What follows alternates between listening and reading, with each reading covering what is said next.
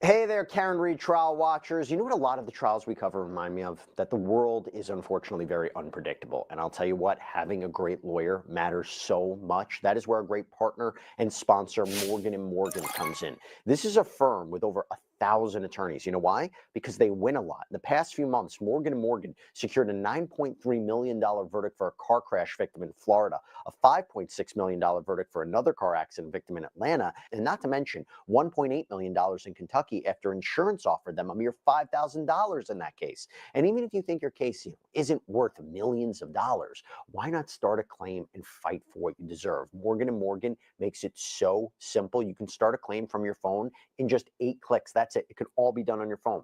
So if you're injured, you can easily start a claim at forthepeople.com/LC Live by clicking the link below or scanning the QR code on screen.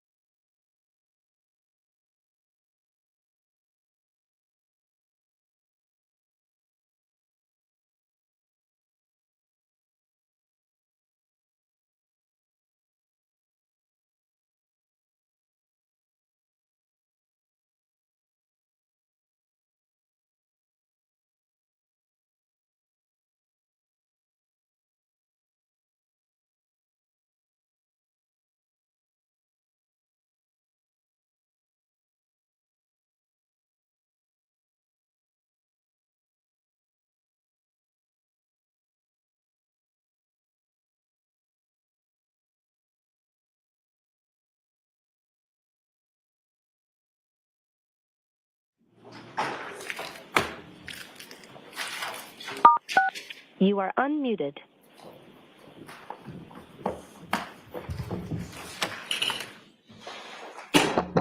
Was now open, you may proceed.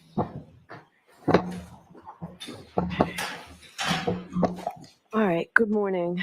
I came into 3 motions that I did not have when I checked email before coming to court today. So I'll hear you quickly on these. I've had a chance to read them. So, Mr. Brennan, I'll hear you. And let's today focus on the Bowden ones. We can focus on the other one later. My motion memorandum on Bowden just iterates my objections continuously at sidebar that not all evidence is admissible, characterization of evidence is not admissible, and the defense should have the ability and intention to follow up with substantive proof if they're going to ask a question. It's not limitless. Bowden is wide parameters to ask the investigator about their state of mind, about the scope of the investigation, but it has boundaries of reasonableness. And my earlier objections about offering information that go in beyond Bowden, delve into third-party, inadmissible evidence, those objections are what compel me to draft this motion. And I can continue and will continue to object during the case, but once the questions are asked, if they're improper, the jury hears them, it inflames the jury. And without a basis and an intention to follow it up with substantive proof, the question should not be asked. So the one point I want you to focus on, Mr. Brennan, is the specific evidence regarding materials that Sergeant Buchanan has not been able to look at. You want me to? Is that something we can do here in open court, or based on the protective orders, that's something that should be done at sidebar? Sidebar. All right, why don't you come up, Mr. Jackson?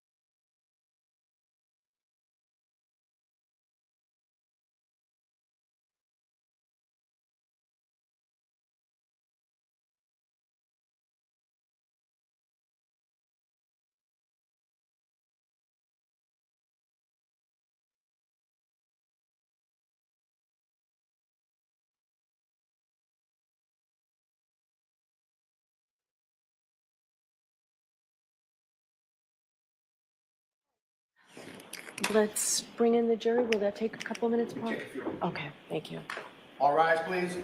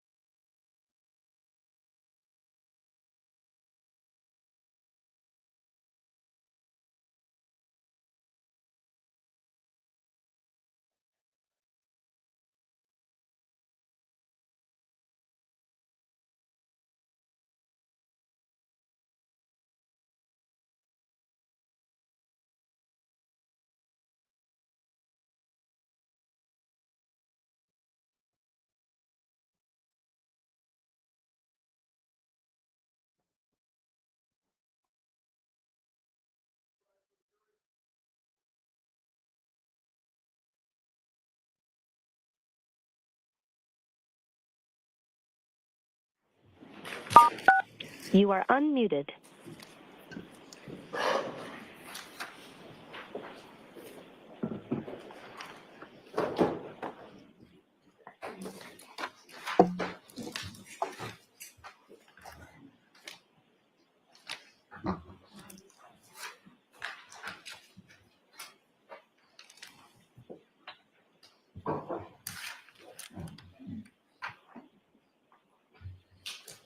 Hear ye, hear ye, hear ye. All persons have any business before the Honorable Beverly Canoni, Justice of the Norfolk Superior Court before the County of Norfolk. Draw near, give your attendance, and you shall be heard. God save the Commonwealth of Massachusetts, Court is now open. You may be seated.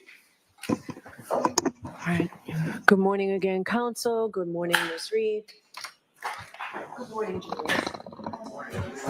We appreciate your patience this morning. We're trying really hard to cut back on the sidebar conferences, so we spent some time this morning, hopefully paving the way for that to be able to happen. So we do appreciate your patience. I do have to ask you those questions. Were you all able to follow the instructions and refrain from discussing this case with anyone since we left here on Friday? Everyone said yes or nodded affirmatively. Were you also able to follow the instruction and refrain from doing any independent research or investigation into this case? Yes. Everyone said yes or nodded affirmatively. Did anyone happen to see, hear, or read anything about this case since we left here for the week? Everyone said no. Thank you. Could we have Sergeant Buchanan again, please? And Mr. Jackson, you can go to the podium. Thank you, Your Honor.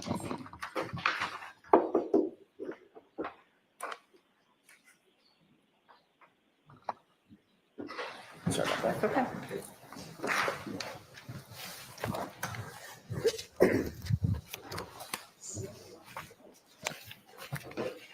Sergeant, I'll remind you, you're under oath. Thank you. Good morning.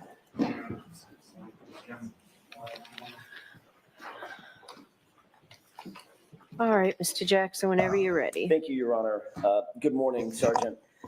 Good morning. I'd like to ask you, just to start off with,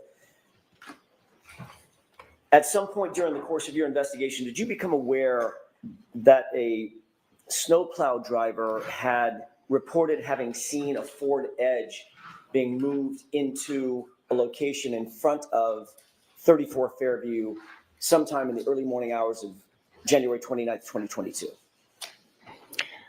We learned about a plow truck driver. I don't believe his recollection was as you described, though. Do you remember him mentioning a Ford Edge? Yes. Okay. And do you remember him saying that the Ford Edge had been moved? He had passed by, it wasn't there. At some point, he passed by again, and it was there, impeding his plow route. Yes. Okay. What is your best memory about when he said he believed the Ford Edge? Sorry, I guess a better way to put it is, when did he say he first saw the Ford Edge in place in front of 34 Fairview? I don't remember exactly. I know it was during the middle of the night. My not adopting your narrative was the fact that he saw it being moved there. Understood. I figured that. I clocked that as soon as I said it. He didn't see it moved. He saw it. He saw 34 Fairview without it there. Then about an hour later, it was there. I believe so, yes. Okay. Would about 3:30 in the morning sound right to you in terms of what he reported, in terms of the time that he saw it there? It sounds right, but I'm not sure of the exact time. My report would reflect the accurate time. Fair enough. Let me see if I can grab that report real quick.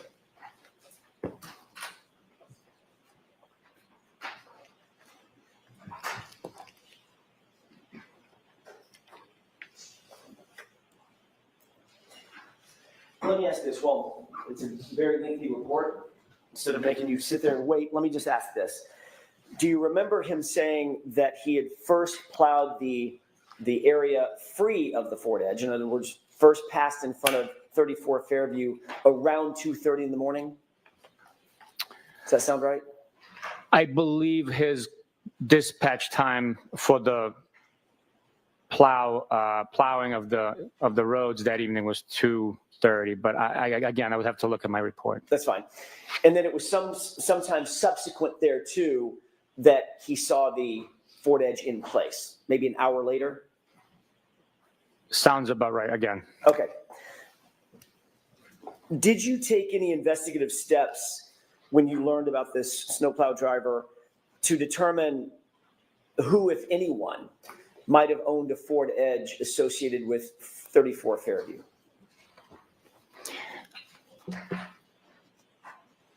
I did not know.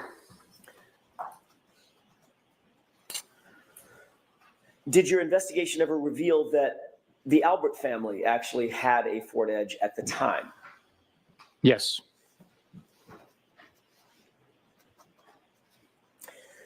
I want to shift gears for a second to One Meadows, if I could, and ring video evidence associated with One Meadows. You testified that on direct examination that there was no video from Ring at or around the time 12:36 a.m. When Miss Reed's SUV returned back to One Meadows. Do you remember that testimony? Yes. You did receive a search warrant returned from the Ring Corporation in furtherance of a search warrant executed by Trooper Proctor, correct? Former Trooper Proctor. Evidence was returned by Ring, yes. And in addition to the actual video recordings, there was also an activity log that was returned associated with that time and that location from the Ring Corporation, correct? There was a key log identifying each video that was provided by the time and date when the video was recorded. It's not an activity log per se for the account. It's strictly a key describing the video, telling you what time the video was recorded. During the entirety of your investigation, was there any evidence uncovered at all that Ms. Reed had accessed the account information associated with that Ring account? No evidence could be provided by Ring documenting that activity. But there is evidence that someone had accessed the account through John O'Keefe's cell phone, correct? I am not aware of that. Are you aware that after John O'Keefe's cell phone was recovered by Massachusetts State Police, someone at Massachusetts State Police actually opened the Ring app on his cell phone? Yes. Who is the person who opened and accessed the Ring app on John O'Keefe's cell phone? I'm not 100% sure.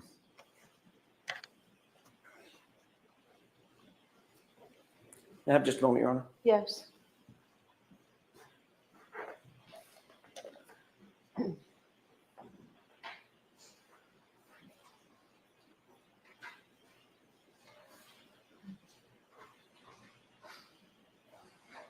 Would it refresh your recollection to take a look at a report, perhaps? Yes. May I approach? Yes.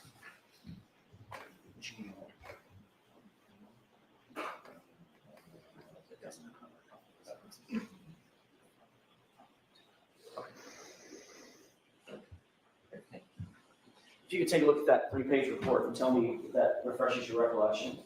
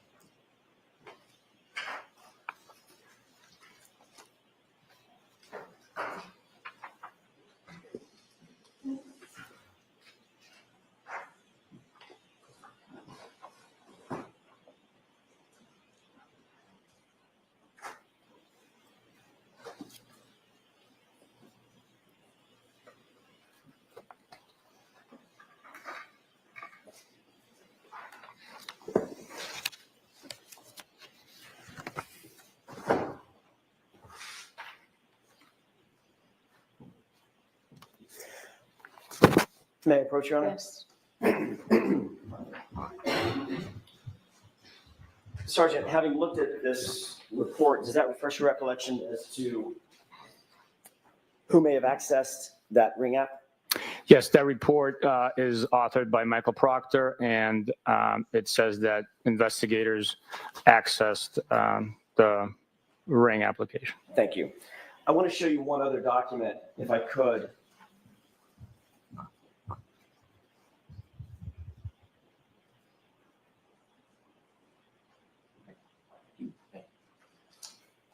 Thank you. Thank you. I've just handed you what purports to be the search warrant return for the ring, from the ring company, correct? I got to take a look through all of it. Of course. Take your time.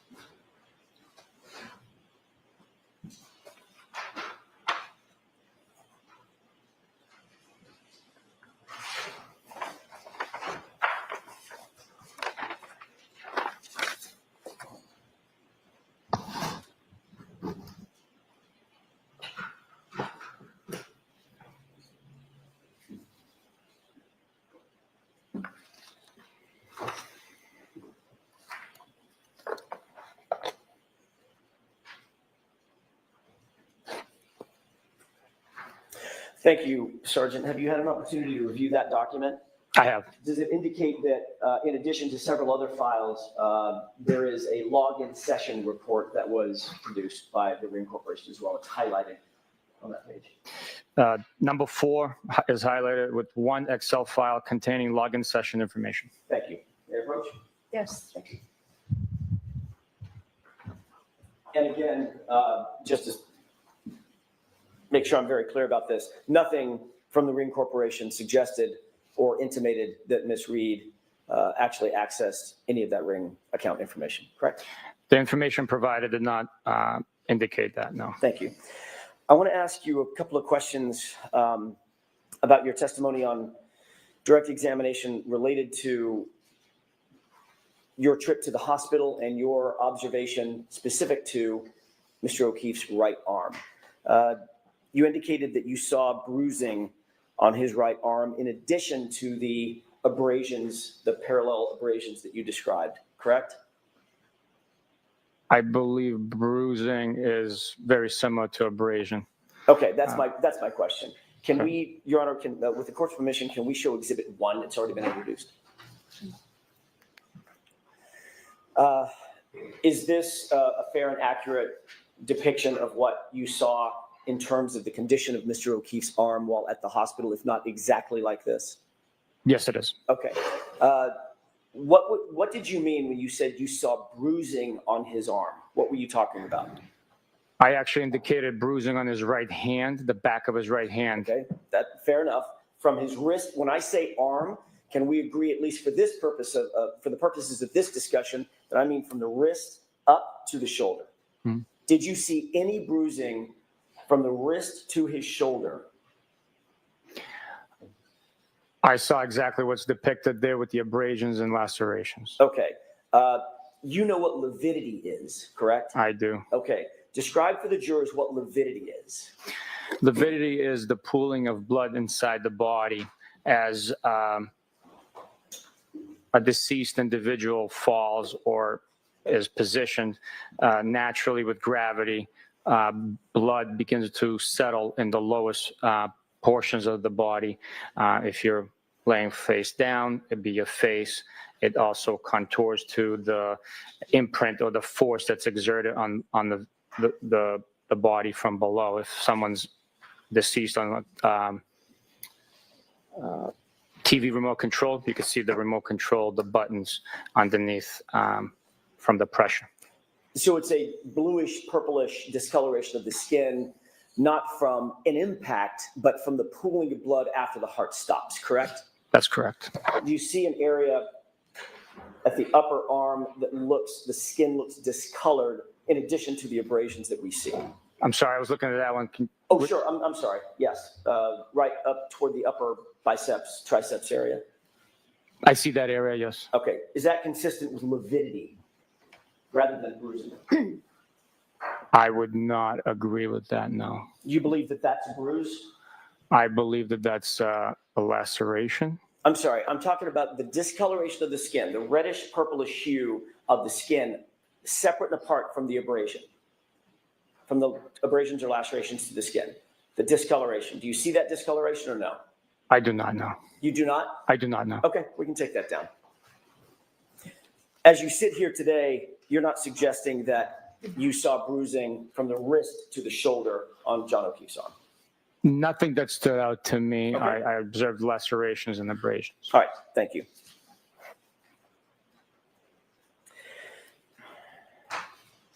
I want to shift gears one more time and ask you about your trip to Dighton and the seizure of the SUV. You testified that you seized the SUV somewhere, I think your testimony on direct examination was somewhere around 4:15, 4:17, something like that, correct? Yes, sir. Does 4:12 sound like it could be a reasonable time that SUV was actually seized in Massachusetts State Police custody? It could be reasonable. I'd have to refer to the video evidence that, and then also the exact time that we advised the defendant that we are going to be seizing it. I guess it could be argued that that's when it was seized. Even we had the intent to seize it right there. Right. Took the key fob, went outside, had a, had a tow truck driver actually put it onto the back of a flatbed. Ultimately, it was transported, correct? Correct. And you became aware at some point that there was video evidence. You just referenced it. Video evidence of that, I'm going to call it seizure process. Is that right?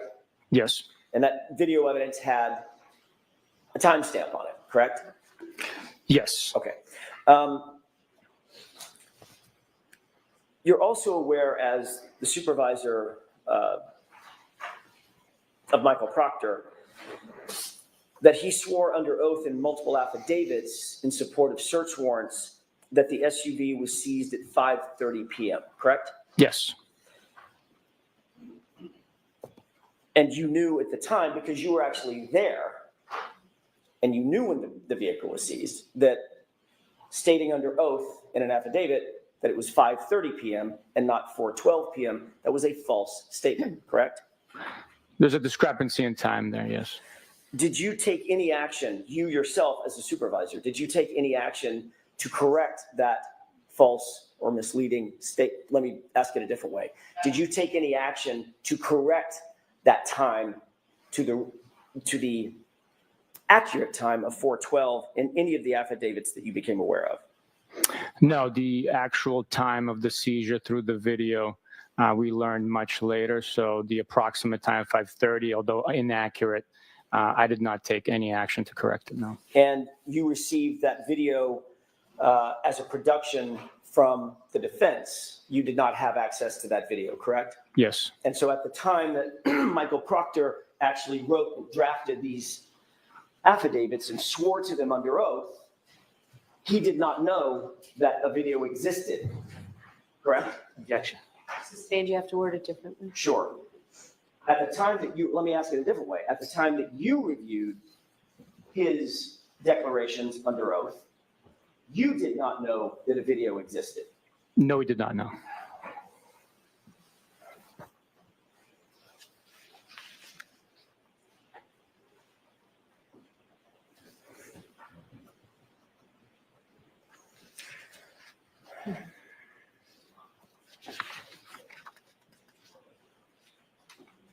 If I may have just a moment, Your Honor. Sure.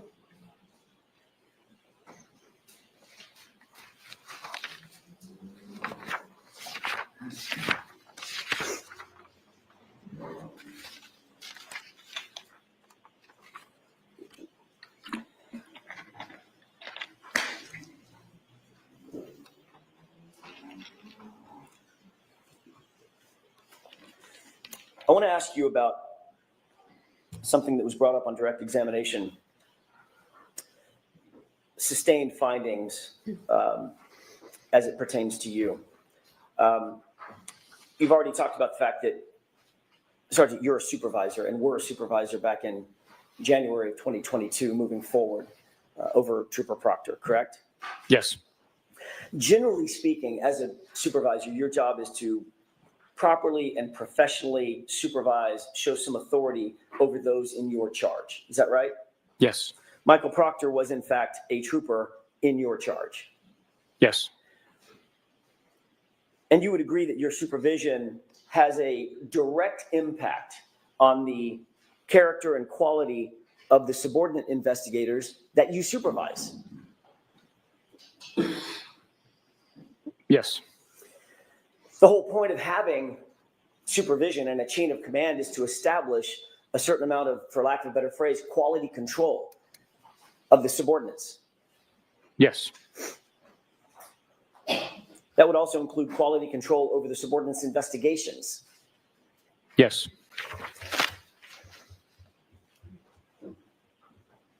On August 17th, 2022, you were in a group text with the following individuals: Michael Proctor, Trooper Kukowski, a lieutenant named Fanning, and a trooper named DiCicco, D-I-C-I-C-C-O, correct? Yes.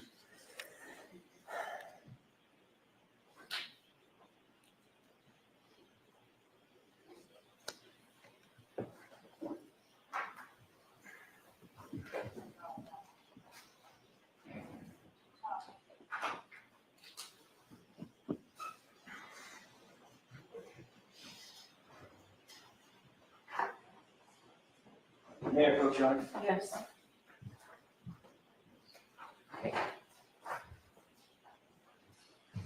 I'm handing you a document. Can you tell me if you recognize that document?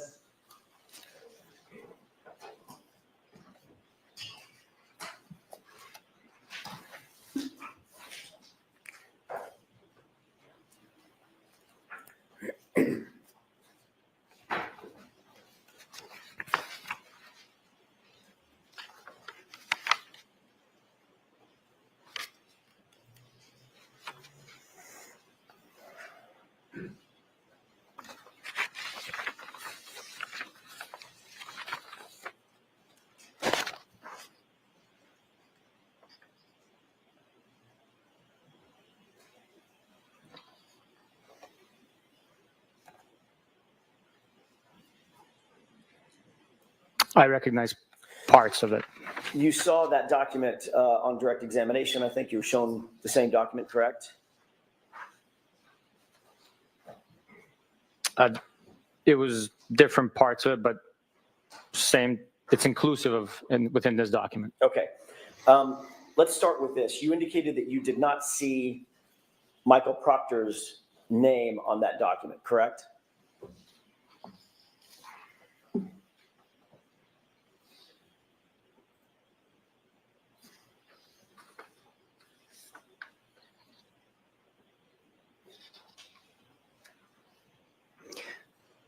Correct. His name is not on here. But you do recognize that as being reflective, accurately reflective of the text chain that you were on August 17th, 2022, that group chat. Yes, sir. I'm going to do this a little bit backward, but bear with me. You do see the name Kukowski, correct? I do. You do see the name Fanning, correct? I do. You do see the name DiCicco, correct? I do. And you do see the name Buchanan, correct? No, it's misspelled, but I know it's probably referencing me. Okay. The only other text or person texting on that chain is a code, a lengthy, almost like a URL code with no name, correct?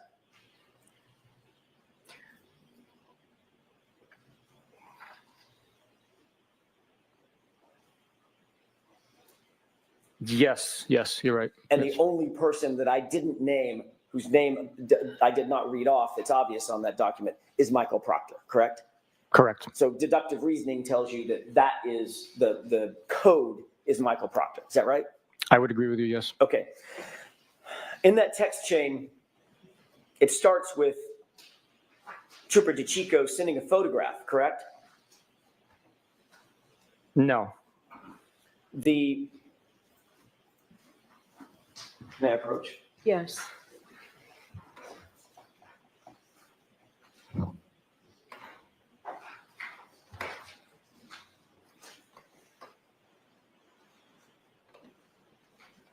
You turn to page 2683, please.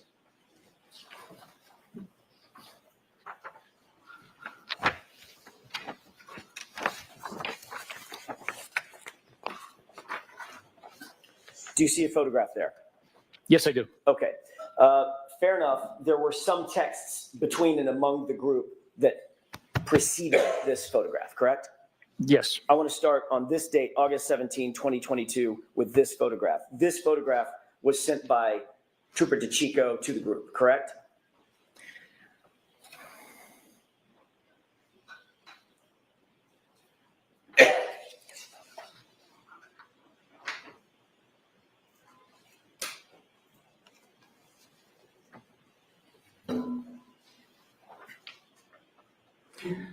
It possibly appears that way. I really can't. I mean, Your Honor, with the Yes. court's permission, I'm not sure this document has been marked. I'd like to have this marked and Sure, admitted. we'll mark it for ID. I'd actually have it marked and admitted. There's certain things I'd like to show. What's the Commonwealth's position on that? I have no objection to admission, but not in this form. It needs to be redacted.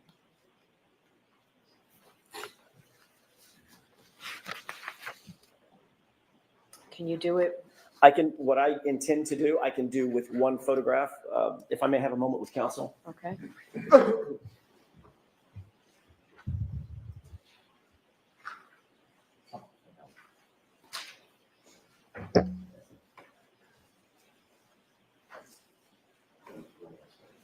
May I have just a second?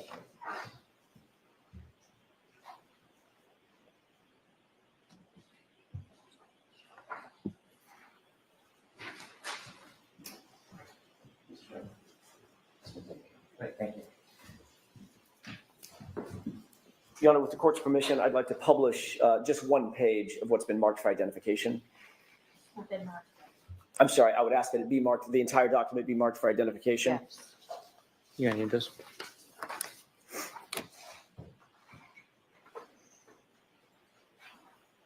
It's exhibit FF for ID. Mhm. And with the court's permission, I would ask to display or to publish page 2683 of that document. So are you admitting into evidence, page 263? I would. Do you have a separate one rather than tearing it out of what's been marked for I can- identification? I can take it out of this copy.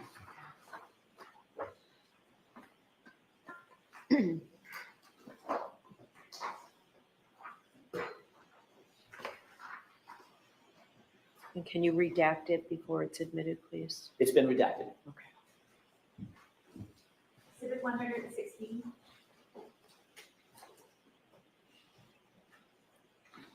Yeah. Yes. Thank you.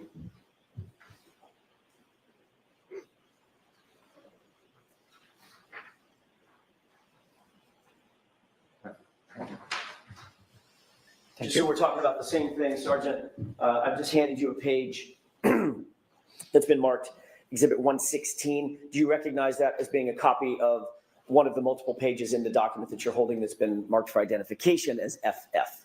Yes, sir. Okay, if we could publish that single page, please. Okay.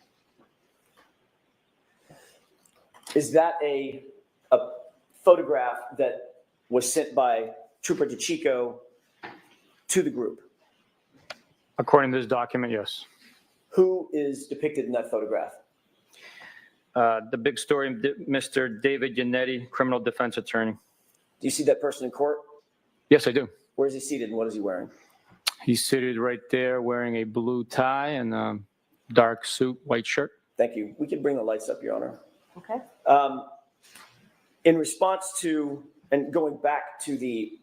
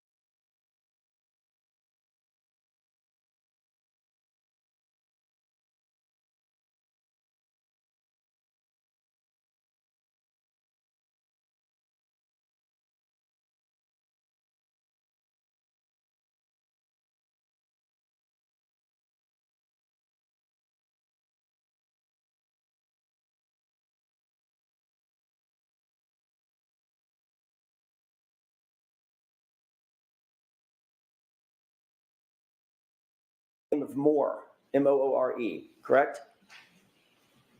There is. And he disliked Trooper Proctor's phrase, the statement, "no nudes so far," correct? That's what it says. Did that indicate to you that Moore was disappointed that Trooper Proctor, Michael Proctor, had not found naked pictures of Miss Reed as yet? I don't know what that indicated for Mr. Moore. And then you responded to the phrase, "funny, I'm going through his retarded client's phone," correct? I acknowledged that text message being sent. You acknowledged it by liking it, correct? With a thumbs up. I acknowledged it by responding with a thumbs up emoji. The fact is, Trooper Proctor told you, his supervisor, in this series of text messages, that he was going through Miss Reed's phone. Is that right? Correct. And he also informed you, his supervisor, that he was going through her phone looking for nudes or naked pictures of her on her phone, correct? He did not tell me that he was going through the naked pictures, for naked pictures through the phone.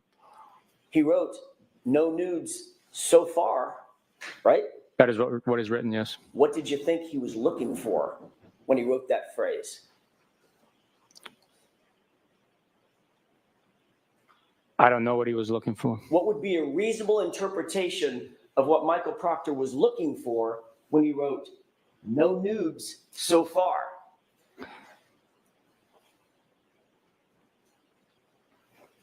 I don't know. Motorcycles, handbags, pair of shoes, or naked pictures of Miss Karen Reed? His mission was to go through the phone to look for digital evidence that's related to the crime. The fact that he wrote "no nude so far," I cannot comment on. You cannot comment on, or you don't want to comment on? I don't know what he was looking for in that specific time. You certainly did nothing. You took no action to stop him from potentially looking for naked pictures of my client, correct? That's correct. In fact, last week you testified that in your view, Michael Proctor handled himself in this investigation with integrity. That's what you said, correct? That's correct. Do you stand by that testimony? The investigation was handled with integrity and honor. Do you stand by your testimony that Michael Proctor conducted himself during the course of this investigation with integrity? Yes, I do. He also called her retarded, correct? That is what's written. That's what's written? That's a very passive way of saying it, Sergeant. That's what's written, or that's what he wrote? That's what he wrote. And that's what you read. I have no memory of reading that. I acknowledged him going through the phone on my Apple Watch. I have no memory of him writing retarded on a text message. And you'll agree that that is one of the most vile and insensitive and incendiary terms one could use in modern society. Retarded, correct? That is correct. And in fact, through your response to that vile phrase, you encouraged it because you liked it with a thumbs up, correct? Objection. Sustained. Did you encourage that statement by Michael Proctor by liking it with a thumbs up? I don't know if it encouraged him, but I cannot speak to But that. that's what you did. I acknowledged the text message being sent. I want to be clear. These text messages were sent to you by your direct report, by your direct subordinate, correct? That's correct. And there was even someone on that text chain who was more senior than you, Lieutenant Fanning, right? That's correct. Michael Proctor was both your partner and the lead investigator on this case when he wrote that, correct? He's a subordinate, and he was the case officer.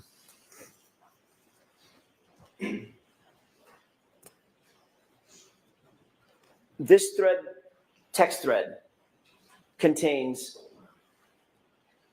communications between a subordinate, the person you call the case officer. By the way, let me ask you another question.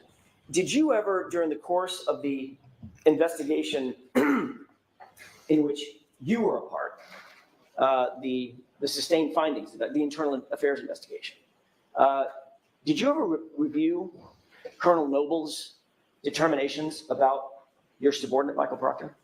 Objection. Did you review them? No, Your Honor, I did not. Okay.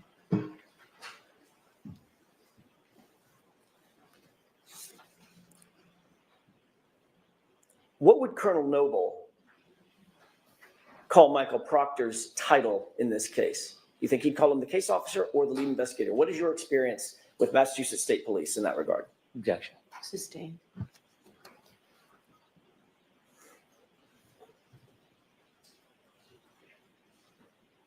Notwithstanding the fact that a subordinate was on this text chain and a supervisor to you, was Lieutenant Fanning one of your supervisors?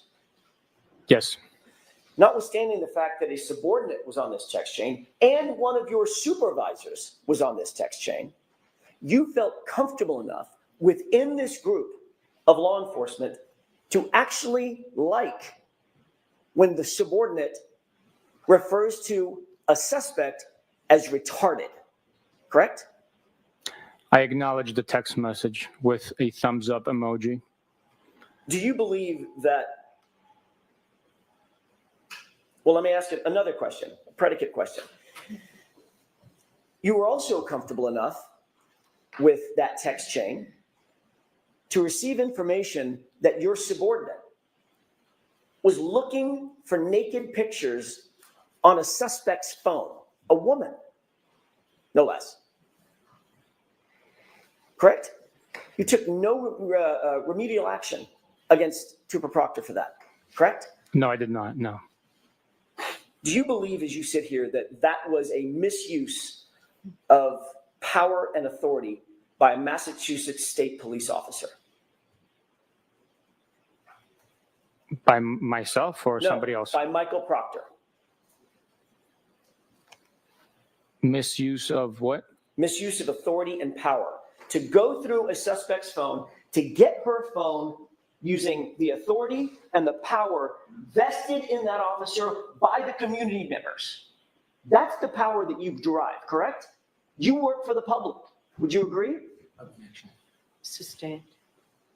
Do you believe it was a misuse of his authority and power to use Massachusetts State Police Authority to go through her phone and look for naked pictures of her?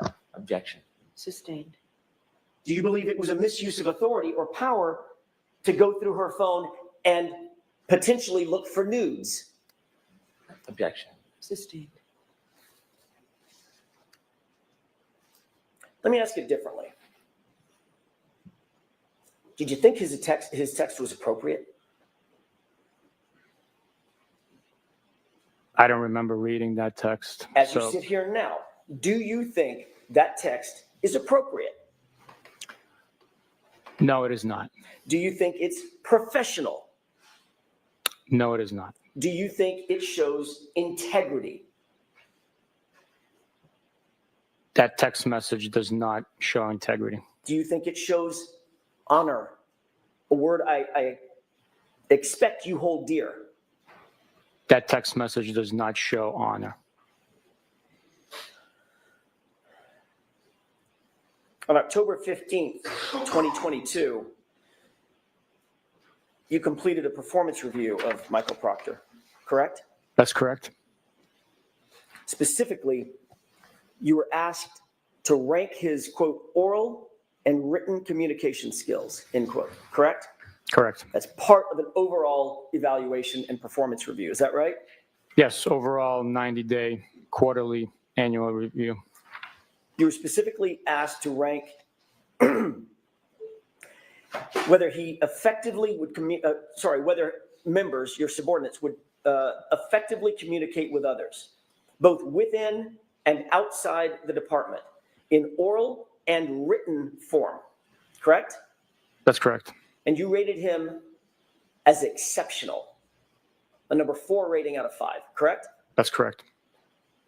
You actually went on to write and comment on Michael Proctor, and you wrote, quote, Trooper Michael Proctor displays professional demeanor, composure, dignity, and respect during the performance of his duties, and especially during his interactions with the public. This is seen during interviews with witnesses, suspects, as well as victims and their families, end quote. That was a statement you wrote about Michael Proctor, correct? That is correct. And this is after the text chain that we've just been talking about, where he calls Miss Reed retarded and references looking for nude photographs of her, correct? That is correct. Was your statement in that evaluation true or false? It was true. You knew Michael Proctor's proclivities, obviously. He told them to you, correct? The term proclivities, what does that mean? You knew what he tended to do, what he wanted to do through his own comments, to look for nudes on a woman's phone, correct? Objection. Sustained. You were aware, sir, that he had received evidence in a case, evidence that doesn't belong to him, belongs to the Massachusetts State Police, at least at that point, correct? The cell phone. I was aware that he received a cell phone, yes. And he used that power and the authority to go through that cell phone and look for nudes of my client, correct? Objection. Sustained.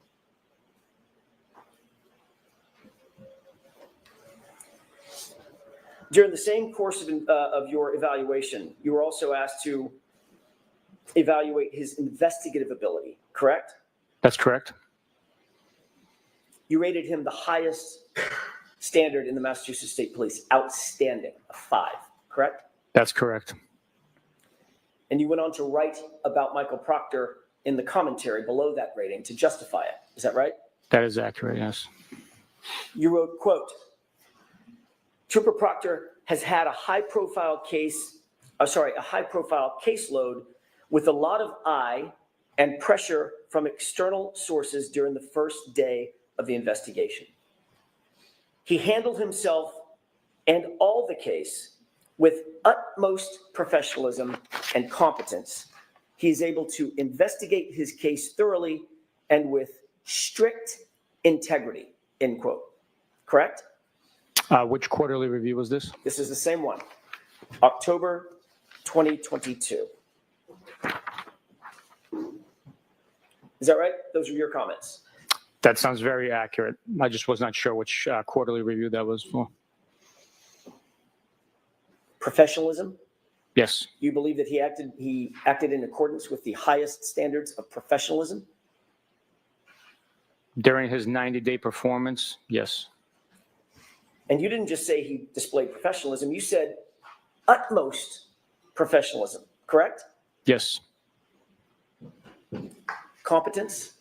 Do you Yeah. believe he displayed competence? yes,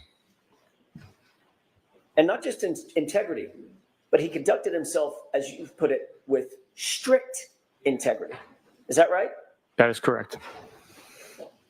Did it show integrity in your view when your subordinate Michael Proctor called Miss Reed retarded? Objection. I'll allow that one.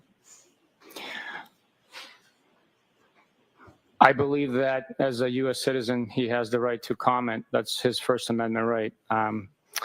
We uphold the Constitution, and it's unfortunate, unprofessional what he said in the private text message communication. He might have been voicing his frustrations. I cannot speak for Michael Proctor. It is unprofessional and unfortunate that he said that.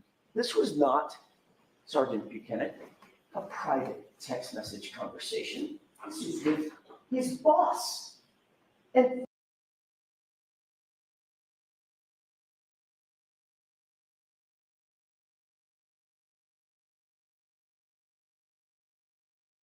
one of whom It was amongst members of the unit. He was updating his boss about what he was doing in furtherance of the investigation, going through her phone. Correct? No, I would disagree with you on that. This was a group chain, text message chain that we were discussing private matters in our personal lives. Private matters, including going through Miss Reed's phone? That is unfortunately shared on that group text. So in other words, to the public, he holds one face in private conversations with you and your colleagues within the unit. He shows a completely different face, private face, correct? Objection. Sustained. You said that you believe that he has a constitutional right, a First Amendment right, to call Miss Reed a suspect in his official investigation, in his official capacity as a Massachusetts state trooper, to call her retarded? That's your justification? Objection. Sustained. Do you justify his statement, that vile statement? I do not know. Do you think it's appropriate, given the fact that he has a First Amendment right to say whatever he wants? No, I do not. Do you think there actually might be members of the community, parents, siblings, Objection. children? Mr. Jackson, I'm going to exclude that question as argumentative. Move on. You wrote in your report, if I may have a moment, Your Honor, you wrote in your report about his conduct. He shows composure, dignity, and respect during the performance of his duties, and especially during his interactions with the public. He has a duty to the public, to the community that he serves, correct? Yes, he does. Just like you have a duty to the public and the community that you serve. Is that right? That is correct. Do you think community members might take offense to the use of the Objection. word retarded? Sustained. It's argumentative again, Mr. Jackson. Please don't do that.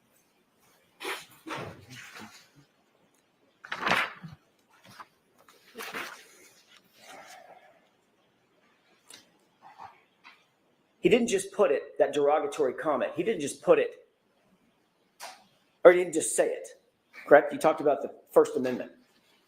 Objection. Sustained. I'm not finished with my question, if I could.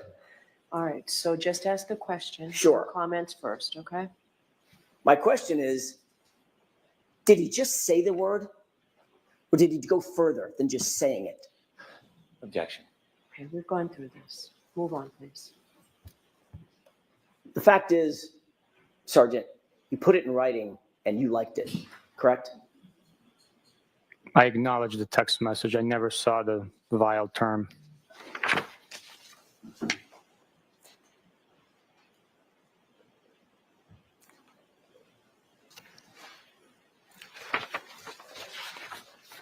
Your Honor, may we approach it just very briefly for a scheduling issue? Okay, jurors, feel free to stand up and stretch.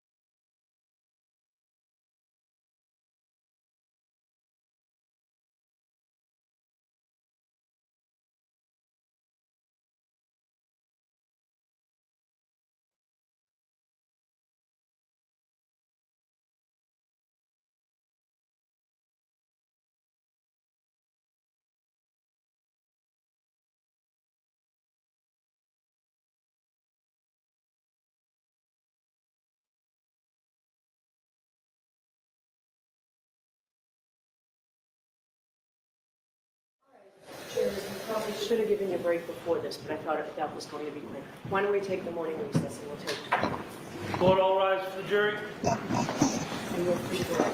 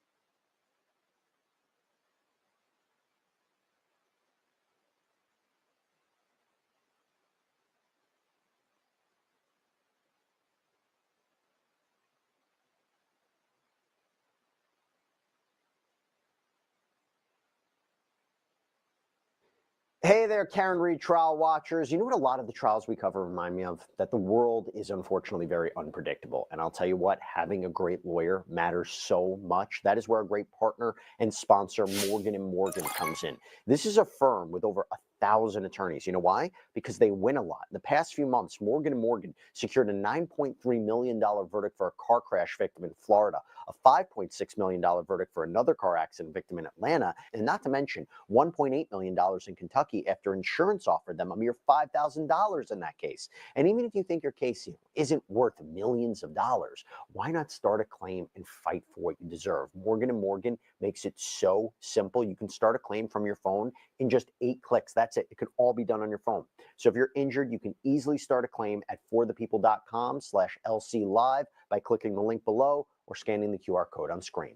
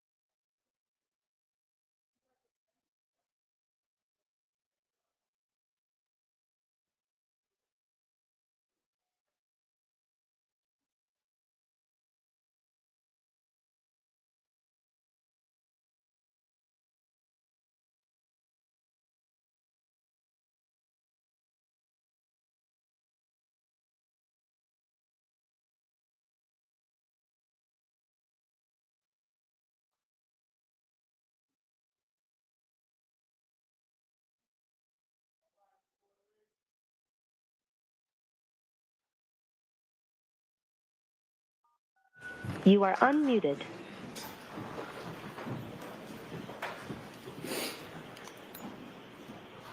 Put it back in session, you may be seated. Okay.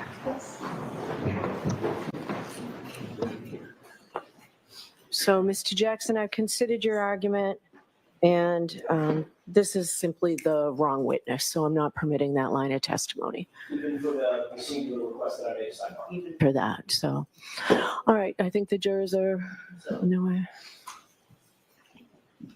Please rise to the jury. Thank you.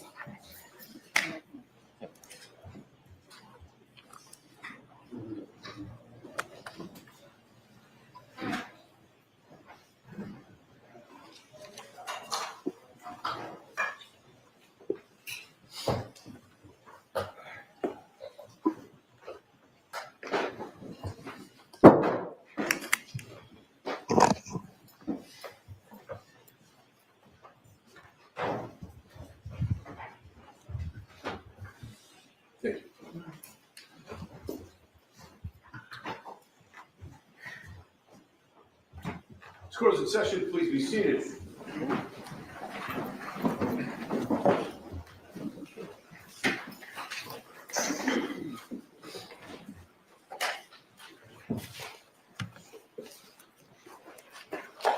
Go ahead whenever you're ready. Thank you, Your Honor. Sergeant, I'd like to move to a different area. At some point during the course of your investigation, you and Michael Proctor interviewed Chris and Julie Albert, correct? That's correct. That was at the Albert residence, the Chris and Julie Albert residence, is that right? Yes. On or about February 10th, 2022? Yes, Does that sound right? it does. Okay.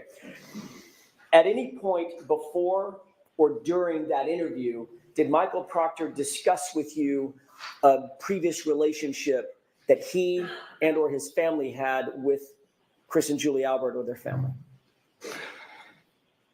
Yes, as we're walking up to the door, he stated that he knows of them from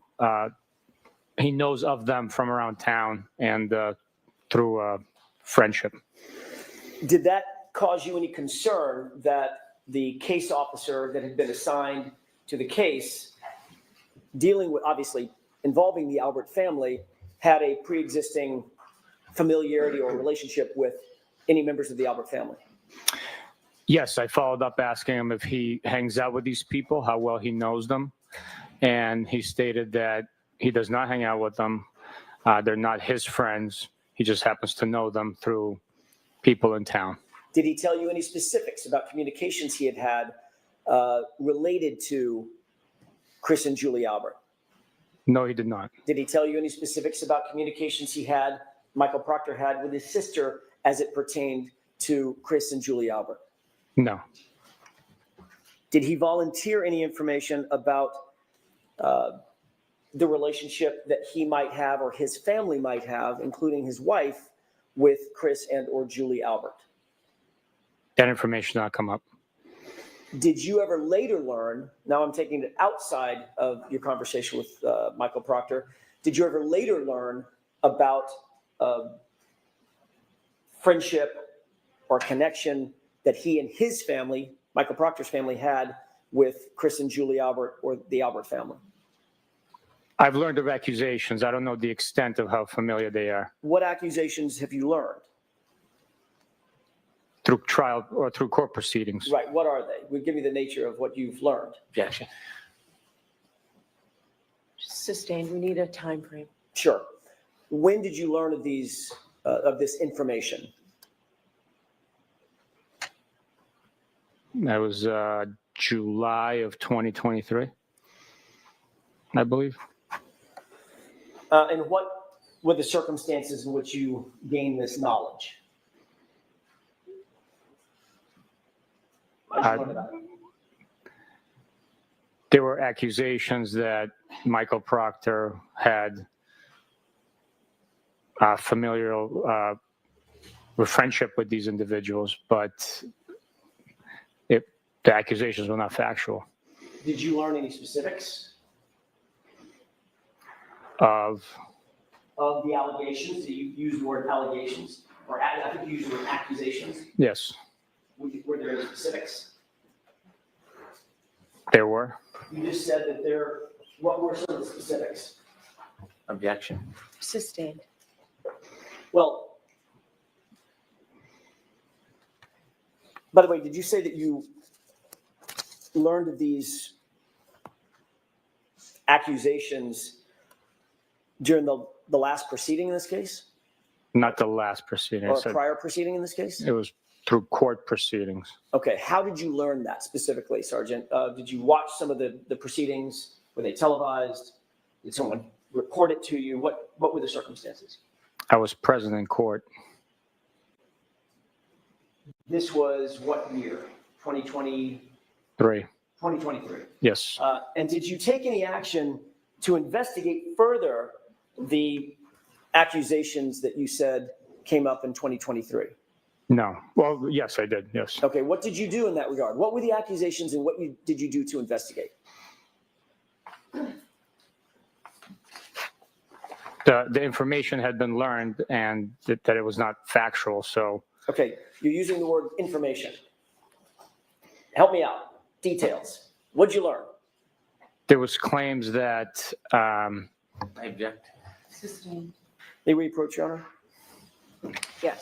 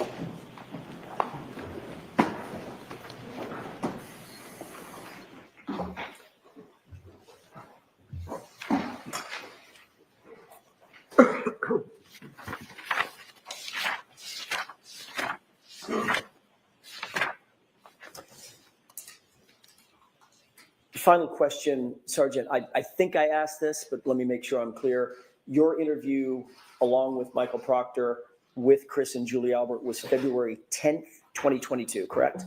I believe so. Okay. I'm not certain on that, but I believe it was. Okay. Well, let me just clear that up real quick. Would it refresh your recollection to look at your report? Yes, absolutely.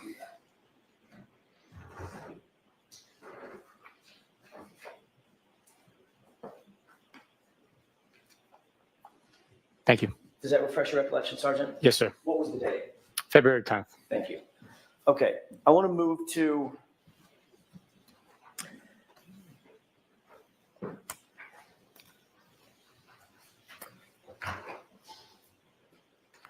back to Canton PD. Did you at some point recover some videos or a series of electronic data that purported to be videos from Canton PD in furtherance of your investigation? Yes. And to whom did you deliver these videos, and whom were they requested by? The initial request was by Michael Proctor. I delivered them to him. Okay. Since that delivery, have you seen these videos? Yes, I have. Okay.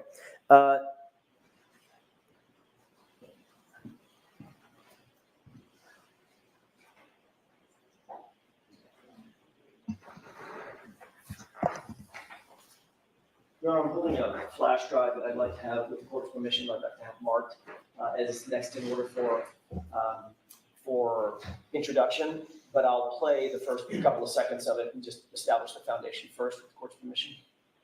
Have you shown it or discussed this with Mr. Brennan? I've just discussed it with Mr. Brennan at the break. What's the Commonwealth's position? I have no idea what it is. Sure, we can mark them. Yes. Mr. Brennan said he'd like to review them before they get entered into evidence. We can mark them for ID for purposes of this examination. I don't expect I'll object. I just want to review. Okay, so we'll mark it for identification, please, Madam Court Reporter. Exhibit GG for identification. Just to establish the foundation so we know what we're talking about, did you see on some of the electronic devices that you picked up in furtherance of this investigation video of somebody outside? Now we're the outside cameras or outside camera view at Canton PD at about 1:30 in the morning on January 29th, 2022. The digital video, one of the collection items. It wasn't a device. It was, well, I guess it is a device, but the digital storage that was collected had video from external view of the PD. I do not remember specifically seeing an individual, but I did review it. Being of the parking lot area, at least one of them, one of the clips being of the parking lot area outside Canton PD. I don't remember seeing outside parking lot. I'd have to see it. I understand. Do you remember another clip being of the outside Sally Port? There's a pedestrian door, not the big roll-up door, but a pedestrian door. Someone going in and out of the pedestrian door. I know the view you're talking about, but specifically what you're saying, I would have to see the video, tell you if I saw it or not. And I'm asking a couple of these other questions. I think I may know what the answer is. There's another, do you remember another video being an internal corridor, looking down a hallway, seeing someone walk up or back? Yes, Do you yes, remember that one? I do. Okay, and then one on the outside, again, sort of passing from right to left, may not be intended to a parking lot, but at least an outdoor view of someone moving from frame right to frame left across the camera angle. I don't remember that. You do remember that all these videos, I just mentioned 4, we've talked about 4, these videos were from January 29th, 2022, around generally 1:30, 1:45, 2 o'clock in the morning? I'm sorry, I don't remember the exact time and day. I just remember seeing the file and reviewing it. Do you remember Mr. Proctor asking for video attendant to January 29th? At least can we narrow it to that date? From Canton PD? Yes. Yes, Okay. yes. So these are all from January 29, 2022. You just don't remember the specifics of them. It's been too long since you've seen them.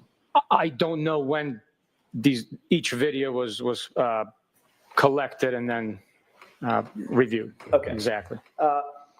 With the court's permission, well, may I have just a moment to confer with counsel? Okay.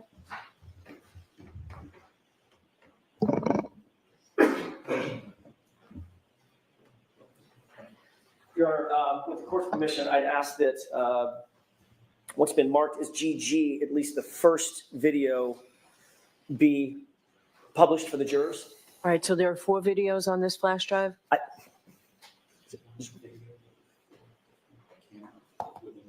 One video, 4 different camera angles as it's set from the one video. Are you ready to see this now? I thought you wanted to review it. I'll agree, and if I have a problem, I'll let the court know.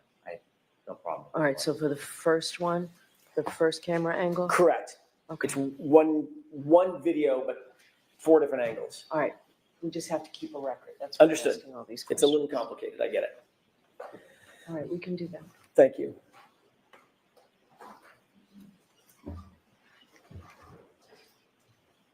And this is, Your Honor, just for the record, actually, let me do it this way.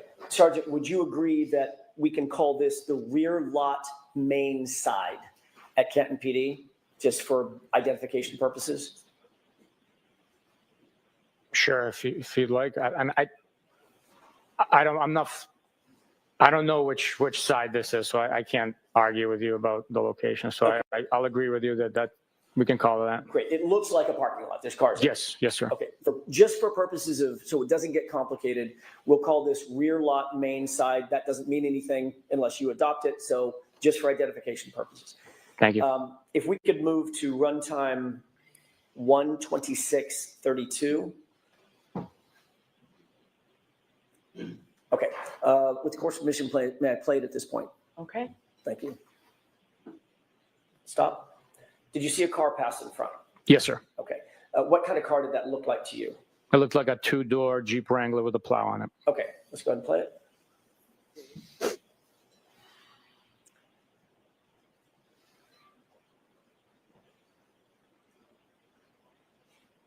Okay, stop. Sergeant, did you, during the course of your investigation, learn whether or not anybody associated with your investigation had a 2-door Jeep Wrangler with a plow on it? Yes. Who is that? Mr. Brian Higgins. Okay, thank you. Let's go ahead and play this.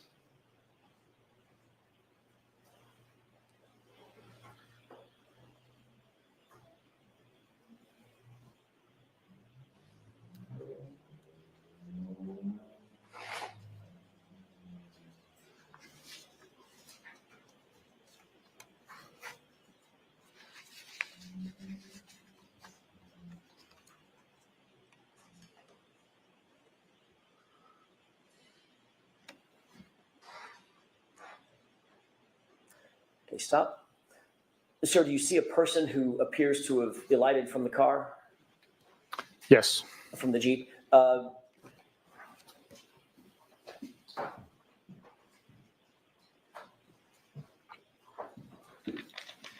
Sergeant, if you could turn your attention to the screen on the right.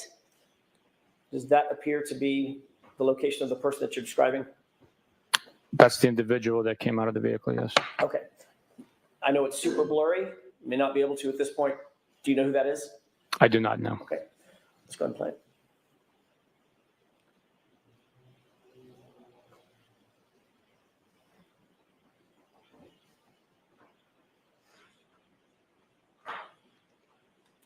Okay, stop. All right, did you see the person walk off the screen? Yes. Did it appear that that person had something in his or her hands? Possibly, yes. Okay.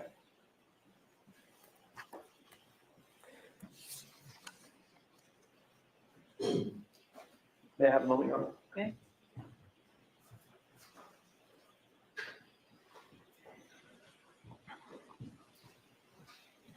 Thank you, Your Honor. If we could play the second clip on this same GG.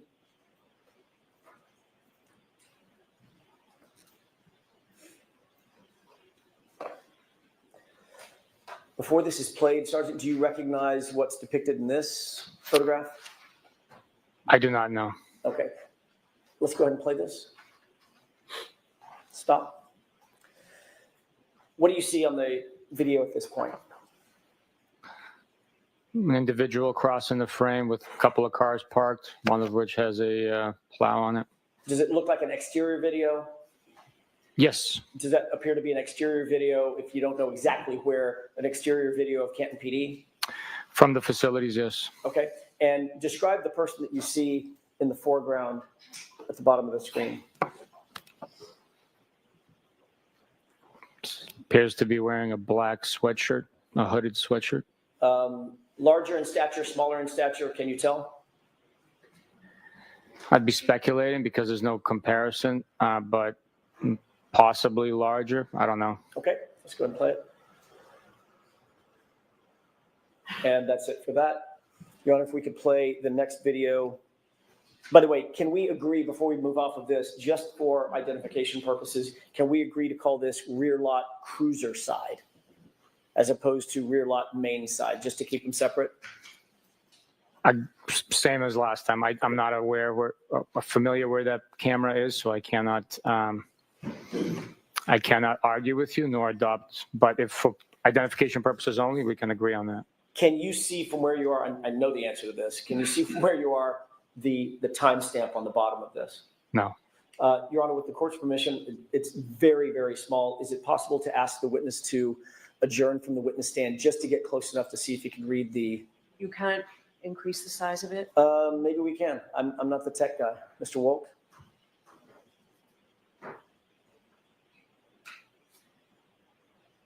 Magic. Wow. I didn't even know he could do that. Okay. Can you read that? Yes, it says rear lot cruiser side. Okay. What about the time?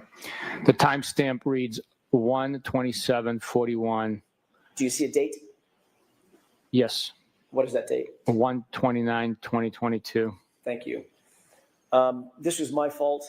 Your Honor, if we could move back to rear lot main side, I'd like to do the same thing. I failed to ask for the time and date on that one.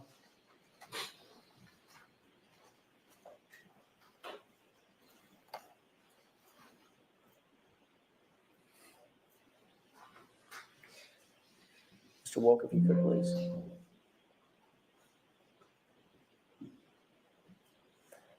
Is it possible to see from there the time and date? Yes, the time is 1:27:32 a.m. and the date is 1/29/2022. Thank you. Okay, if we can move to the third clip.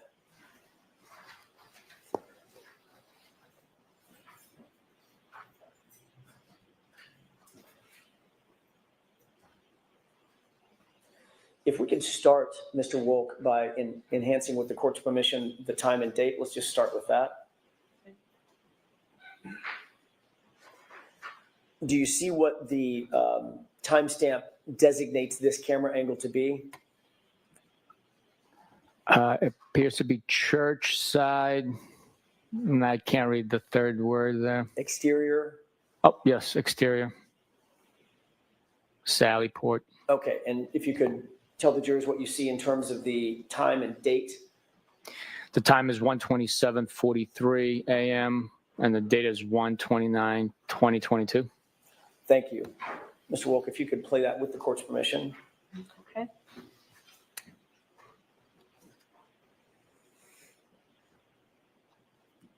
Stop. Do you see a person in that video? I do. Although it's somewhat blurry, can you describe that individual for us, please? Individual wearing dark clothing, possibly. That's the best I could do, really. Okay. Does it appear, given what you've seen in terms of the time of the main side, cruiser side, and now this exterior church side, does that appear to be the same person moving through on the outside of Canton PD? It does, yes. Okay. And what are we looking at here, by the way? What is this door he's about to walk into? I'd be guessing. I was never present on that side of the Sally Port. Understood. I don't know. Let's go ahead and play this.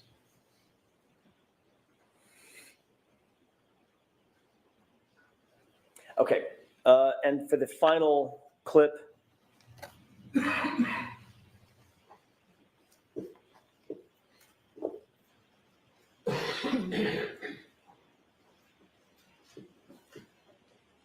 If we could go down to the timestamp and date.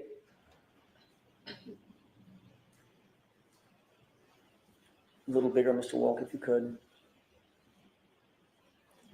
Can you see what that is designated as that camera angle? Yes, it says first floor corridor, and the time is 1:28:03 a.m. on the 29th of January, 2022. Okay. Is this the corridor version or video that you did have some recollection of? Yes, this is, yes. Okay, if we can go ahead and play this. Stop. Do you recognize the person in this video? It appears to be Mr. Brian Higgins. Okay, and what is he wearing? Describe it for the jurors. Black sweatshirt with some sort of logo on the front. Appears to be blue jeans and shoes with a white trim. And is the hood up or down on the sweatshirt? It's up. Okay, let's go ahead and play this.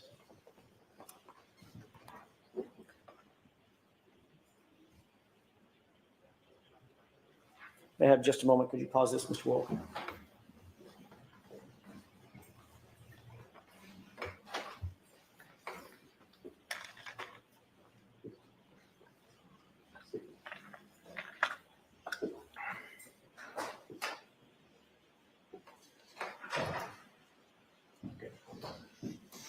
Can you make a note of the time as it's paused right here?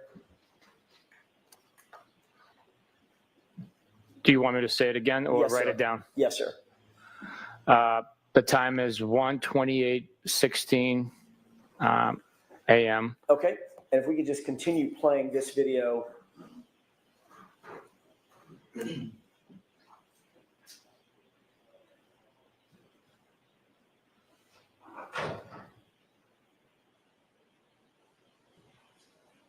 It is playing.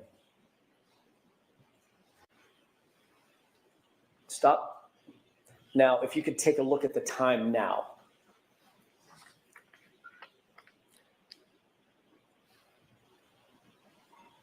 Okay, what's that time? 1:29:42 Okay. a.m. And if we could go ahead and go forward.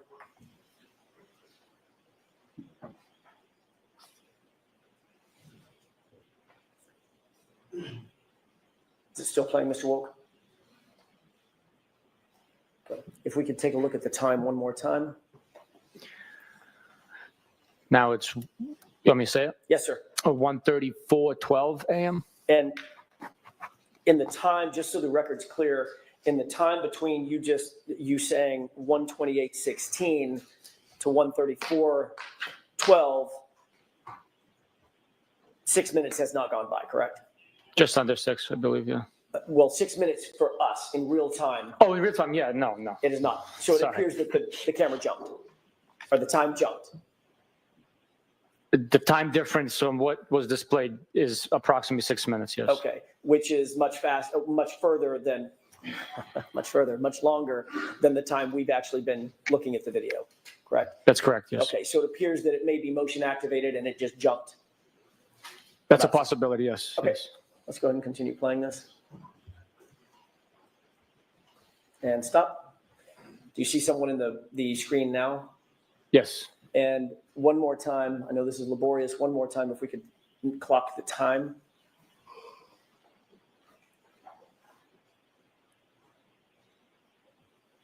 Can you see that? No, it's really blurry for me.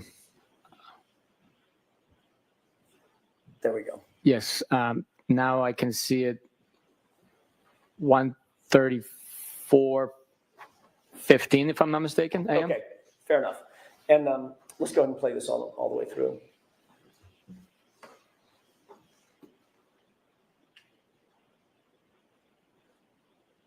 Okay, who did that appear to be walking away from the camera in this shot? I'm not certain. I would be suspecting or guessing if I gave you an answer, but I'm not certain who that is. As best you can determine, does he have the same stature? I know you can't see his face. Same stature, same clothing, jeans, shoes with white stripe around it. dark hooded sweatshirt, that you appear to be the same person as Brian Higgins? It does appear that way, yes. Okay. Is that it? Okay. There's one more clip that I'd ask you to look at on the same GG device.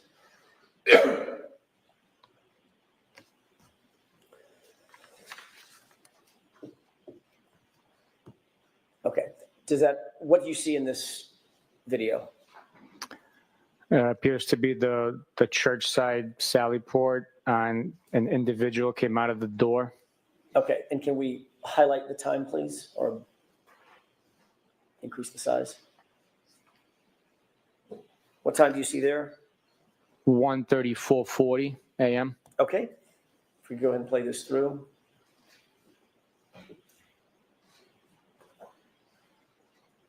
Pause. Does it appear from this video that the person has anything in his hand? I'm sorry, can you play that again? I wasn't looking at the hand, but Sure.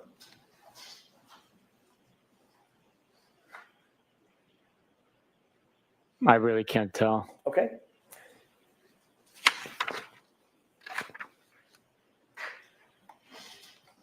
There should be another video of the rear lock cruiser side. Let's take a look at that.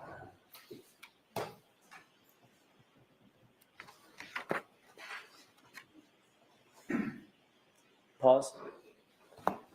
What do you see in that video? It appears to be an individual wearing a black beanie hat, black dark colored sweatshirt with some design on it, and something illuminating by his face. Can we enhance the time, please? What time is that? It says 1:34 and 53 seconds in the morning, a.m. And if you could move the screen over to the individual. Mr. Wold. Does that appear to be the same person? It could possibly be, yeah. And does it appear as something in his hand up to his face, the right side of his face or ear? Yes. What do you think that is? It's consistent with a cellular device, possibly a phone or a tablet. Okay. If we could move on, please. Play that through.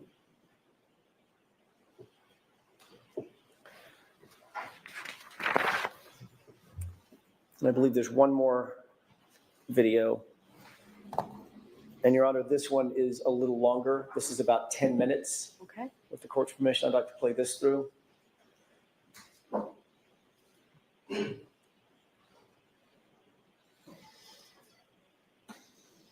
stop. Do you see a person in the video walking from screen right to screen left? Yes. Did that person appear to have something in his right hand?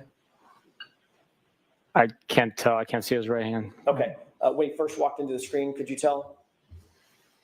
I couldn't. No, I'm sorry. Mr. Wolt, could we back that up with the court's permission about 2 seconds? Okay. Stop. Did it appear as something in his hand? It's a possibility, yes. Okay. And just for, I'm going to ask you for 2 times when we start and when we stop. What's the time on this video at this point when he walks into frame? 1:35 and 8 seconds in the morning, a.m. Okay. And let's go ahead and play this through.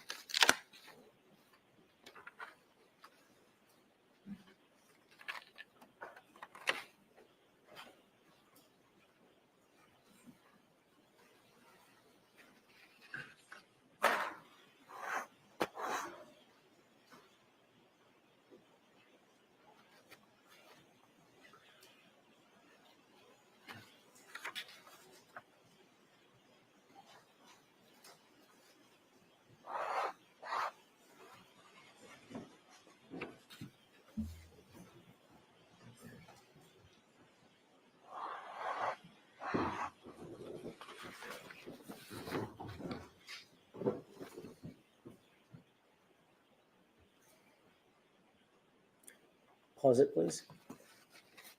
Sergeant, at this point, do you see a person walking into the frame into the video from frame left to frame right?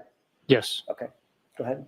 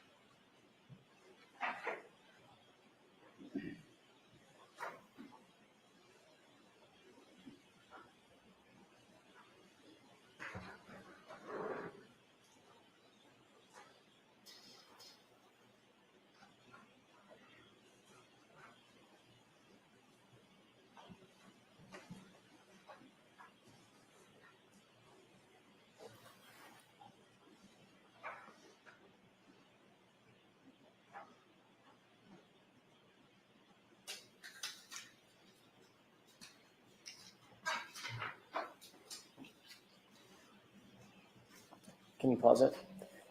Did you see something happen with the vehicle next to the Jeep in the last few seconds?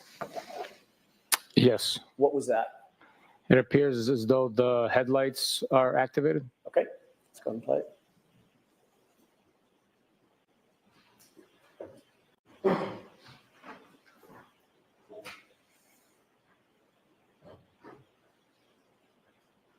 Okay, pause it. You see a person that is walking from screen right to screen left in the middle of the screen? Yes, he just, or she just appears to have closed the door on that vehicle next to the plow. Okay. And walking toward which vehicle? The one on the furthest on the left. Okay, from what you've seen, Sergeant, that you said he or she, does that person appear to be consistent with the video that we've seen in other particulars of Brian Higgins? As far as I could tell from here, the individual accessed Brian Higgins' vehicle, so I'd be speculating with the whiteout conditions or near whiteout conditions. It's tough to tell. But no reason to believe it's anybody other than Brian Higgins accessing Brian Higgins' vehicle? No. Okay, No. let's go ahead and play it.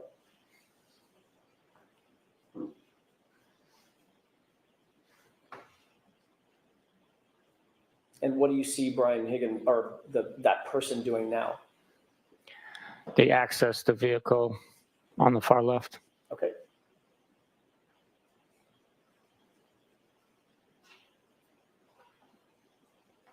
And where's that person going? Now they're accessing the Jeep Wrangler.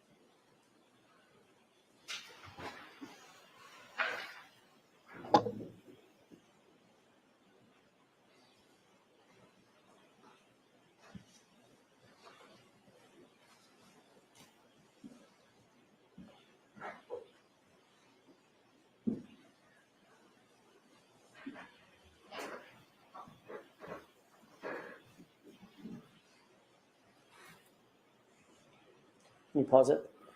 Where does that individual appear to be now in the video? Last I could tell, they might be by the Jeep Wrangler. Before that person got to the Jeep Wrangler, is he standing by the vehicle on the far left, SUV or truck? It appeared that way, but with the heavy whiteout snow that night, I can't tell exactly what they were doing. Did you see anything in his hand, like a bag or a satchel or a duffel bag or something, when that person walked from this vehicle over to the Jeep? I did not notice, no. Go ahead.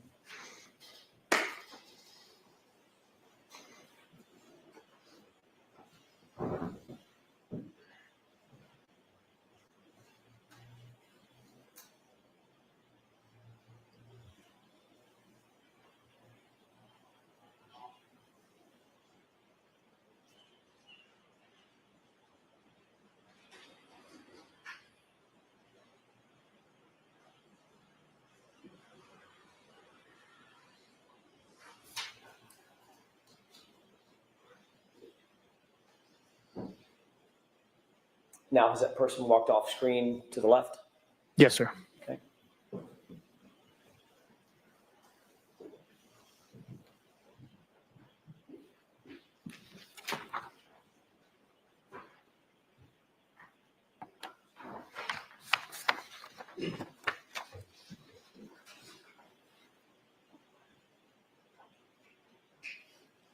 Do you see that person entering screen from screen left? Yes.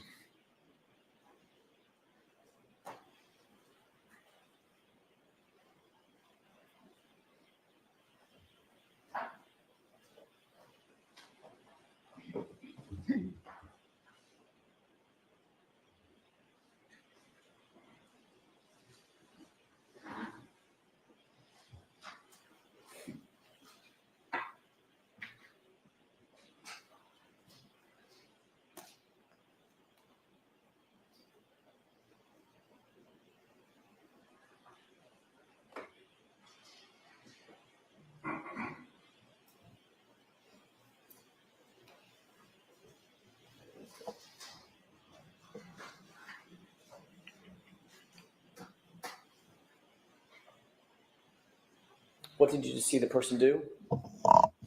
They were carrying possibly like a snow broom, walking from left to right.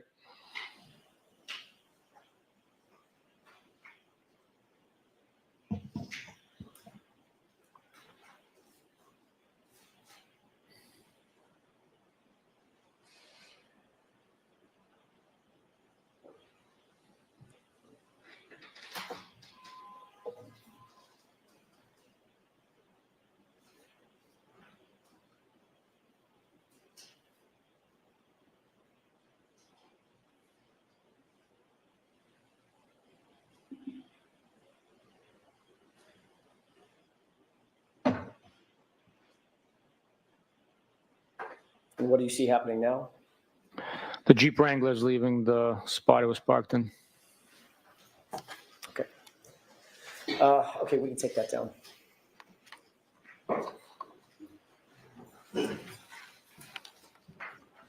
Oh, I'm sorry. I failed to ask you the time. I promised I would do it, and I forgot again. Can we look at the time real quick? Yes, the time for the rear lot main side is 1:45:52. And it appears that's the approximate time that the Jeep Wrangler drove off? Approximately, yes. Okay. Thank you.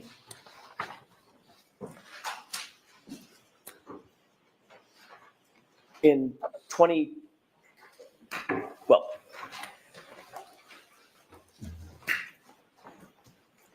are you friends with Brian Higgins? I am not. Do you know Brian Higgins? I know who he is, yes. Have you ever socialized with Brian Higgins? Like out on private time? Go out, have a beer, No. see him at a bar. Hey, Brian, let's grab a beer. Nothing like that? No. How long have you known Mr. Higgins?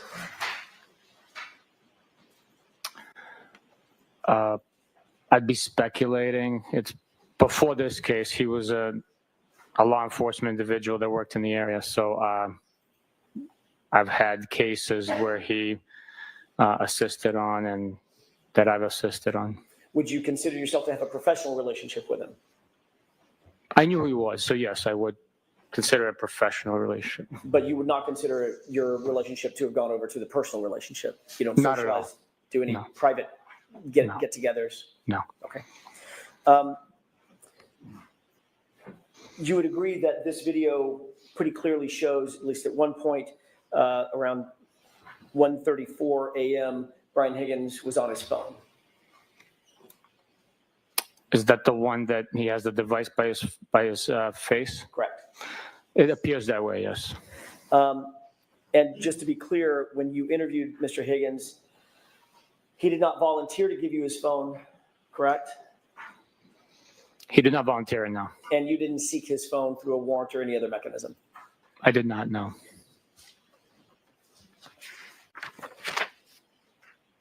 Do you have any personal knowledge as to the status of that phone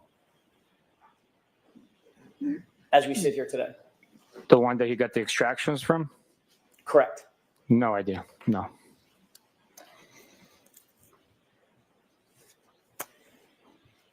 I want to shift gears to another series of videos.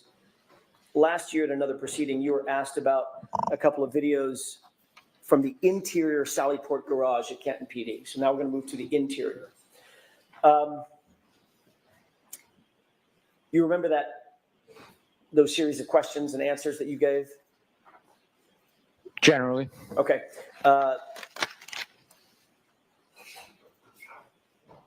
You were asked at another proceeding to describe when the SUV, Ms. Reed's SUV, first arrived at the Sallyport garage around 5:30 or so, correct? Based on my recollection of it first arriving or what we were reviewing? What you were viewing. Objection to this. Ask it differently, Mr. Jackson. Do you remember being asked a series of questions concerning the arrival of the SUV, just in general? But I remember that it happened. I don't remember the exact questions, what my answers were. And you remember seeing a video about which you were asked questions concerning the arrival of that SUV, pulling into the Sallyport, who was who, what the time frame was generally. Do you remember that colloquy, that discussion? I remember it taking place, yes. That was Mr. Lally asking you questions, correct? I believe so. Under questioning by the Commonwealth, you were asked whether the video that you were looking at fairly and accurately represented the SUV arriving at the Sallyport garage, correct? Yes. And you indicated, in fact, it did fairly and accurately depict the arrival of the SUV at the Sallyport garage. Is that right? That's correct.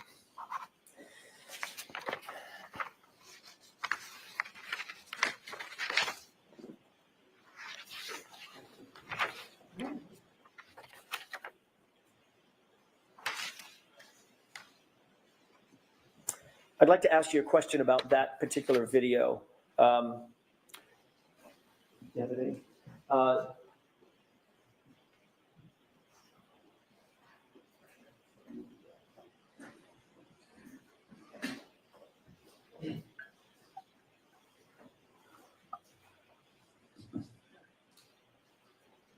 Your Honor, I'm holding a flash drive. May I approach? Yes.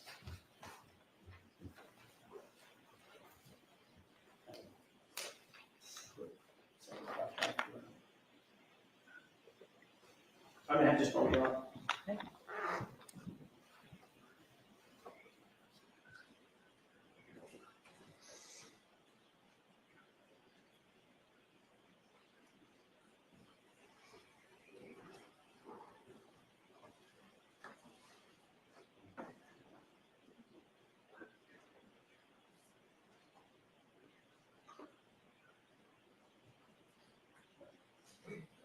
May I have a moment to consult with counsel? Okay.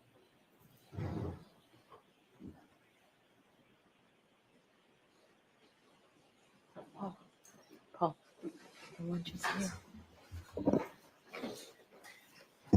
Jurors, you know what? Let's take the luncheon break. Thank you, Your Honor. We'll give you-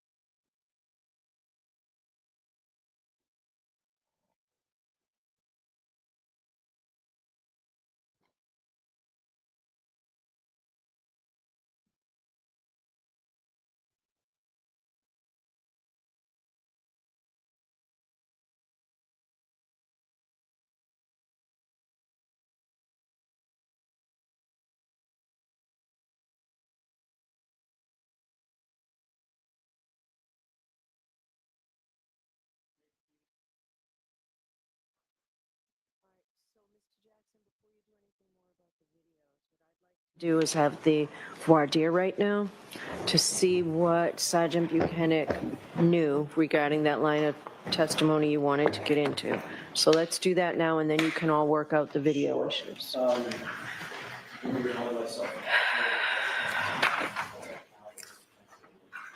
Yes, okay. May I inquire briefly? Yes. Thank you. Sergeant, we were talking before the jury left, we were talking a little bit about the conversation that you had with Michael Proctor, either during or just before, or just after that first interview with Chris and Julie Albert. What I'd like to ask you is, what information did you have, and what did you ultimately learn about their relationship? You said there were some accusations, and we never really got to the heart of it. What did you know, and what did you do to investigate? Or what did you learn? What I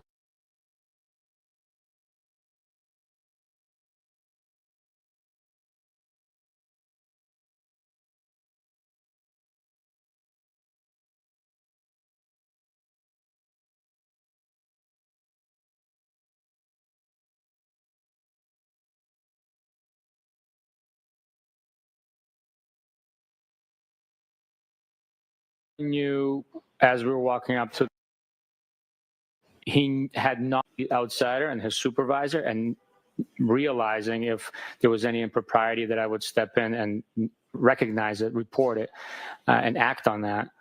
The interview was conducted without issue, and we moved on.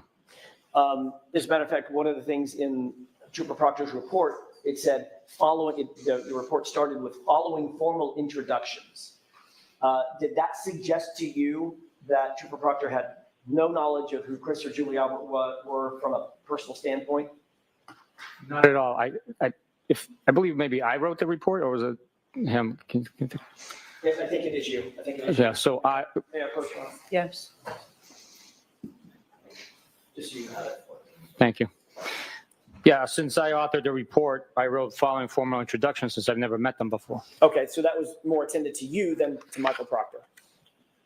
Correct. Okay, but the report does say we introduced ourselves, basically. Following formal introductions.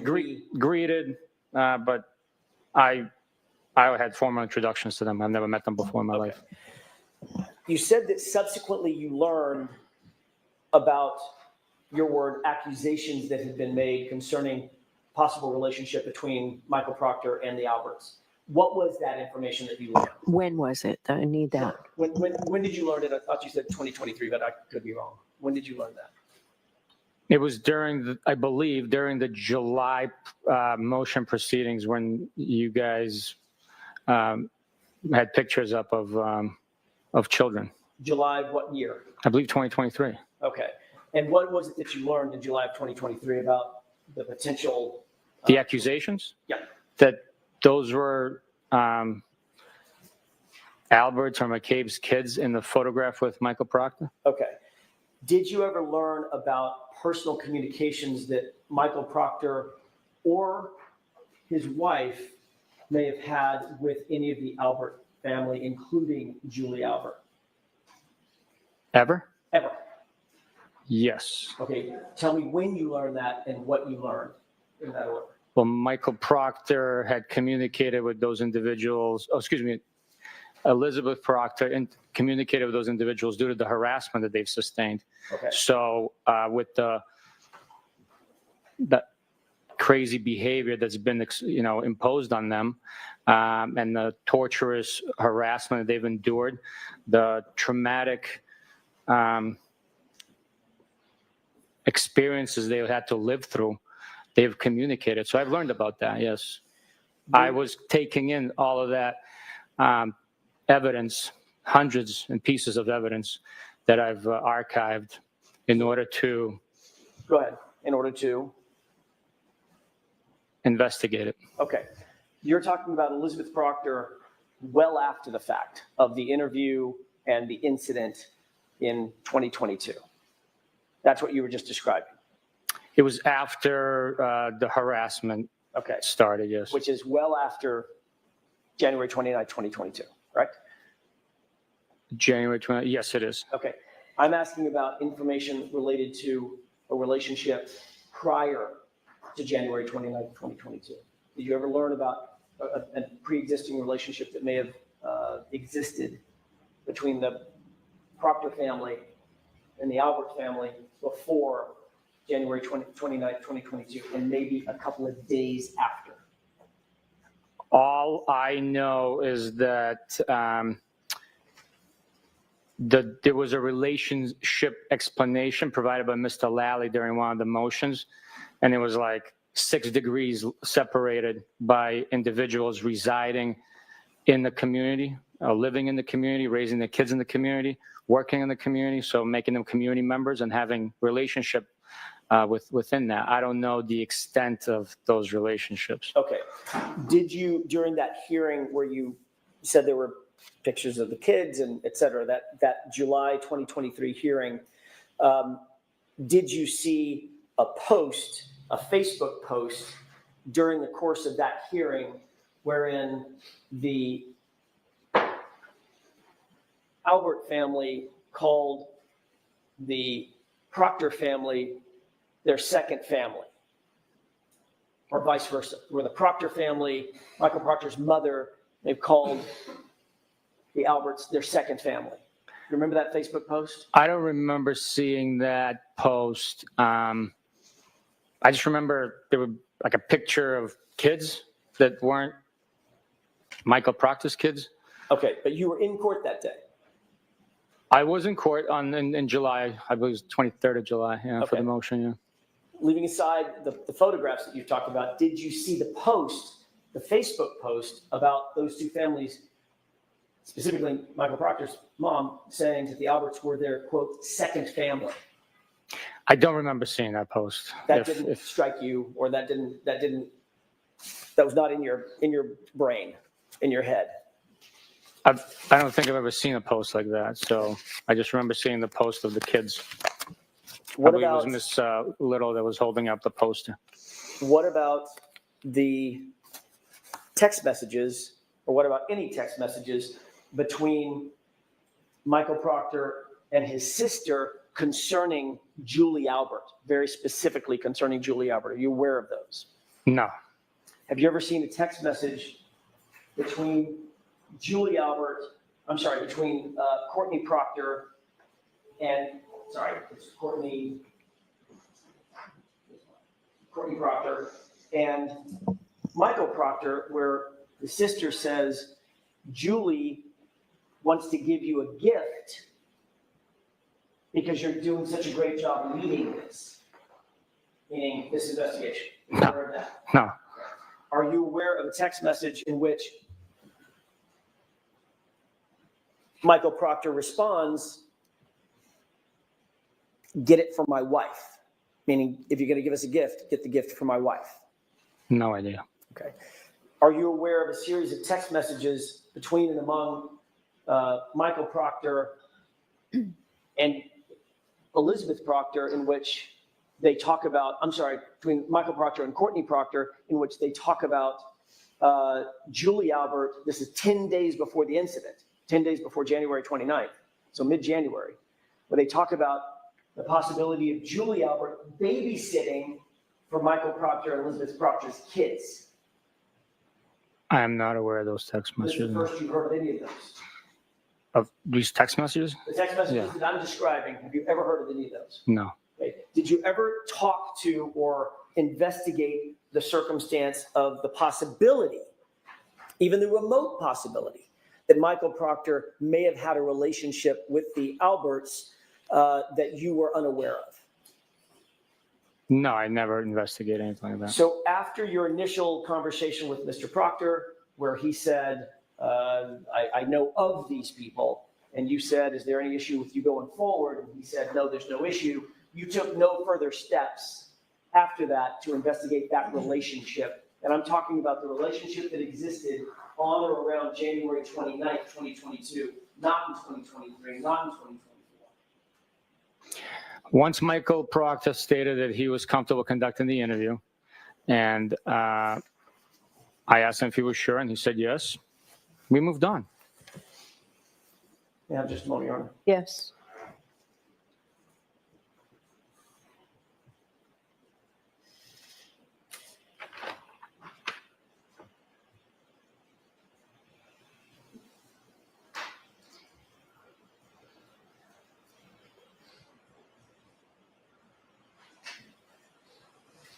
Last couple of questions. Were you in court?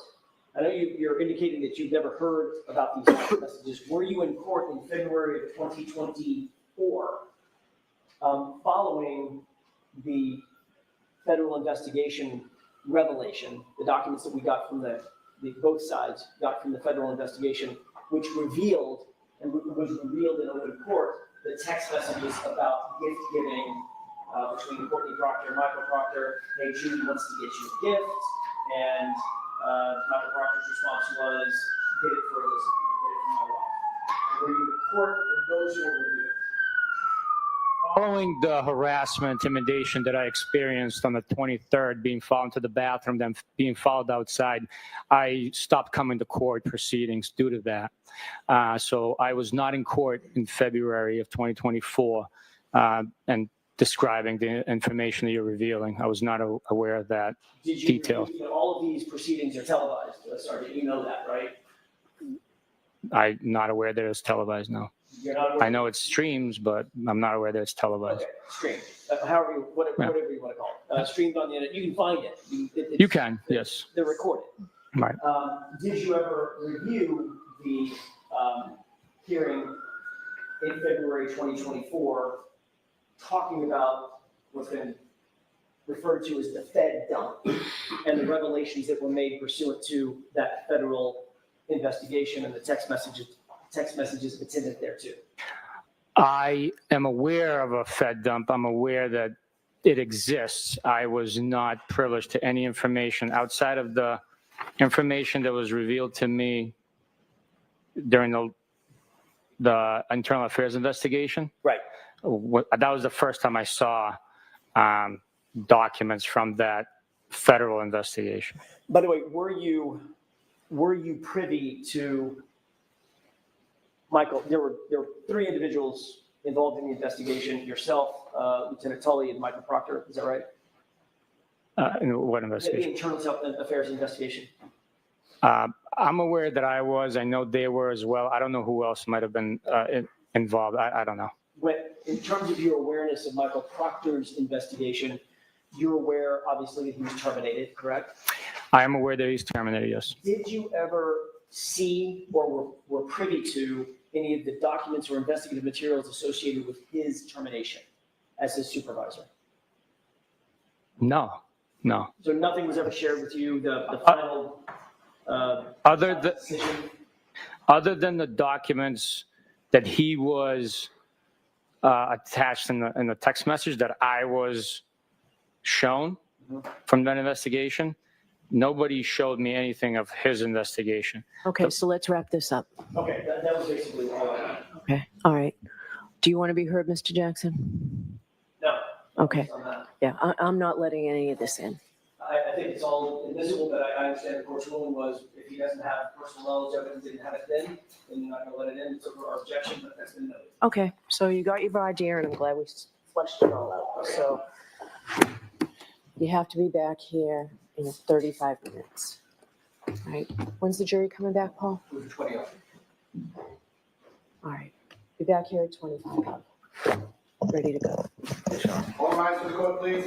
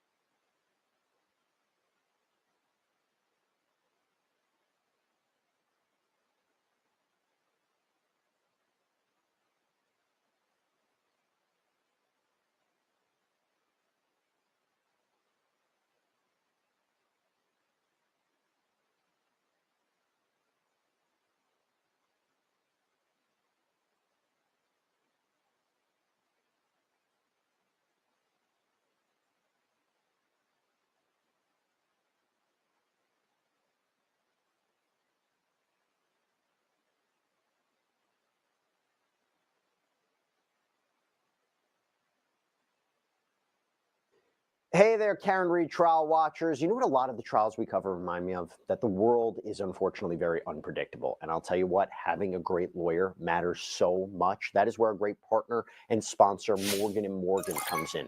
This is a firm with over 1,000 attorneys. You know why? Because they win a lot. In the past few months, Morgan & Morgan secured a $9.3 million verdict for a car crash victim in Florida, a $5.6 million verdict for another car accident victim in Atlanta, and not to mention $1.8 million in Kentucky after insurance offered them a mere $5,000 in that case. And even if you think your case isn't worth millions of dollars, why not start a claim and fight for what you deserve? Morgan & Morgan makes it so simple. You can start a claim from your phone in just 8 clicks. That's it. It can all be done on your phone.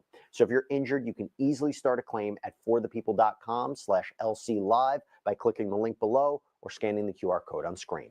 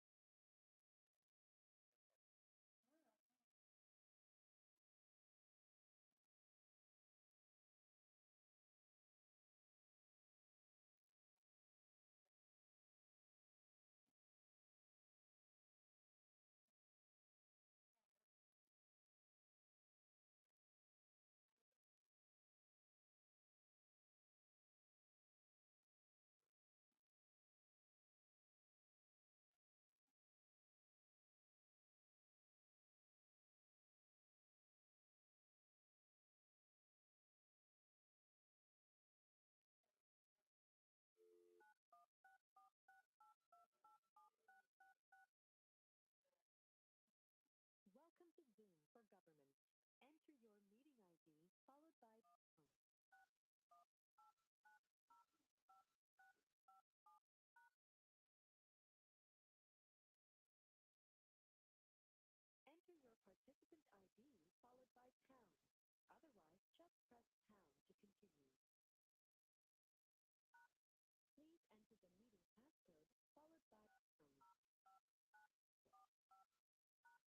You have joined the meeting as an attendee and will be muted throughout the meeting. The host would like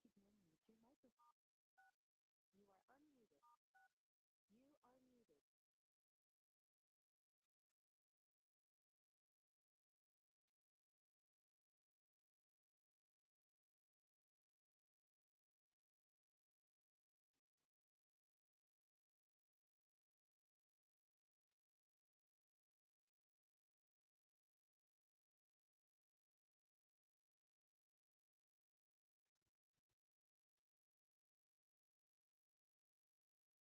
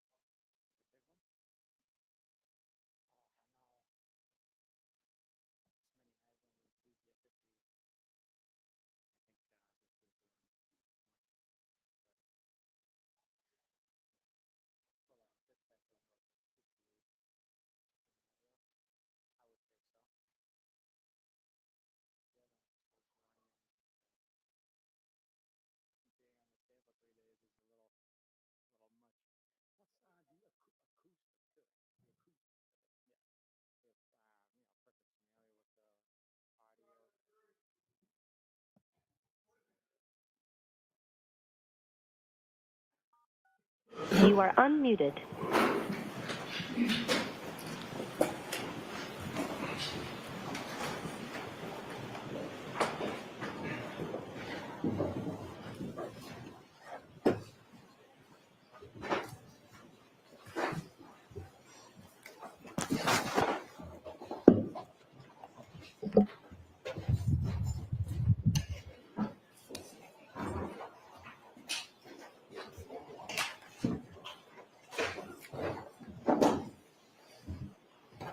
Please be seated, court is in session. All right, Mr. Jackson.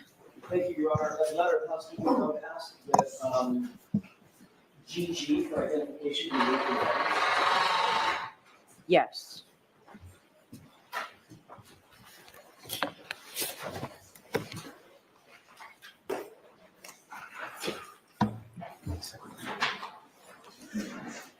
May I inquire?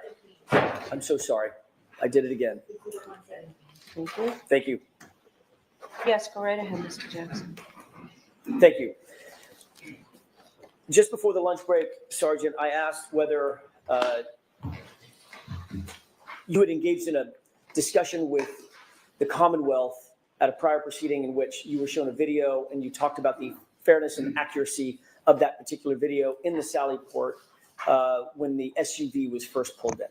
And you indicated that you did indicate that it was fair and accurate, correct? Yes, back then, yes. Yeah. I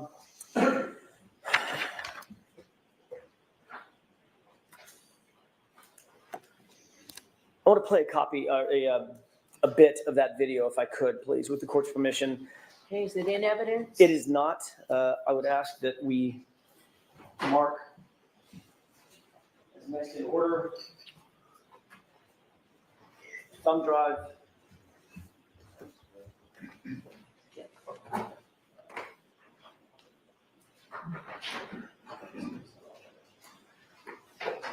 Were we marking this for identification, or is there an agreement it's going into evidence?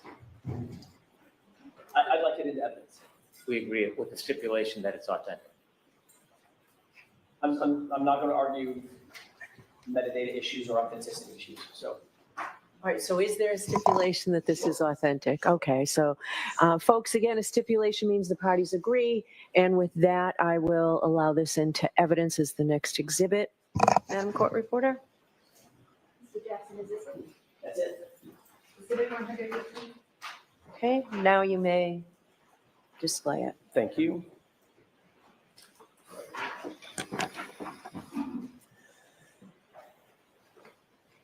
Okay.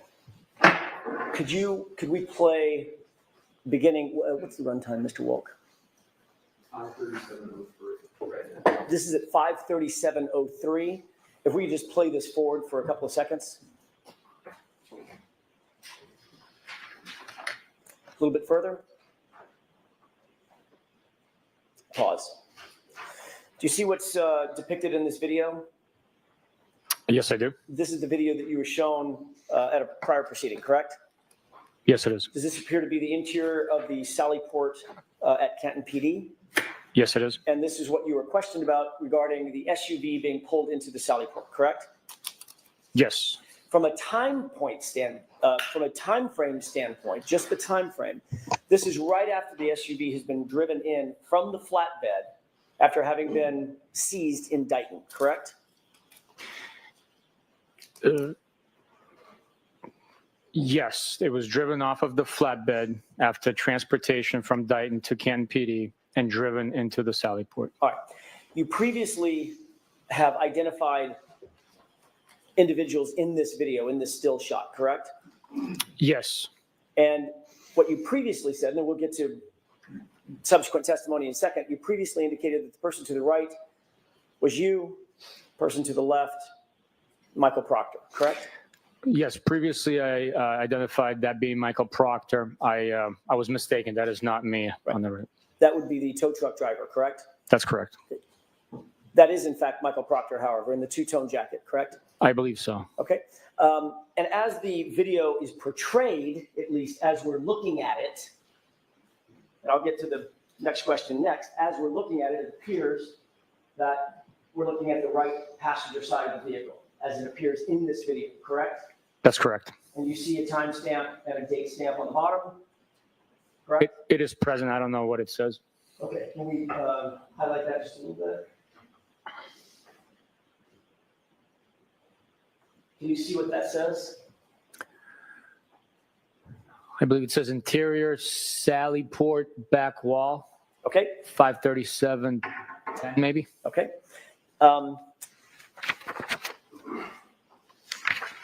When you indicated that this was a fair and accurate depiction of the interior Sally port when the SUV was brought in, you were specifically asked whether or not you or Michael Proctor approached or manipulated or touched the right rear taillight area of the vehicle, correct? I don't remember the exact verbiage used, but in something along those lines, that's what was asked. And you indicated that neither of you did, correct? That's correct. Okay. But in point of fact, this video is backward, correct? Yes, it is a mirror image of what is actually taking place as recorded by the camera. Can we play this forward? Yes. Do you see where Mr. Proctor, let's go ahead and pause it. Do you see where Mr. Proctor went? Yes, the video depicts him going to that portion of the vehicle, but we can't tell how close he is. Okay. And the back, from all appearances, importantly, it appears to be the back driver's side, back left of the vehicle, correct? That's the way it appears, yes. Let's play this forward for a second.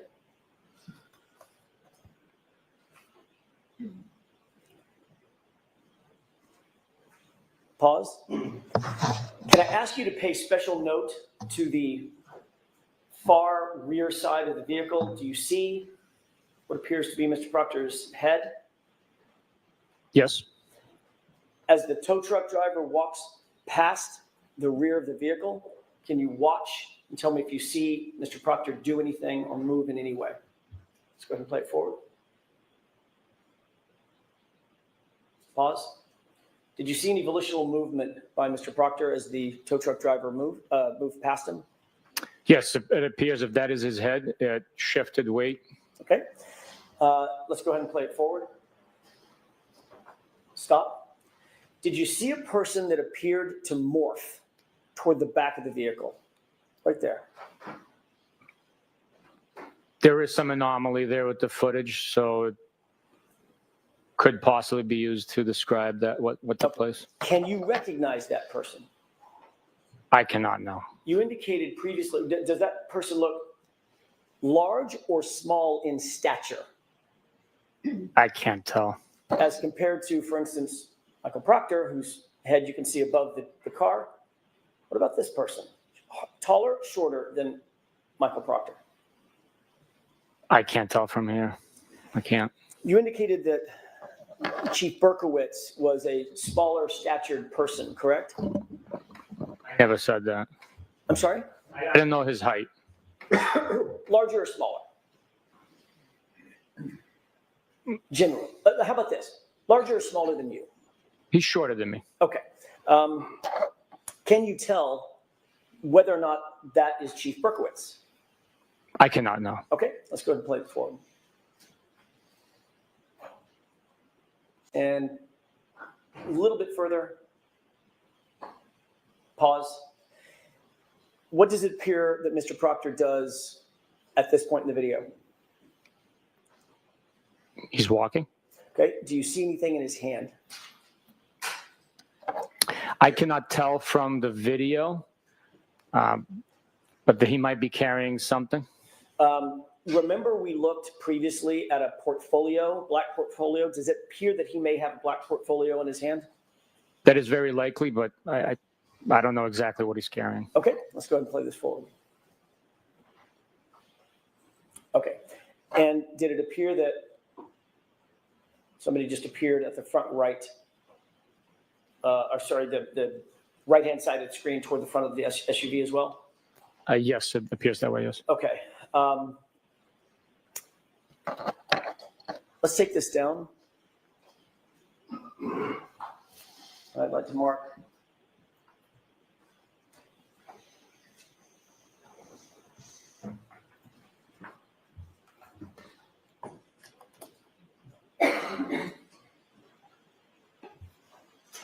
I have another electronic device, a thumb drive, that has another video on it, Your Honor. I'd like to have that marked as next in order. Court permission. All right, so there's no objection, Mr. Brennan? No objection, thank you. Exhibit 119.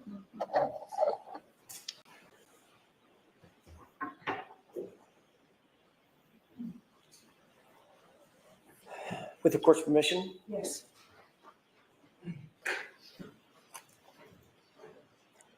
Now, Sergeant, what does this show?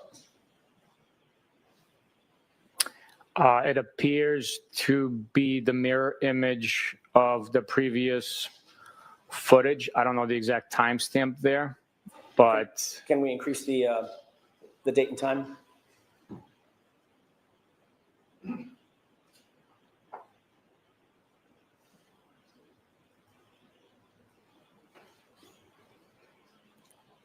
Do you see, can you read the date and timestamp on this Chiron? I cannot know. It's because it's backward, correct? I can't read it. I can't make it out, sir. Can you make it any bigger, Mr. Wolk?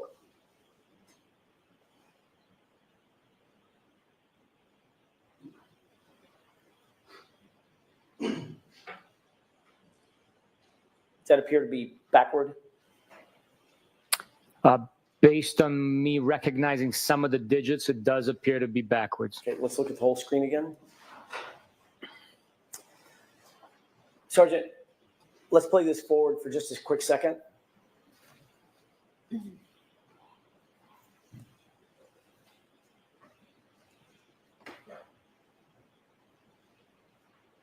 Pause. Do you see Michael Proctor in this video? I believe that's him, yes. And which side, and let's start with this. Do you agree that this is the correct version of the camera angle and the SUV as it pulled into the sally port? This is the footage, the way that is depicted right now is very accurately very accurately represents what I remember from being there. In fact, this side of the vehicle that we're looking at that's closest to us, that I'm highlighting on the screen to your right, that is in fact the driver's side of the vehicle, not the passenger side of the vehicle. Is that correct? That is correct. The far side over here would be the right rear of the vehicle, correct? Yes, sir. Which area is Michael Proctor walking to? The left rear or the right rear in this footage? It appears if that's him, he's walking to the right rear of the vehicle. Can we play this forward?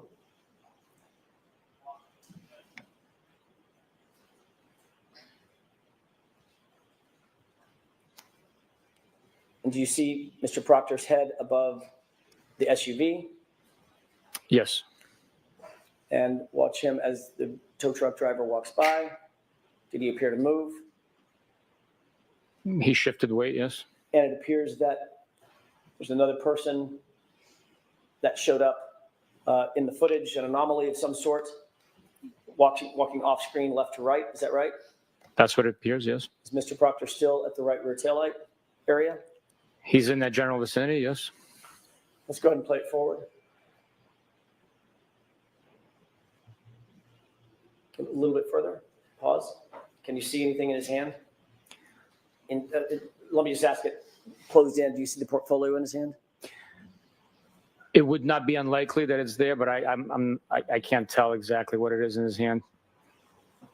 Let's play it forward.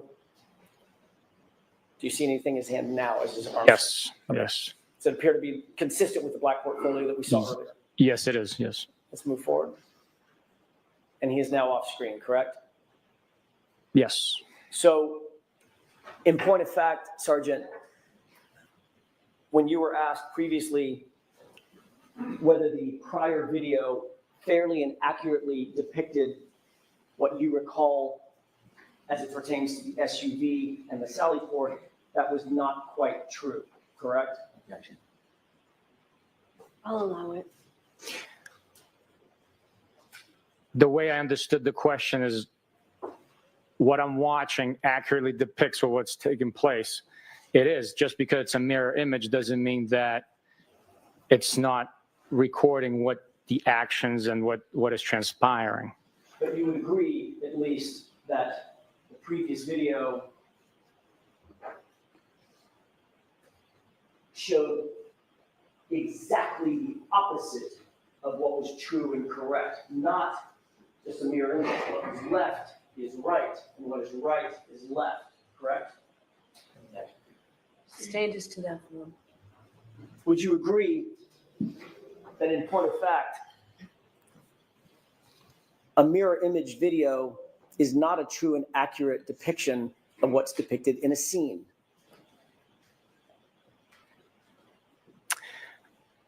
I think it just is a mirror image of what's taking place. If you see someone walking in or driving a vehicle and it's depicting the action of the vehicle being pulled in, and if it's mirrored, it's pulling in from left to right or right to left. It's still documenting the activity that's taking place. Or if someone walks to the left rear of the vehicle versus the right rear of the vehicle, those two things will be switched, correct?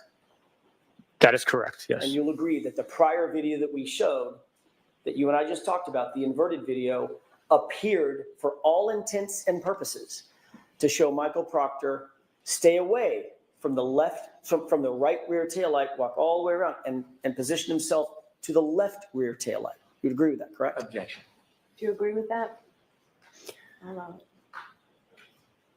It appeared that that is what was happening, but he was standing next to the taillight that was already damaged. But in the corrected video, which is this one, it actually shows unequivocally that Michael Proctor walked directly to the right rear taillight portion of this SUV. Correct? I'm sorry, can you repeat that? Sure. In the corrected video, this video here, this unequivocally shows that Michael Proctor walked toward the right rear area of that SUV, where the right taillight is, correct? Yes. And you'll also agree that this video was taken before any taillight material was ever found at 34 Fairview, correct? Can you zoom in on the time? Not on this one, this is backwards. I know that the SUV pulled into the garage, the Sally Port, at 5:35, and we were still on scene at 5:51, almost 52. So, yes, if that's timestamp before 5:51, before we left Canton PD, then yes, taillight pieces had already been found. So 5:35, 5:37 is before the first taillight pieces were found. Right. I'd have to see a timestamp of when they were exactly found, but if Well, that, ask it a different way. 5:37, 5:35 is before 5:45. yes.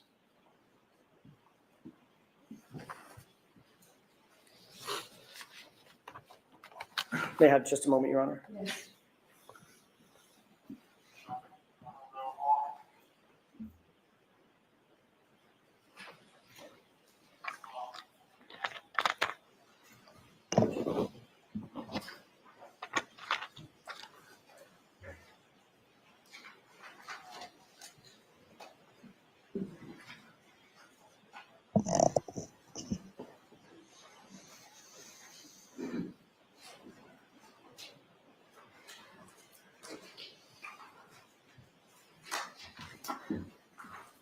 Sergeant, Canton PD is about 1.5 miles from 34 Fairview, is that right? Approximately. I don't know the exact distance. I never measured it, but I would not be shocked if you were accurate in that. Maybe a 3 or 4 minute drive. Depending on the traffic conditions and the weather conditions, that could be a possibility, depending on the speed you travel.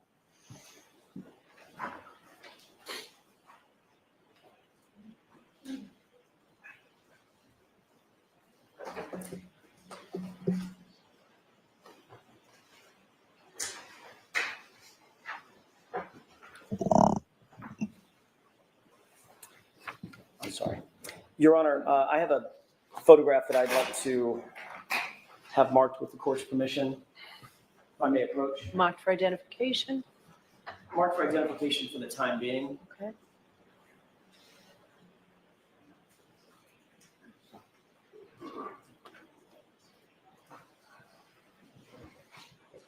May I approach? Yes. Let's mark it first, please. H.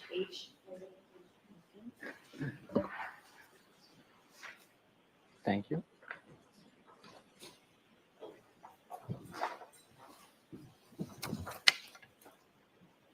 Let me take a look. Thank you. Let me ask you a couple of other questions. We just looked at the videos of the interior of the Sallyport.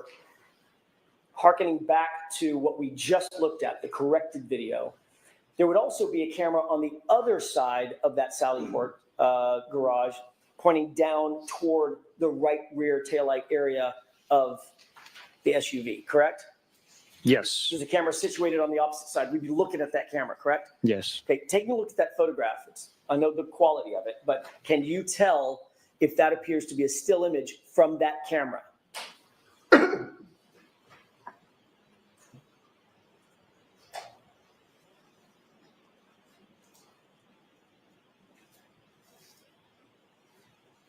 Yes, it appears to be a still image from that video camera. I'd ask that this be moved into evidence, Your Honor.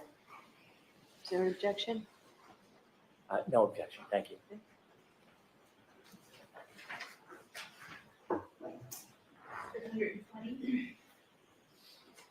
Thank you.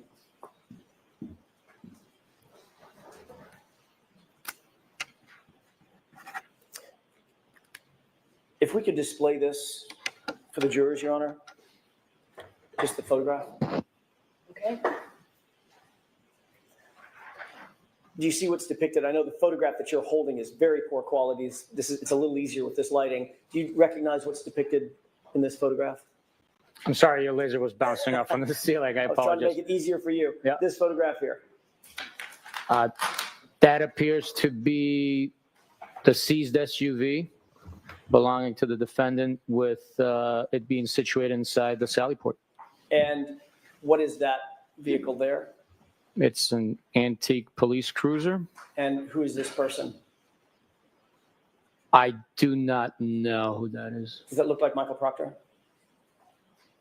I don't know. I'd have to get a zoom in. I don't know. Would that be, does he have glasses on? I don't know. Would it be Chief Burgos? It could be Chief Berkowitz. I don't know.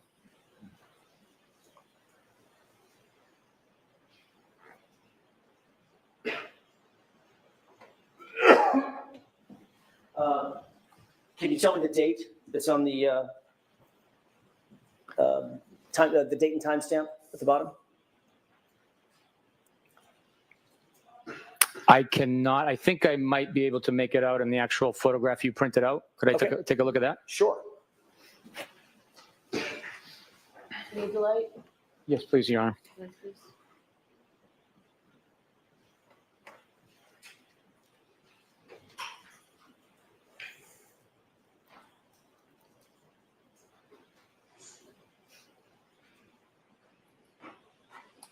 It appears the time is 11:08 and 59 seconds in the morning of possibly January 30th of 2022. Okay.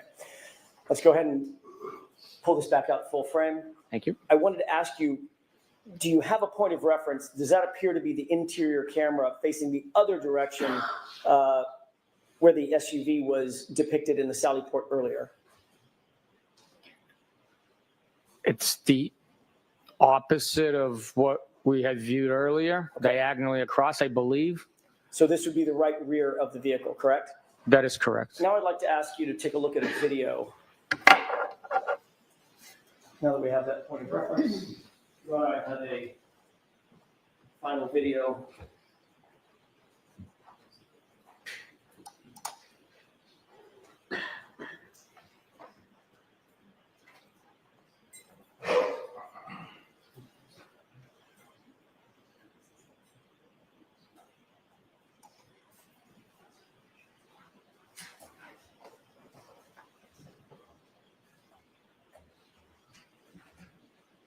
Okay. I can have that marked as next in order, Your Honor. As next in order, so there's no objection, Mr. Brennan? I have no objection to that being entered, no. Exhibit 121.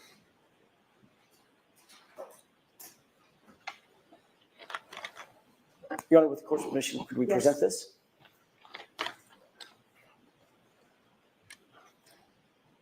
Go ahead and play it. Pause. Can you make out, now that that's paused, can you make out what's depicted toward the top of the screen? Yes, it appears to be a distorted image of that antique police cruiser. Okay. And does the area next to the police cruiser appear to be empty? Some snow on the ground? Yes, it does. Actually, yes, it does look that way, yes. Okay.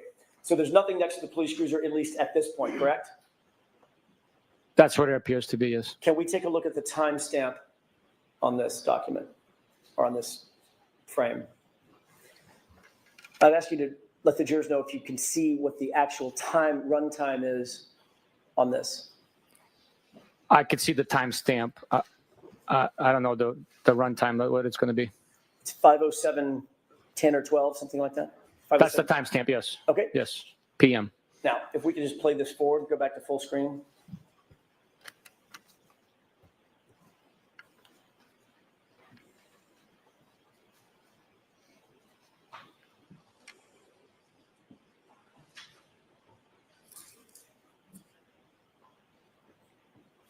Pause. Now, how many seconds would you estimate, just in your head, just went by in real time?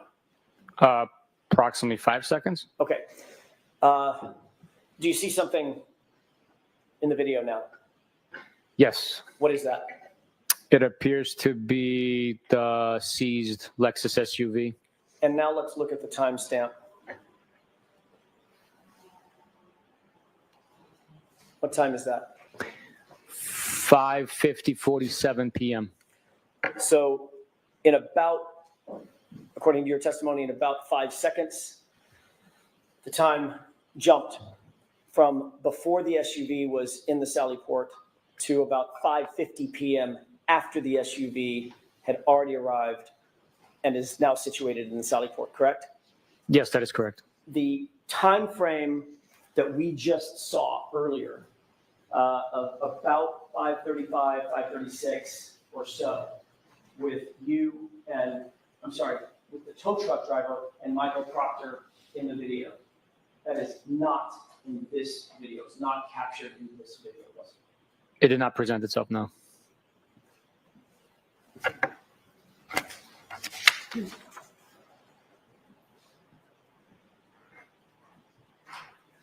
all I have now.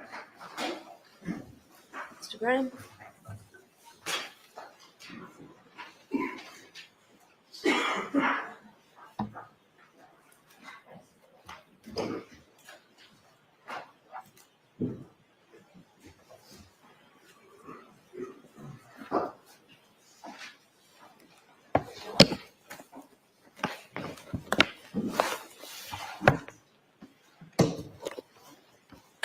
Good afternoon, sir. Good afternoon. You had just asked questions about some of the video footage from the Canton Police Department Sallyport area. Is that fair to say? Yes, sir. I'd like to ask you further questions about that. In your investigation, did you obtain camera footage from a number of different angles from the Canton Police Department Sallyport area? I did. And one of those series of footages, did that include the interior Sallyport back wall for January 29, 2022? Yes, it is. Is that the video that appears inverted, and then we saw the second where it was present as you would see it? Yes, sir. Did you look at that video? Did you invert the video in any way? No, I did not. Did you investigate and learn whether or not there was any other video in addition to that interior Sallyport back wall where video was set up by the town of Canton that appears inverted rather than forward? Objection. I'll allow it. Yes, the investigation revealed that multiple cameras had a lens applied to it that was inverted. In addition to the Canton Police Department Sallyport interior back wall, where else did you learn around town there was video that appears inverted? I believe it is inside the Canton PD, the hallways, possibly. And if I am not mistaken, the other locations within the town of Canton. And the, Objection, Your Honor. Ask the question. No, is that your answer? Is that your final answer? I wasn't finished, but yes. May we approach briefly?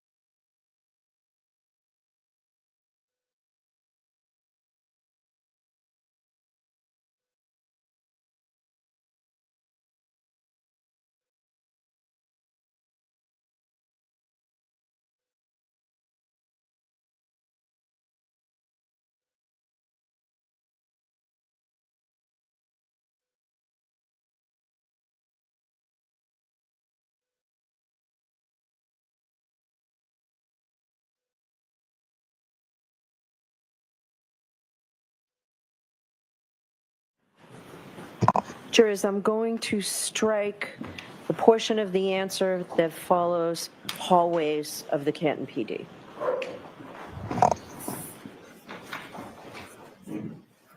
And sir, when you obtained the video from the interior Sallyport back wall, which was inverted, did you provide a copy of it? Yes, I did. When you looked at that video, does it have time and date stamps on it? Yes, it does. May I approach? Yes. I'd like to introduce a copy of that. Is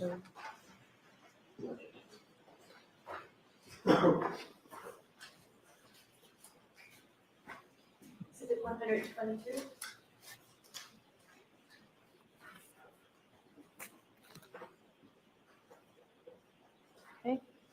When you provided the video for January 29, 2022, for that inverted video, did you do any further investigation to see if it was an anomaly that happened just on that date, or whether that was historically the way the video appeared? I'll look into that matter, produced the fact that it's been recording that way previously to January 29th. Why did you want to historically go back and see if it was historically the same way? To show that it had not been manipulated or altered in any way, and it was accurately recording what was taking place on January 29th, 2022. As part of the investigation, was the video taken from January 1st, 2022? Yes, And is that before January 29, 2022? Yes, it is. I'd like to approach and move to introduce this. No objection. Okay. Exhibit 123.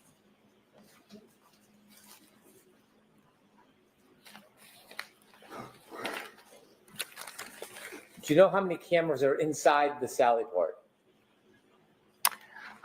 I don't know exactly. I know that there's at the very least 2 inside the Sally port. You were shown a still photograph, not from the inverted video, but from a different video or different camera. Yes, sir. Do you remember that photograph? I do. And you were asked about gaps in time. Mhm. Do you know what the health was of that camera around that time? I do not know. Did you obtain and look at video from that camera? Yes. May I approach? Yes. I'd like to introduce. I had to look at this before. Introduce it. Do you recognize what that is? Yes, I do. What is it? It's a Sally Port Videos, the original disc or thumb drive. I apologize, not disc. I will introduce this as an exhibit, please. No objection, Your Honor. Okay. Exhibit 124. When you saw that dark photograph, you later saw a picture that was clearer, and you were asked questions about that. Do you know whether or not the video from that Sally Port area was clarified? It was. What does clarified mean? It means it was enhanced to look clearer. And that image you saw, was that a clarified photograph taken from the video that was not clarified? It appears that way, yes. Do you know who clarified the video? I do not know. May I approach? Yes.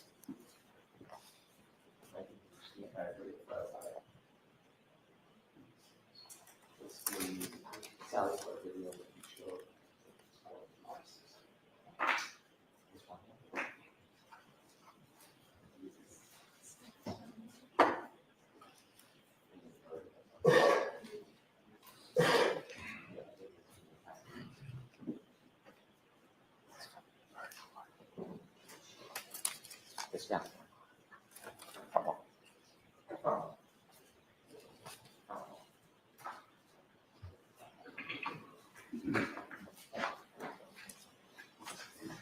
Getting you a zip drive, you know what is on that?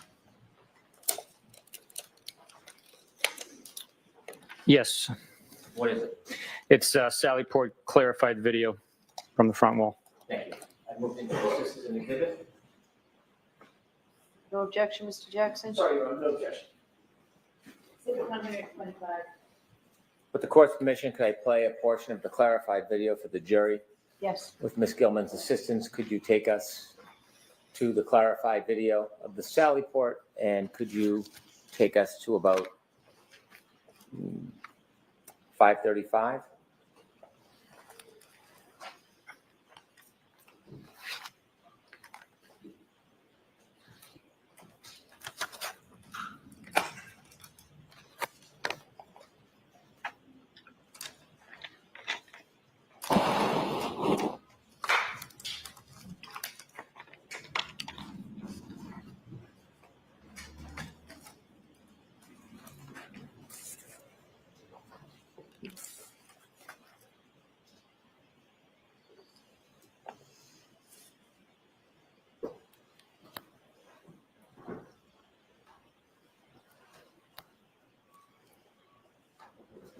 As Ms. Gilman searches, I have other questions I can proceed with. Okay, we'll turn the light on again, please. Go ahead, thank you.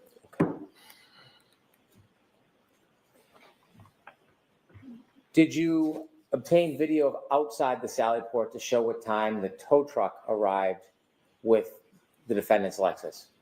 Yes, it did. May I approach? Yes.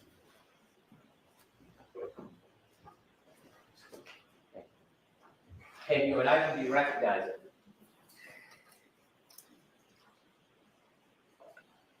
Yes, I do. And what is it?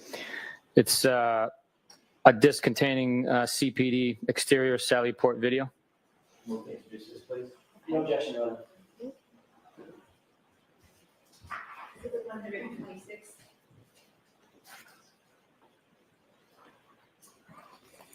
Similarly, did you obtain video from the front driveway of the Canton Police Department depicting the arrival of the defendant's Lexus? Yes. May I approach again, Your Honor? Yes. Thank you. Hand you another item. Do you recognize this, sir? Yes, I do. What is it? It's Canton PD driveway video. And is this a copy of the video you obtained? Yes, it is. I will move this into evidence. No objection. Thank you. Exhibit 127.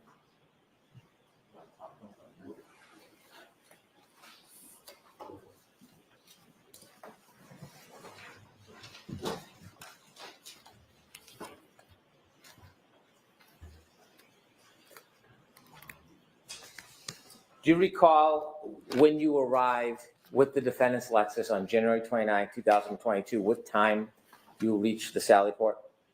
To the best of my recollection, it was 5:35 p.m. is when the vehicle was placed into the Sally Port. When you left Dighton after the tow truck lifted the defendant's Lexus and put it on the tow truck, did you follow the tow truck back to Canton? Yes, I did. Did the tow truck stop at any point between Dighton and Canton Police Department? Other than red traffic lights, no. When you were following, how were you following the tow truck? I was keeping a safe distance, always keeping line of sight behind the vehicle. I was following it from Dighton residence all the way to Canton PD. Was Michael Proctor with you in your truck? Yes, he was. Did you take any detours on your trip back to the Canton Police Department? No, we followed the truck driver. He led the way. At any point, did you take any turns to Fairview Road? No, Did you know whether or not there was a CERT team at Fairview Road searching while you were driving back to the Canton Police Department? I knew one was dispatched, yes. Did you go to Fairview Road to speak to any of the CERT team members? No, Did you watch the CERT team members conduct their search? no, I did not. In any way, did you, at any point during that search, see it happening? No, I did not, no. When the CERT team members were there, do you remember that they arrived at 4:54 and 4:56? I don't have a specific memory, but I know that they arrived sometime between that hour. When you arrived at the Sally Port, at the Canton Police Department with the defendant's Lexus, what was your understanding of where the CERT team was? My understanding was they were at 34 Fairview. When you first arrived around 5:37 at the Canton Police Department, were any members of the CERT team at the Canton Police Department? Objection. I'll allow it. Lay a foundation. Now, I asked you, do you remember about what time you got back to the Canton Police Department? Do you know specifically what time you got back? I know we pulled in to the driveway at 5:30 p.m. And did you see some of the timestamps that you were shown on cross-examination? Yes, Did you see the timestamp 5:37:18 when it was shown to you by the defense? yes. At that time, when you were arriving and bringing the defendant's Lexus into the Sally Port, was there any CERT team members at the Canton Police Department? No, Were there any troopers who were speaking to you or receiving items or evidence from you or Trooper Proctor? absolutely not. Was there any items exchanged between you and or Trooper Proctor and anybody else for that matter that you saw? No, While you were at the Canton Police Department in the Sally Port area, do you remember how long you stayed in that area? approximately 15, 20 minutes. And so you were asked when the first items were found at Fairview Road. Do you remember that it was around 5:45? Yes, So at the time those items were first found at Fairview Road, where were you and Michael Proctor? at Canton Police Department. When you were at the Canton Police Department and you had brought the Lexus back Did you ever see Michael Proctor leave the Canton Police Department without you?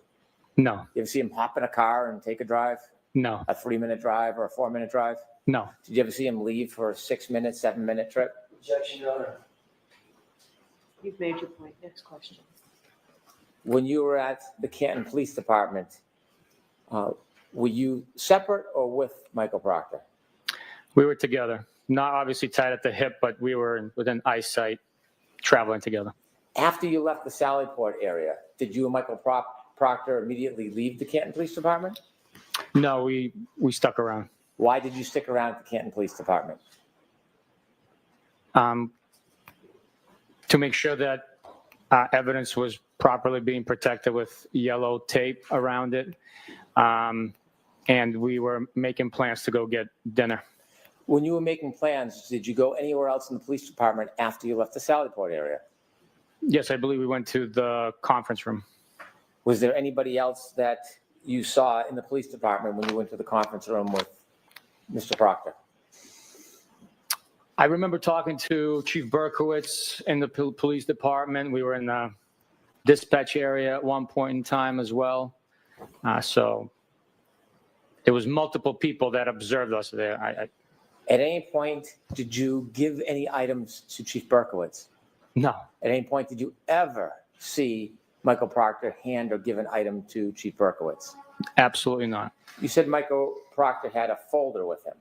Yes, Is that typical in an investigation? yes. Did you ever see him place taillight or any item in that folder? No, that would be absurd. Did you ever see him retrieve an item or taillight pieces and give it or sneak it over to Chief Berkowitz? Objection, Your Honor. Ask it differently. Did you ever see Michael Proctor ever hand any piece of taillight to Chief Berkowitz or any other officer for that matter? No, The entire time you were there, did either you or Michael Proctor, from what you saw, provide any items, physical items, to anybody else that was there? Objection, Your Honor. I'll allow that. no, we did not. Okay.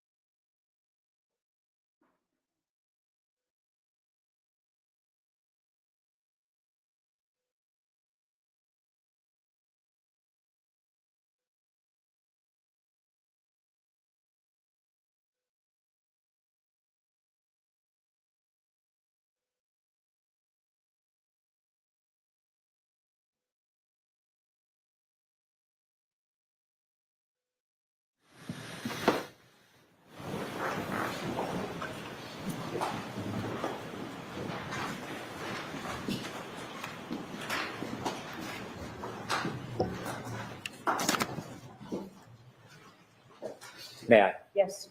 At any point from when you first arrived at the Canton Police Department with the defendant's Lexus to the point when you left to go to dinner or to get something to eat with Michael Proctor, did you ever provide any physical item to anybody at the Canton Police Department? No, other than dropping off the vehicle itself, we did not exchange anything. Oh, don't say we, I'm just asking for you. Now I'm going to ask you, at any point when you got to the Canton Police Department until you left to go to eat with Michael Proctor, did you ever see him hand any physical item to any other person whatsoever? No, I did not. And after, do you know about what time you and Michael Proctor left the Canton Police Department? I would have to estimate it to be around 6, maybe, well, after 6.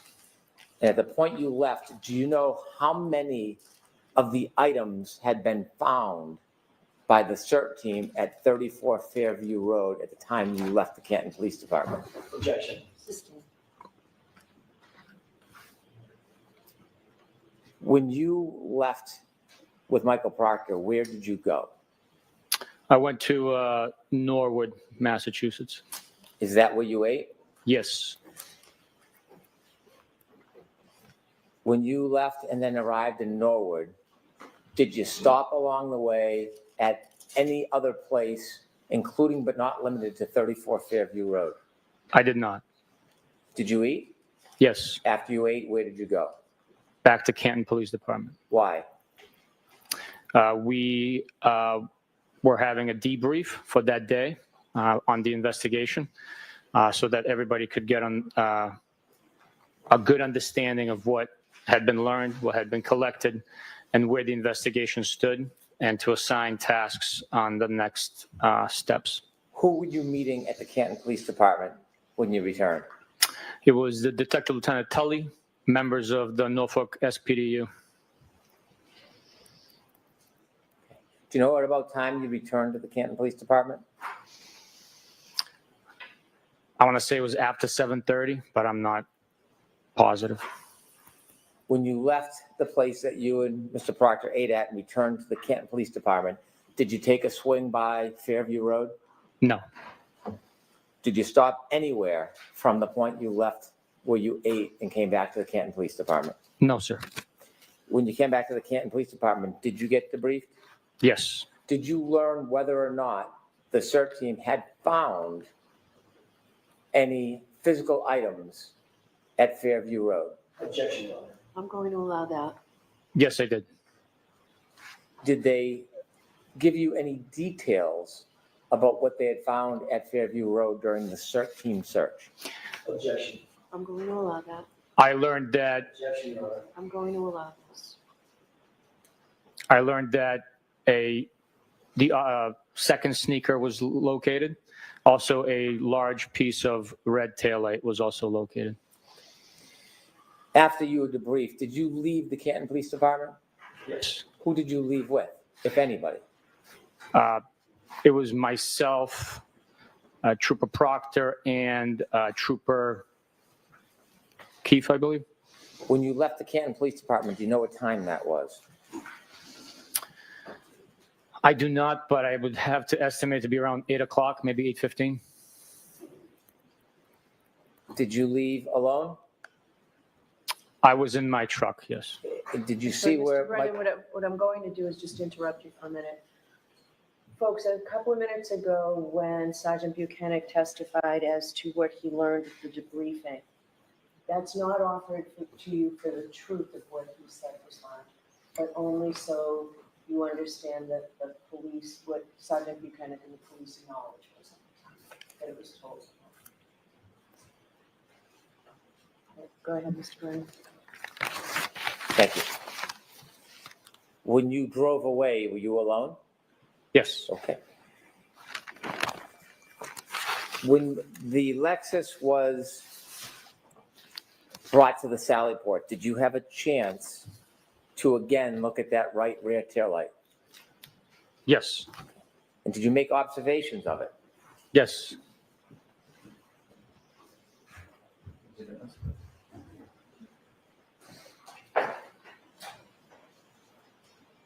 Which one's the right rear taillight?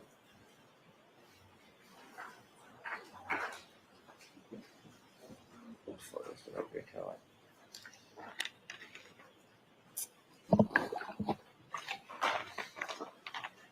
Try that one. The right rear taillight.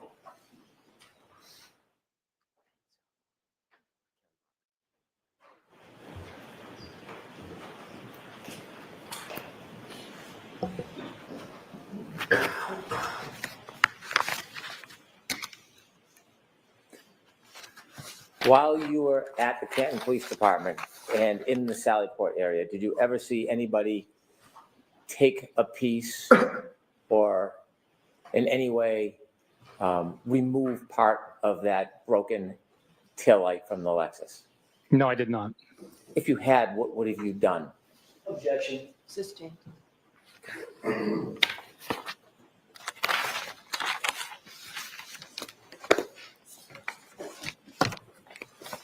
May I approach, Your Honor? Yes. So, Mr. Jackson?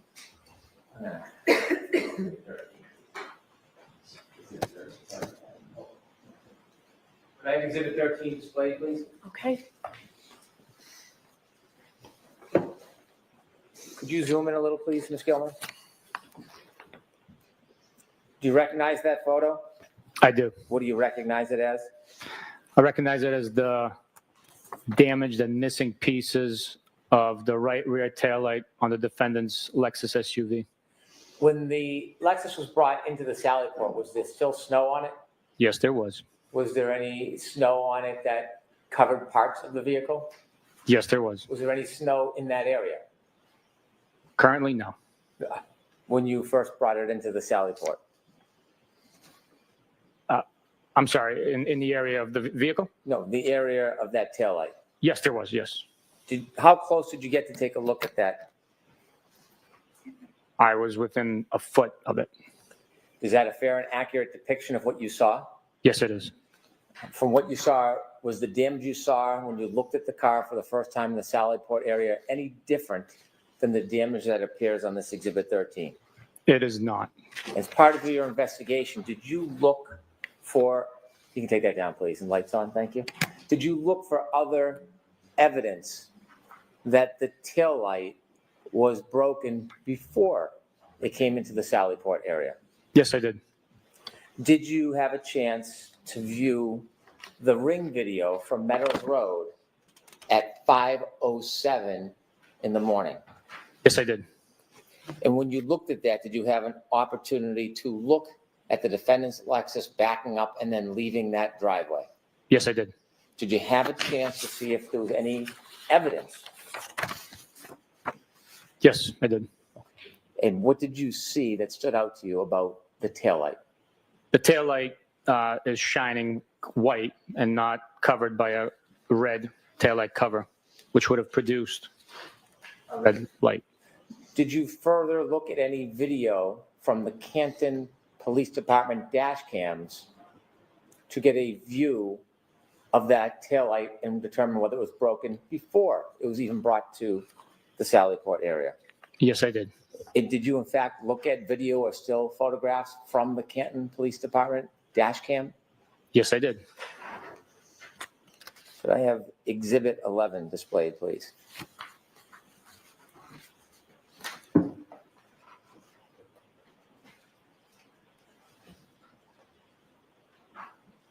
And during your investigation, when you were making this analysis, did you view this photo? Yes, I did. Did you make any particular reference or anything that caught your attention in this video? Yes, the right rear taillight of the Lexus SUV is missing the red lens cover, and it is damaged. You mentioned the observations. You can take that down, please. You mentioned your observations when you got to Dighton about what you saw relative to the taillight. And then at some point, video was provided of the tow. Yes, Did you study that video as well? yes, I did. And did you see anything in particular when you were making these determinations that stood out about the video of the Lexus being put onto that tow truck relative to the taillight? Yes, the video indicated that there was white light coming through, exposing the missing red right rear taillight cover. You told us on direct examination you've watched a number of videos and interviews of the defendant. Yes, Without getting into the content, did you watch any videos where the defendant talks about the broken taillight prior to the Sallyport? Objection, Your Honor. In that form, I'll sustain it. Did you listen to any interviews of the defendant relative to the taillight? yes,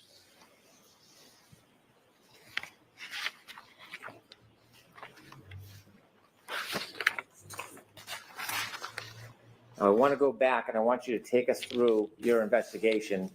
And I want to be specific about what you learned and when and what you did with that information relative to the decisions and the direction of your investigation. When you were called on the morning of January 29, 2022, when you first got a call, where were you? I was at home in bed.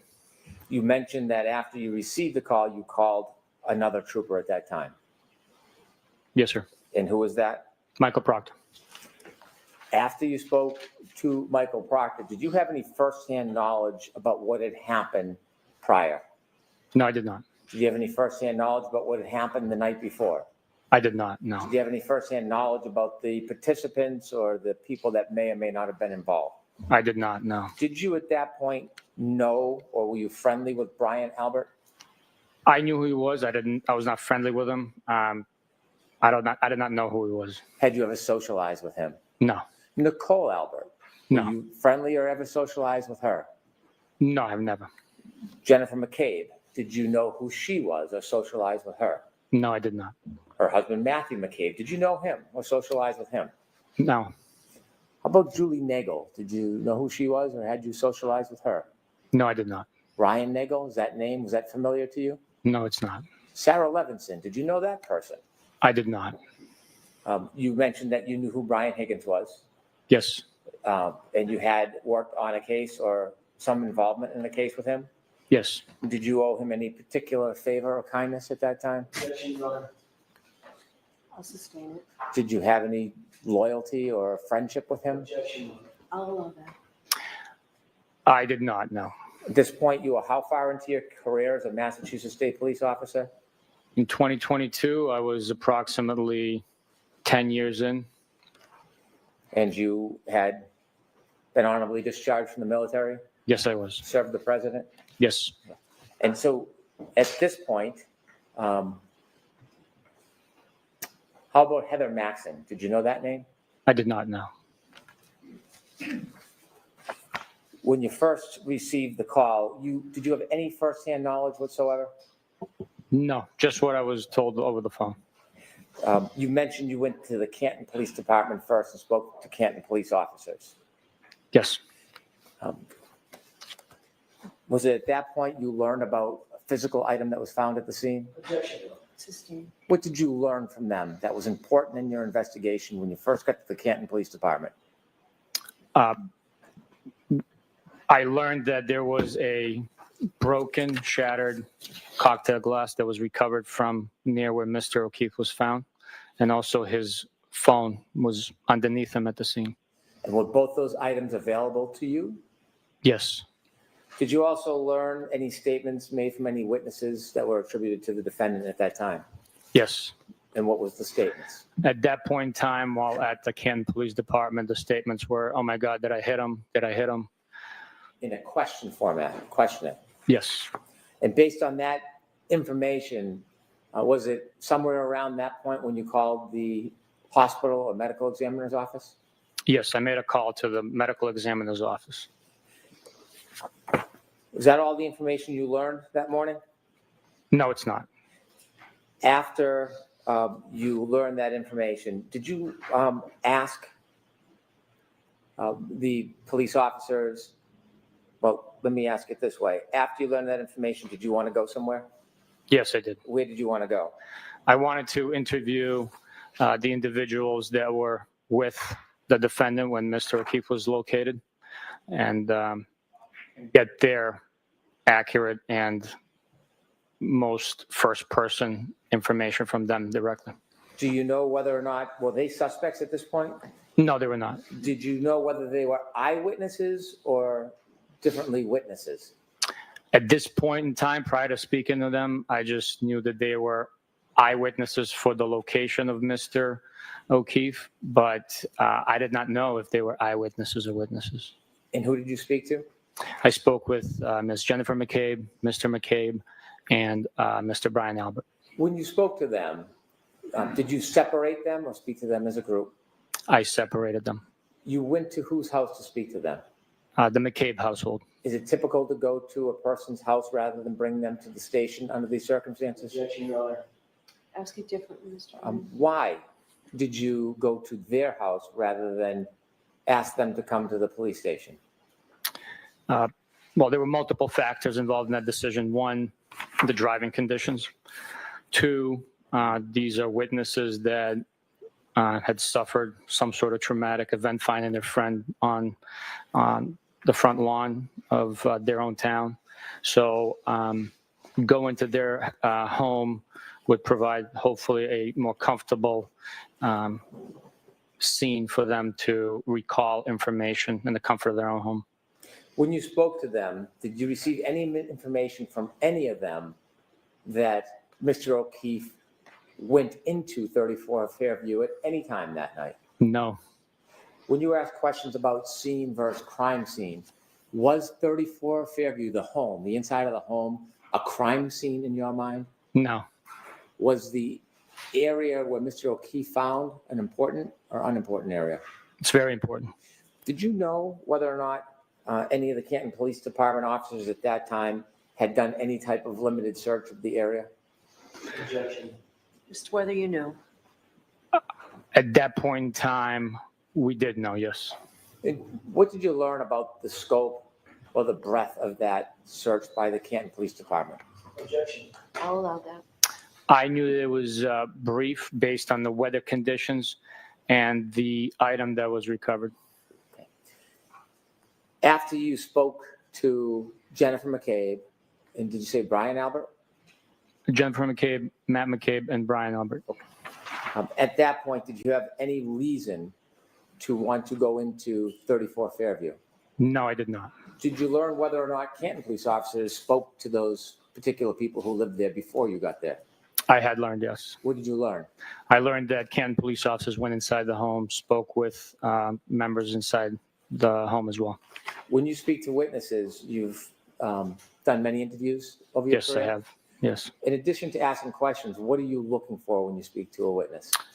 We're looking for body language, how willing they are to provide the information, and as is with everyone, we always trust by verify.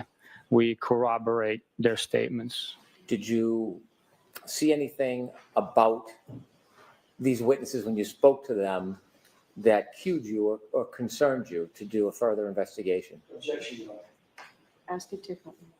Was there anything about their mannerism or demeanor that stood out to you? Objection. I'll allow it. No. After speaking to the witnesses, in your mind as an investigator, what did you need to do next? I needed to take a look at Mr. O'Keefe's injuries for myself. And you share with us detail about when you went down to Good Samaritan Hospital and make observations. Yes, sir. On direct examination, I pointed out you're not a medical examiner, are you? I am not, no. Not a biomechanical engineer. I am not, no. In your experience, when you looked at Mr. O'Keefe and had a chance to study his body, what impression did that leave with you with relative to your investigation? Objection. I'll allow that. At that point in time, after viewing Mr. O'Keefe's injuries, my impression shifted from him possibly being struck with the glass that was located at the scene where he was found to him being struck by a vehicle. Why? Due to the abrasions and cuts on his right arm and the amount of force, in my experience, the amount of force one would have to generate to produce the wound to his head. Objection. I'm going to strike that last part. After coming to the conclusion, or strike that, after making your observations and your determination, did your focus shift at that point? Yes, it did. Where did you want to go next? I wanted to observe the vehicle that the defendant was driving. What were you going to be looking for? Any damage to the headlights, windshield, and other parts of the vehicle that would have come into contact with Mr. O'Keefe. You mentioned the windshield and the headlights. Those are in the front of the car. Did you have an impression at that point? Yes, majority of the cases that I had exposure to with pedestrian vehicle strikes, the strike comes from the front of the vehicle. So in my assumption, speculation at that point in time, based on the limited information I had, that was my theory. When you got to Dighton, did that theory change? Prior to our arrival to Dighton, the theory had changed. Based on information you received from Jennifer McCabe? Objection. Sustained. What was that based on? It was based on information I received from Jennifer McCabe's phone conversation. And what was that information? That the defendant told her that she had damaged her taillight and showed Mrs. McCabe and Mrs. Roberts the missing pieces and damage to the rear right taillight of her vehicle. When you got to Dighton and had a chance to look at the defendant's Lexus, did your focus of your investigation develop in any way? Yes, seeing for myself that there was actual damage, coupled with the statements made, did I hit him, could I have hit him, along with the my observation, obviously, of the vehicle. My focus began to concentrate on the defendant. You share with us that you went inside and spoke to the defendant. Yes. Why did you speak to her at her home rather than ask her or force her to come to the police station? Same reasons we interviewed the witnesses, the driving conditions, the time that it would take for her to respond, the comfort of her own home or her parents' home, where she had just experienced a very traumatic event, being concerned for her well-being. We interviewed her in the comfort of her parents' couch. When you interviewed her in her parents' home, where was she seated? On the couch of her parents' living room. Where was her mother? She was in the home. I don't have a specific memory of her being in the room with us, but her father was in the room with us. Did you ever try to separate the defendant from her father when you interviewed her? Objection, Your Honor. We can approach.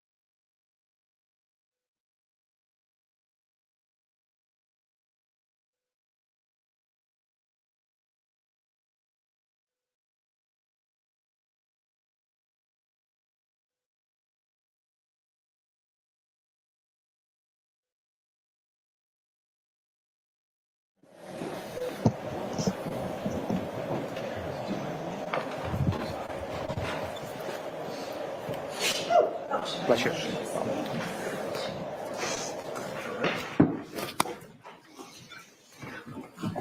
Right ahead. Mr. Thank Brennan. you. Trooper, to get back to my question, when you decided to speak to the defendant, did you ask her father to leave the room? I did not know. Why not? We just simply wanted to get her recollection. Her father did not pose a safety risk to us. He was not present, to the best of our knowledge at the time when Mr. O'Keefe was injured. So him leaving the room just didn't appear necessary. Again, my concern was for her well-being, having known that she was sectioned, and we wanted to make sure it was a safe and comfortable environment for her to do the best she could to tell us what she remembered. What was her demeanor when you spoke to her? She was calm, stoic. She was sitting on the couch with a pillow on her lap, a laptop to her left. She was, I guess, maybe poised when she was answering our questions. When you finished your conversation with the defendant, had anybody in that home ever mentioned the idea of whether or not John O'Keefe went into 34 Fairview that night? No. When you went outside to get in your truck and follow the tow truck back to Canton, did you have any information whatsoever that there was any animus or animosity between Brian Higgins and John O'Keefe? No. After speaking to witnesses and the defendant at that point, when you got back into your truck to go to Canton, did you have any information that there was any animosity between Brian Albert and John O'Keefe? No.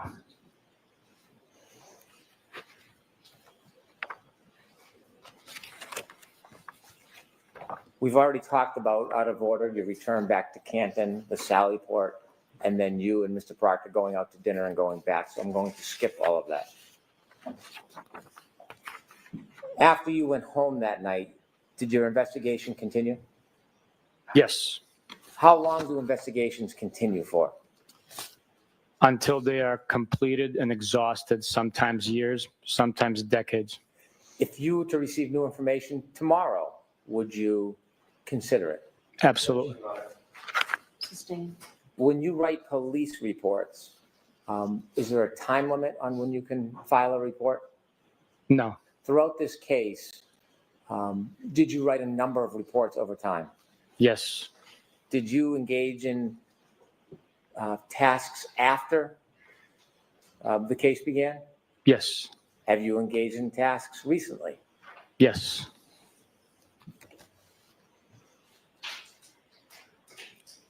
As you were investigating this case, did you speak to a number of witnesses? Yes, I did. Did you consider reports that were provided by other troopers who interviewed witnesses? Yes. Mr. Proctor was the case manager of this case? Yes. You were his supervisor? Yes. Were there other troopers who participated in this case? Yes. Do you know whether or not Lieutenant O'Hara participated in this case? I do know. You do know? I do know Did that he he? participated, yes. Did he? Yes. Do you know if he had a team with him of other troopers? Yes. Do you know if Trooper Prince engaged in any interviews? I do know, yes. Are you familiar with the name Nick Gianturco? Uh, Garino, I saw it. yes, I am. And do you know if he engaged in any tasks in this case? I do know, yes. What did he engage in generally? He generally conducted the digital forensics portion of the investigation, extractions. Trooper Keefe, is that a name familiar? Yes, it is. And do you know whether or not he was involved? Yes, I do know. Were there a number of other troopers who were involved in different aspects of this case? Yes, there are a number of different ones. Trooper Evan Brent? Yes.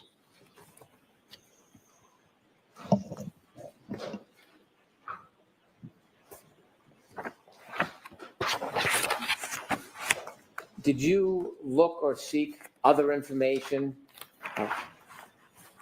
after you left the defendant's house? Yes, Did you look for other witness statements? yes, Did you try to obtain further evidence? yes, we did.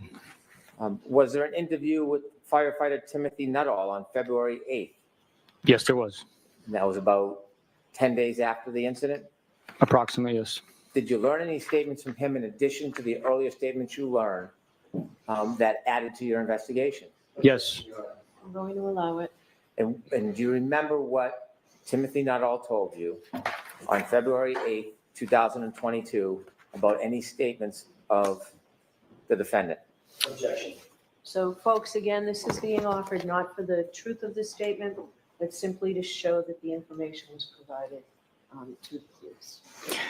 yes, Mr. Nuttall was one of 3, I believe, So talk about Mr. Nuttall, please. Mr. Nuttall told me that the defendant stated, I hit him, I hit him, I hit him.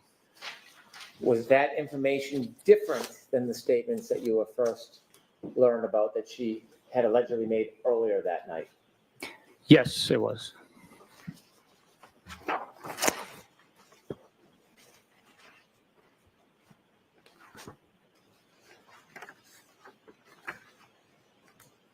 Did you interview firefighter Daniel Whitley on February 8, 2022?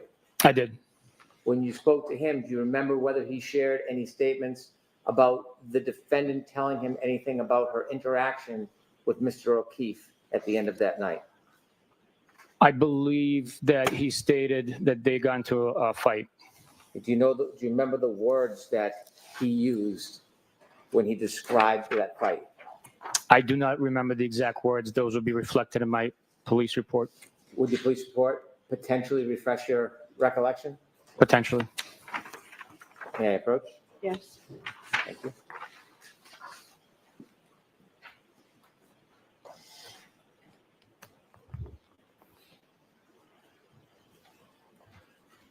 Hand you a document. I do not want you to read from it.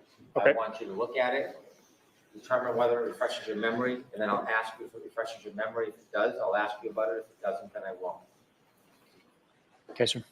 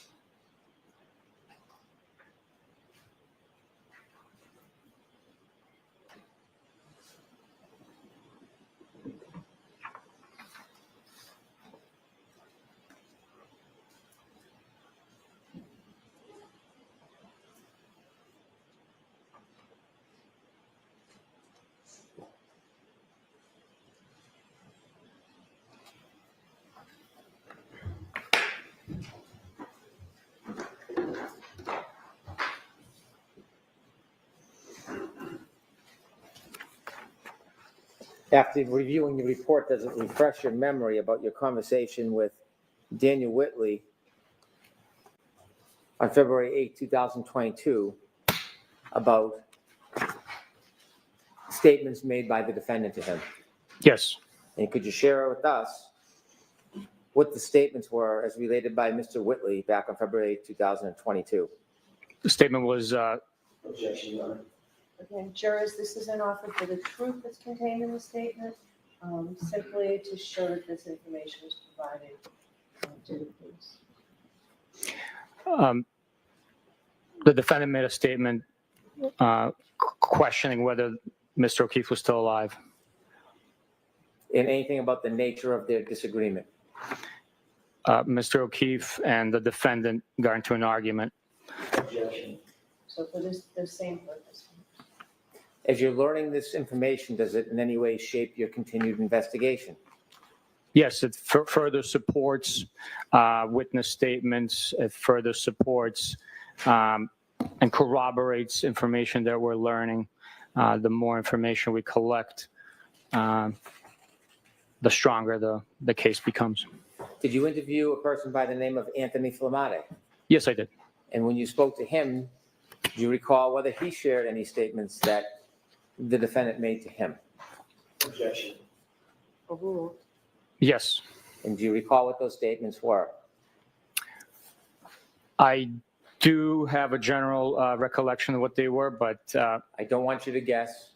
Would your report potentially help your memory? yes, it would. May I approach? Yes.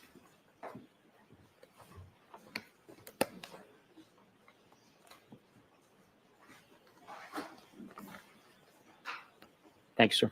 Same protocol that I mentioned before. Take a look, see if it refreshes your memory. If it does not, let me know. If it does, I'll then ask you some questions about it.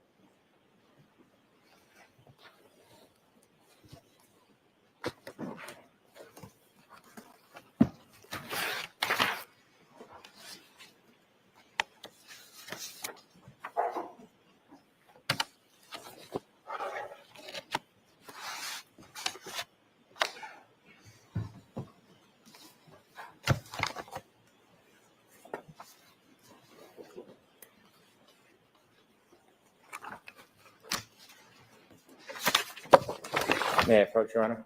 Yes.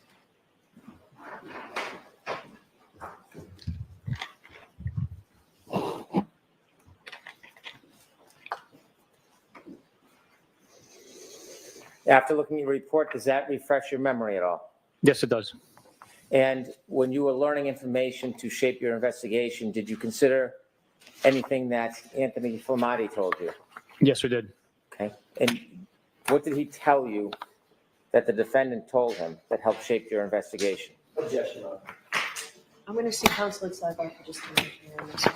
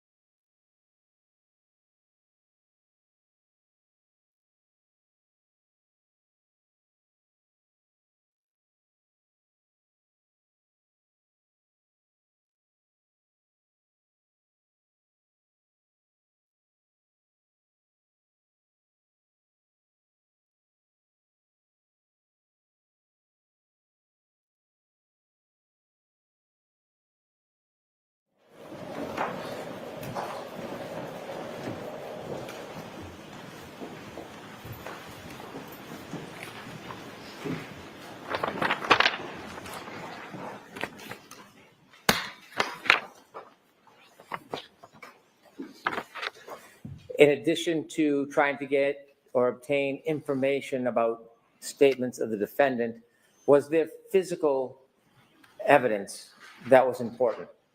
Yes. Was there any data evidence that any of the team from the Massachusetts State Police, were you aware of them pursuing any data type evidence? Yes, there was. Was there some phones involved? Yes, there were. What phones did you understand or pursue that you thought might be helpful for your investigation? For one, Mr. O'Keefe's phone was a device that we were looking into. We also had seized the defendant's phone and were attempting to access that device. There was other digital information that we were seeking as well. Was the potential data from the defendant's Lexus important to the team of investigators? Extremely important. And did any of your team or the team pursue that black box, so-called black box data? Yes, we did.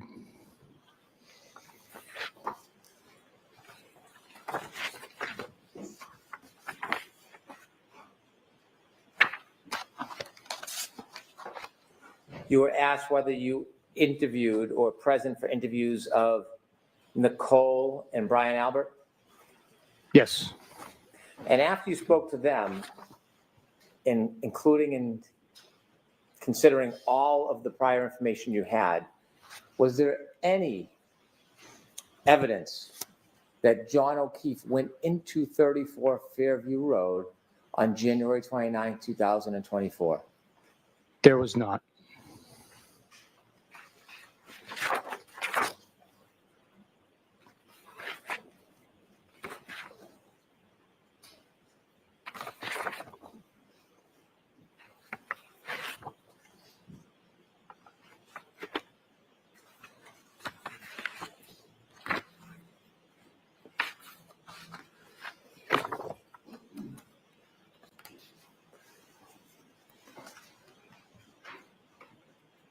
Relative to the information that could be stored in the computer systems on a Lexus, do you know which troopers, or do you know if Trooper Garino was involved in any process regarding that? Yes, I do know. And yes, he was involved in conducting that portion of the investigation. As part of the investigation, was it important or was it considered to look at John O'Keefe's phone to see if there was any specific or particular information on it that would be helpful? Yes, it would be. What were you looking for? What was the team looking for on Mr. O'Keefe's phone? Well, the all-encompassing data includes location of the device. It includes communication, the party's identity with whom an individual could possibly be communicating. In this case, Mr. O'Keefe, his text messages, phone calls, emails, other applications like Signal and WhatsApp could have been also in use. How about voicemails? Voicemails, yes. Did you ever review or consider any of those things that you just mentioned in your investigation?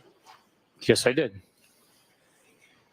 Speaking of interviewing witnesses, did you, along with Michael Proctor, interview Katie McLaughlin on January 30th, 2022?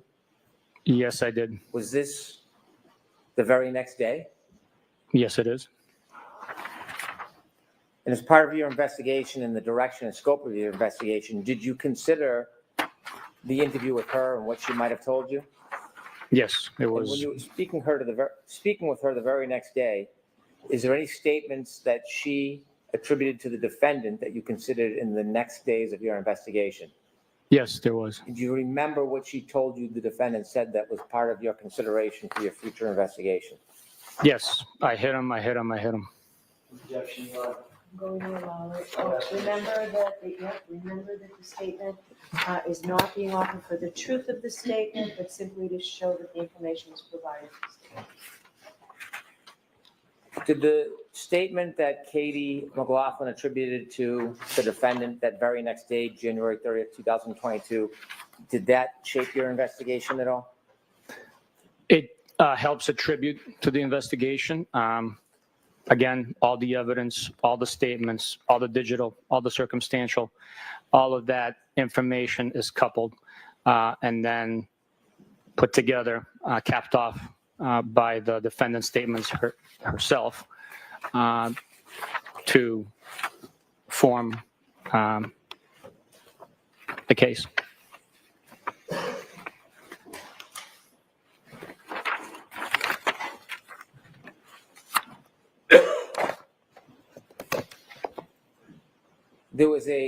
There were questions about a plow driver by the name of Brian Loughran. When did you first hear or learn of that name?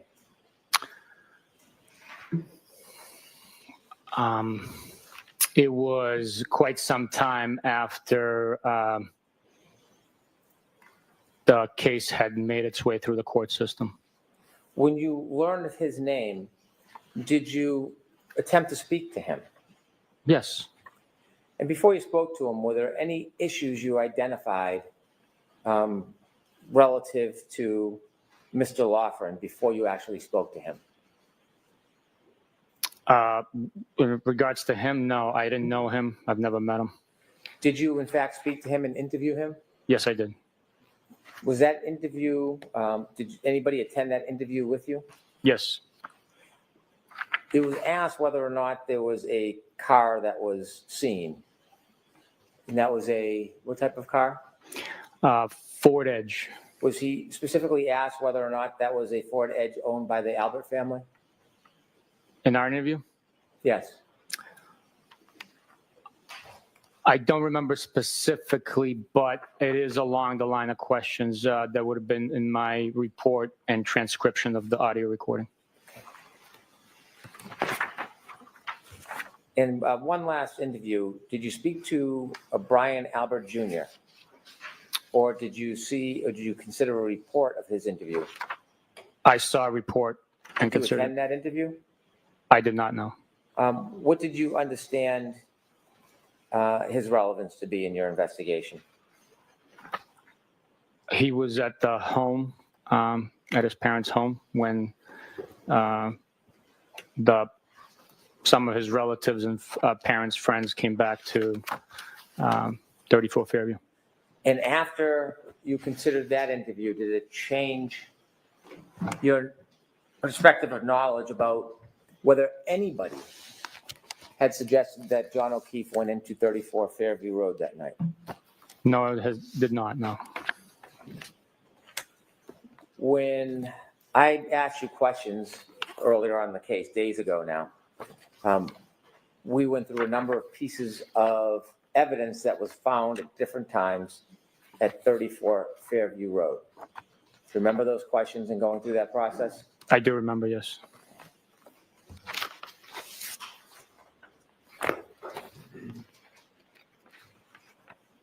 When we went through that process, were there any items that I did not ask you about? Yes, there were. And the items I did not ask you about, were they retrieved or found on different dates? Yes, they did. They were, yes. And the items that I did not ask you about on those different dates, do you remember how many different dates other items were found? I want to say 3 different dates. And on those other items I didn't ask you about, who recovered those items of evidence from 34 Fairview Road? Michael Proctor. Were you with Michael Proctor on any of those 3 dates when he turned in or reported the recovery of other evidence at 34 Fairview Road? I was not, no. And do you understand whether anybody was with him on those 3 dates? Objection. I'll allow that. My understanding that nobody else was with him. And I did not ask you about any of those pieces of evidence? No, you did not, no. On cross-examination, you were asked about those 3 pieces of evidence? Yes, I was. Were you shown what are now exhibits containing pictures and a photograph of the bags in which those items were bagged? Yes, I was. Do you have those physical pieces of evidence? I do. Now I'd like to ask you about those 3 pieces of evidence. Was there evidence produced from February 8, 2022? There was. Who produced that evidence? That was Michael Proctor who recovered it. And you were not there that date when he recovered the items? I was not, no. I'd ask you to retrieve 7-13, the items that were found on February 8, 2022? Yes, sir. Do you have gloves? I do.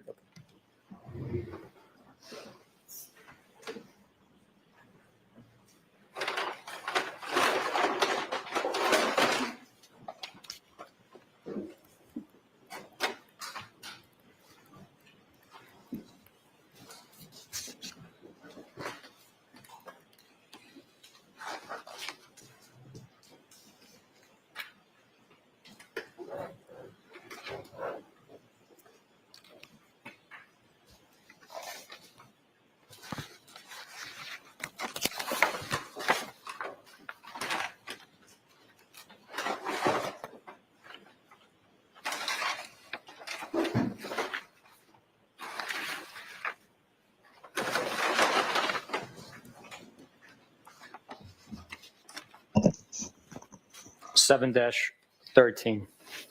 All right, move to introduce this into evidence. No objection. Exhibit 128. Can you describe what is in that bag? And if necessary, you should open it and show it to the jury. The description is one large piece of plastic, red in color, one small piece of red plastic, and one piece of black plastic. I will open it to further show.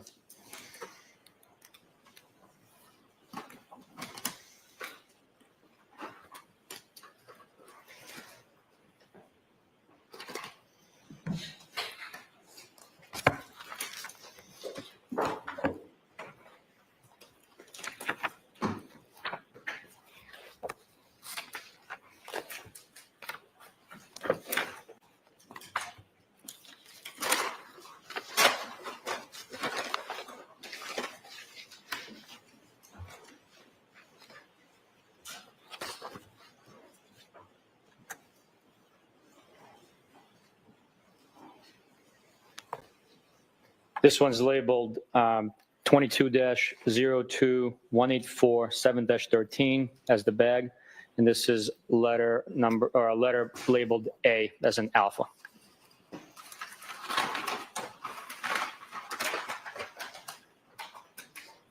Could you again tell us the date that was recovered? This was recovered on February 8th, 2022.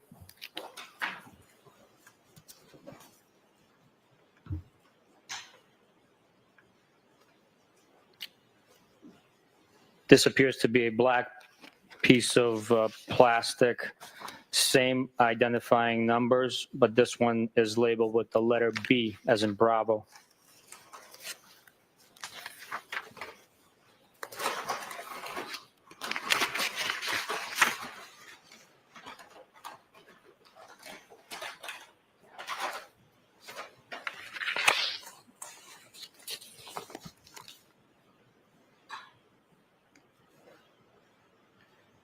This small piece of red plastic is not labeled.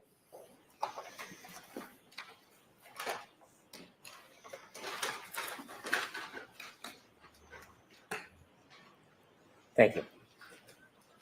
You mentioned this was on February 8, 2022. Earlier in, are you done with that package? Yes. Earlier in your testimony, you had shared that you went back to 34 Fairview on February 10, 2022. Yes, I did. And on that date, you recovered pieces of taillight. Yes, I did. At that point, on February 10th, 2 days after that February 8th production, was there still any snow on the ground at 34 Fairview? Yes, there was still snow on the ground. Obviously not in the amount that was there the first day. The second production from Mr. Proctor, do you know what date that was? Don't hold me to it. I want to say the 11th of February. And did you bring 7-14 and 7-15 with you? Yes, I did. Could you produce those, please?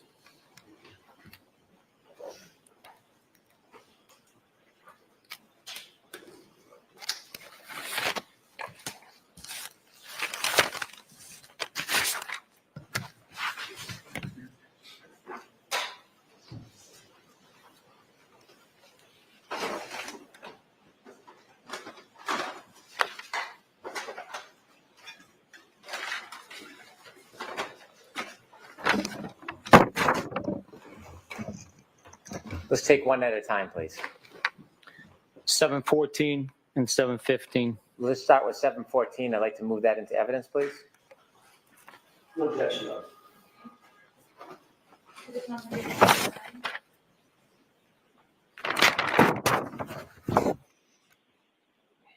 Thank you. Regarding 714, can you show us what Mr. Proctor found on February 11th, 2022? Yes, sir.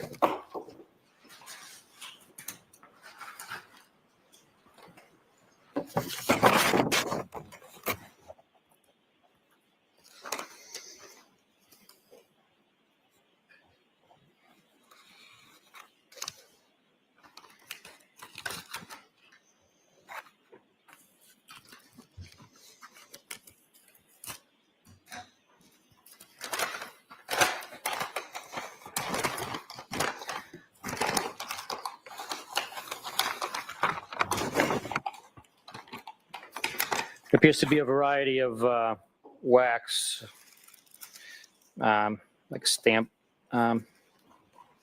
bags, as well as plastic containers. And this is consistent with having glass in it, as it was earlier. Does the packaging, it seems different than the other bags. Is there any reason you know of that the packaging is different?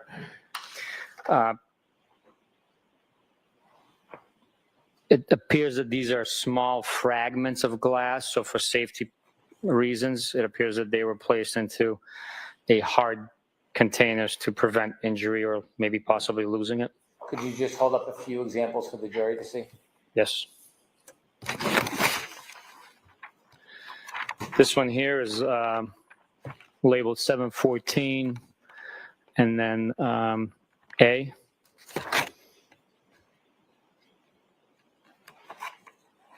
This here is B. This here is C. And then there's fragments in here. You don't need to take them out, just Okay. describe them generally. Small pieces of what appears to be glass inside the wax paper. If you can rebag all that, we'll move to the next item. Yes, sir.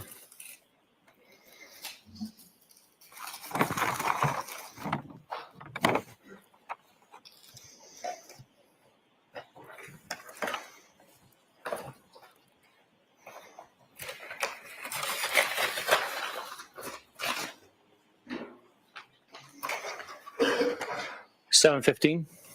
Please, I'd move 715 into evidence.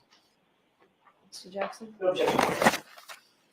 Were 714 and 715, the two separate bags, both found on February 11th, 2022?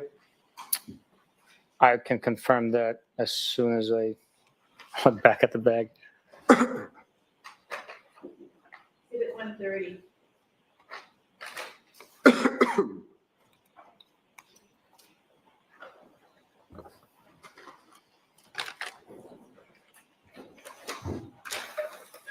Yes, February 11th. If you could open that and show the jury. Yes, sir.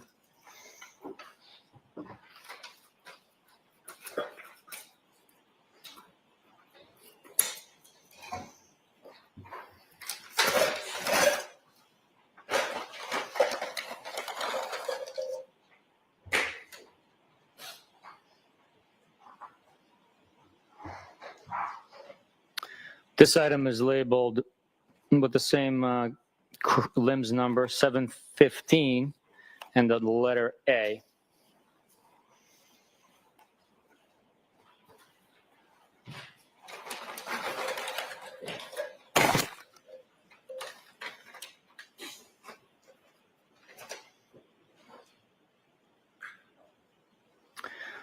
This is two pieces of clear plastic that are taped together.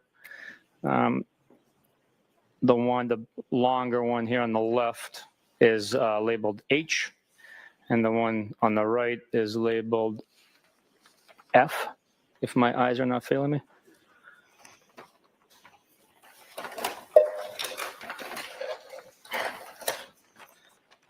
This is a canister labeled debris collection with the same numerical identifiers. When would you use a canister as opposed to just putting it in a bag or a plastic bag? Is there a reason it's in a canister? I do not know the reason behind it. I would strictly be speculating. Thank you. This small red piece of plastic is labeled E as in echo.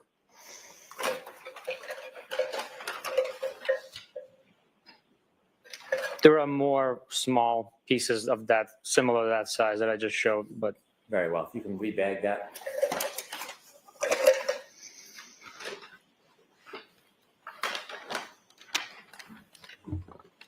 You mentioned there was 3 different days where Mr. Proctor found pieces of taillight at 34 Fairview. I'd like to go to that last day. that would be the 18th, I believe, of February. Do you have a bag? I do. Could you produce it, please?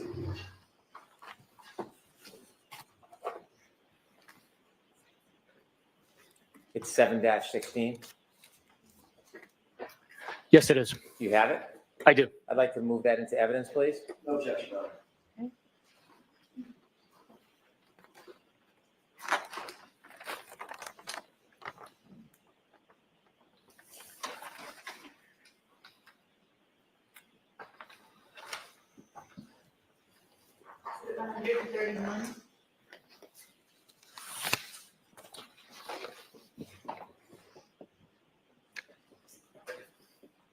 Thank you.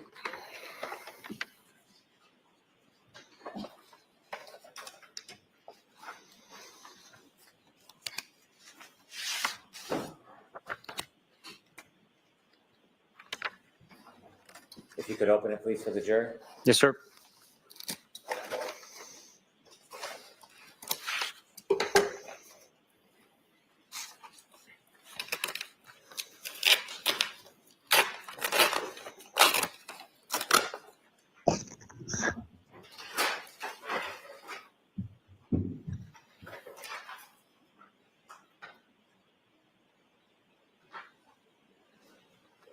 This one's labeled B.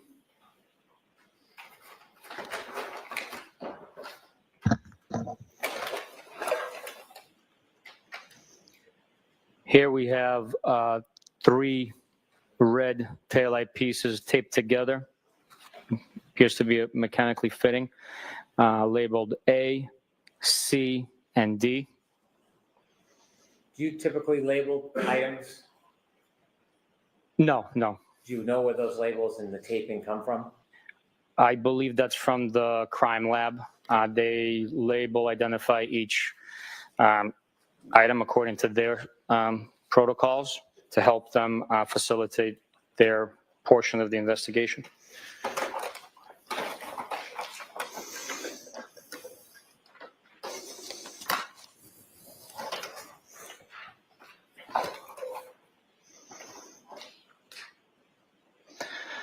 Small clear piece of plastic labeled E as in echo.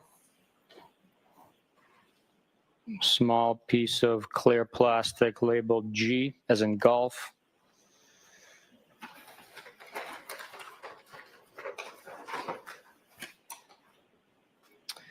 And another tin canister labeled piece of plastic.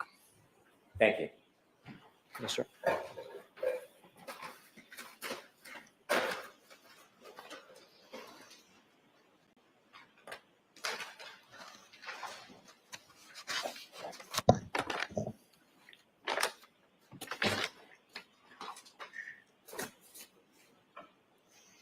You earlier mentioned that the tow truck brought the defendant's Lexus to the Canton Sallyport. Do you know if there's a video depicting that arrival? Yes, there is. With the court's permission, I would like to play a portion of Exhibit 127. Okay.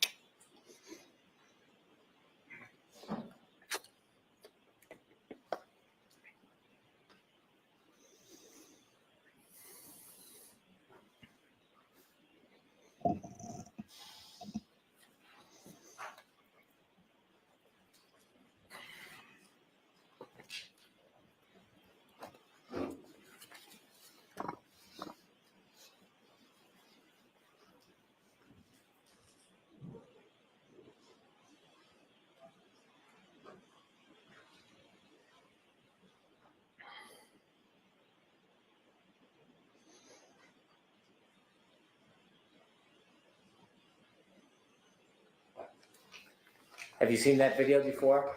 Yes, I have. What does it depict? It depicts a tow truck from Diamond Towing arriving at Canton Police Department, followed by my personal pickup truck that we're following the vehicle in. That video, that's before the video of being in the Sally Port? Yes, it is.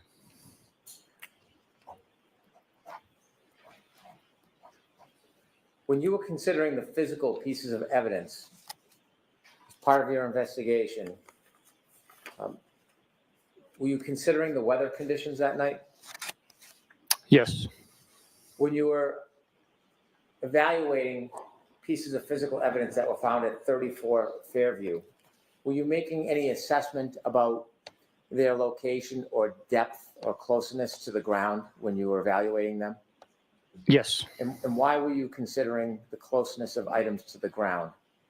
Well, common sense will dictate that if a item is found on the grass and there's snow covering it, that it would have to have been placed prior to the snow accumulating. If an item is shoved into the snow, it will be exposed as the snow melts prior to it reaching the ground level. I'm going to ask you to, with the court's assistant, retrieve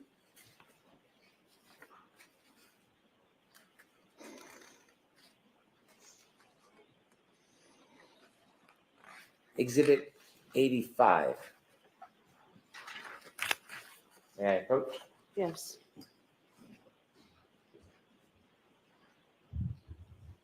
I have to go over and get it. You don't have it, I'm sorry. I can just write across it. My apologies. No, no, that's okay. Sure. Thank you. I'll bring it.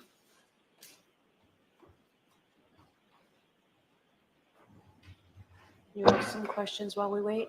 I can.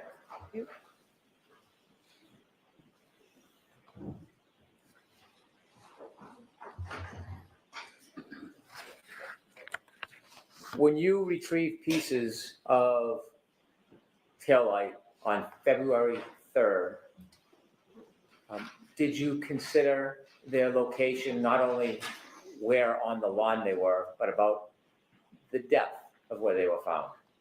Yes, I did.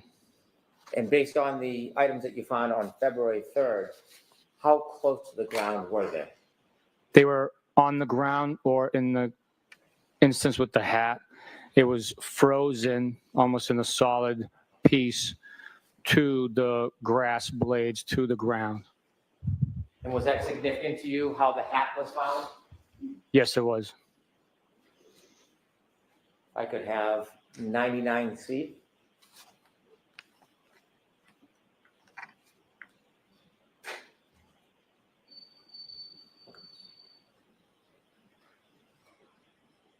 And could we now have 99D?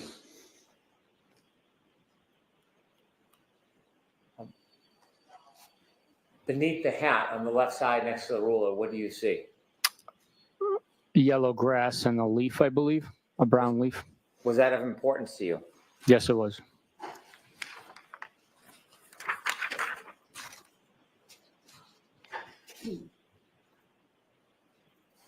I may approach, Your Honor. Yes. And if you could turn the lights on and take that down, please.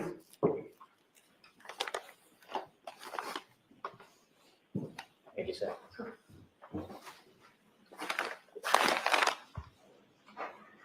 I'm approaching with exhibit 85. Could you take the item out of your bag, please, sir? Yes, sir.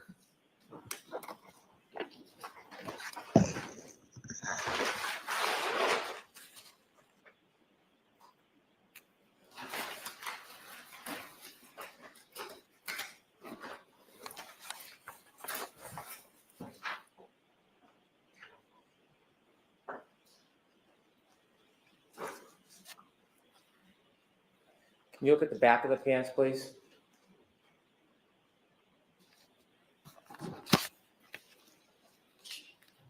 As part of your investigation and the significance of the evidence, did you consider any debris on the back of the pants as part of your analysis?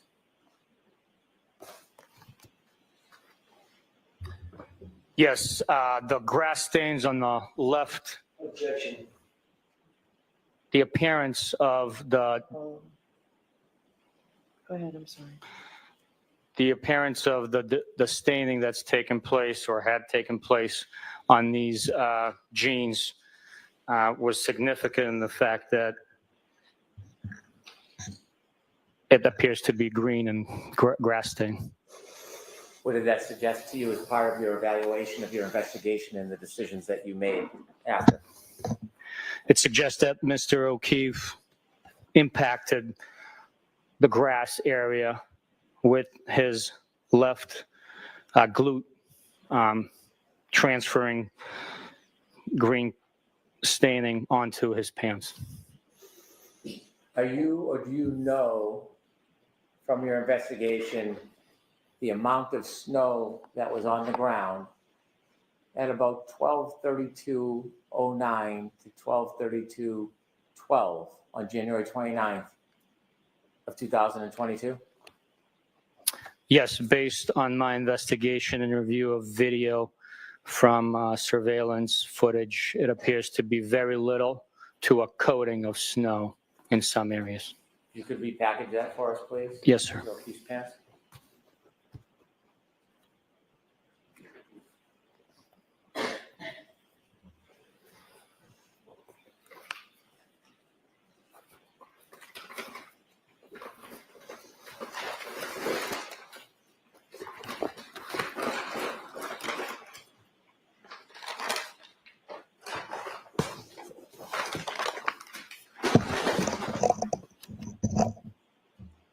I have just a few final questions for you, Trooper Buchanan.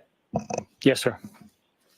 You were asked questions about interviewing Brian Higgins, Yes, and you shared with us that he provided you a number of text messages between him and the defendant. yes, You began to explain that you vet information during your investigation. yes, we do. What did you tell him you were going to do with the messages he was giving you? I explained to Mr. Higgins that we have in our custody and will eventually get into both the defendant's phone and Mr. O'Keefe's phone, so that protect his integrity as a law enforcement official. I told him that the information he was providing better be true and accurate, or else he would suffer the consequences of the ulterior. Did you in fact vet what he gave you? Yes, And before you vetted it, did he make any changes, additions, or subtractions from that information? no, he did not. And when you vetted that information, was there anything different from the alternative source, that being the defendant's phone from his phone? Not that I noticed, no. Or that exhibit or that document has been marked for identification, I'd like to introduce it as an exhibit.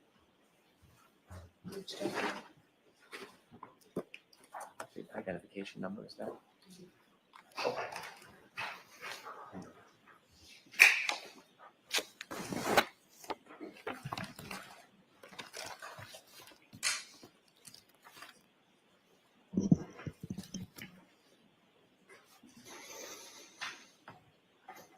My apologies, I'll need to look, I don't know the number offhand. I think the clerks might have it. It's marked for identification. No, it's actually marked. It was EE and now it's, Oh, it was introduced? it was. I didn't realize that this has been introduced as Exhibit 150.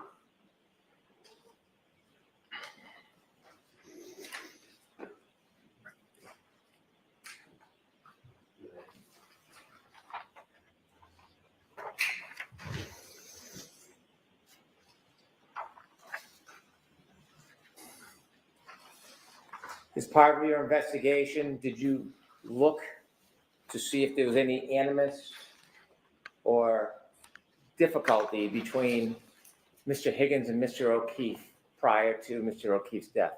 Yes, Did you look at text message records to see if there was any motive that was evidenced in those text messages for Mr. Higgins to want to murder Mr. O'Keefe? I did look. May I approach? Yes.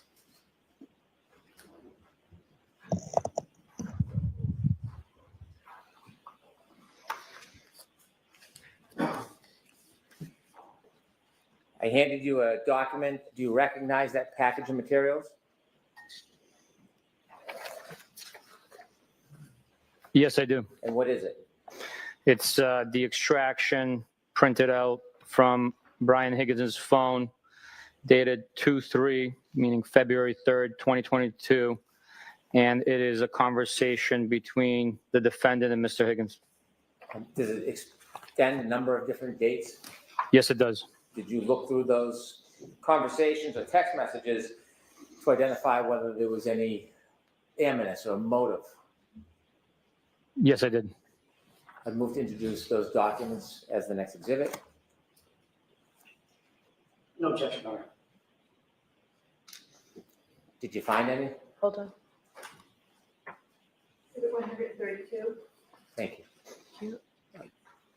Trooper Buchanan, did you find any evidence in the conversation? Hold on, I'm sorry. Proceed.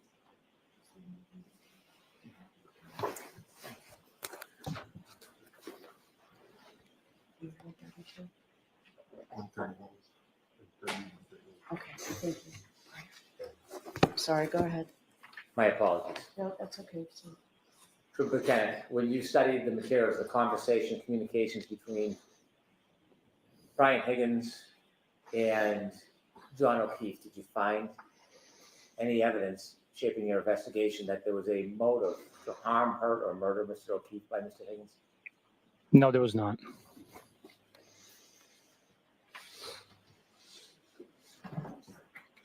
I have no further questions at this time. Thank you, Your Honor. If I may. Sure.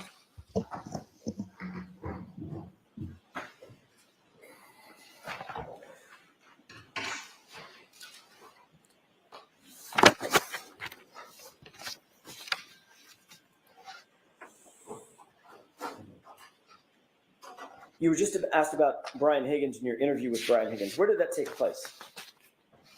In Sharon at an attorney's office. At his lawyer's house, correct? I'm not sure if he resides there, but it was an office. With his lawyer present, correct? Yes. Do you find that unusual? Objection. Sustained. He wasn't under arrest, correct? No. You hadn't read him his rights. No need to know. No need to, because he wasn't in custody, right? Correct. He was just a witness in a case that you're investigating. That's correct.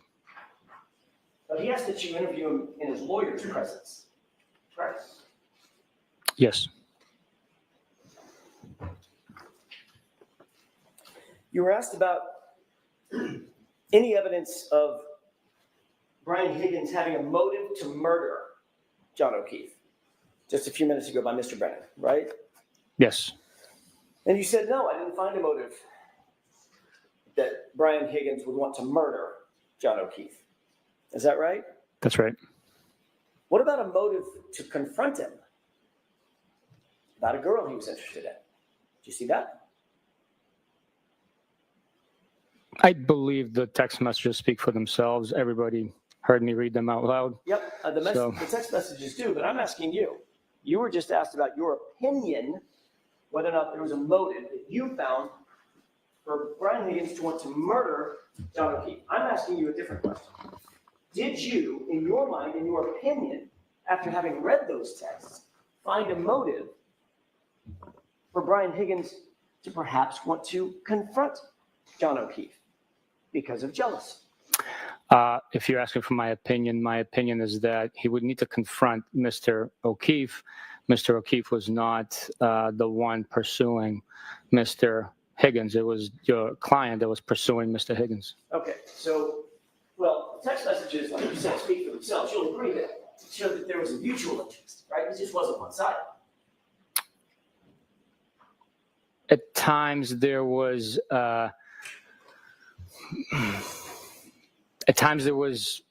flattering text messages from both sides, but your client reached out to him first. Right.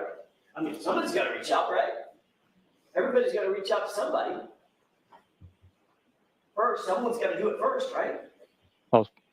It depends. Doesn't mean that there's not mutual affection for one another. Is that right? Or at least perceived mutual affection. I don't understand the question. Did you see in those text messages, in your mind, a motive that might lead to jealousy on the part of Brian Higgins?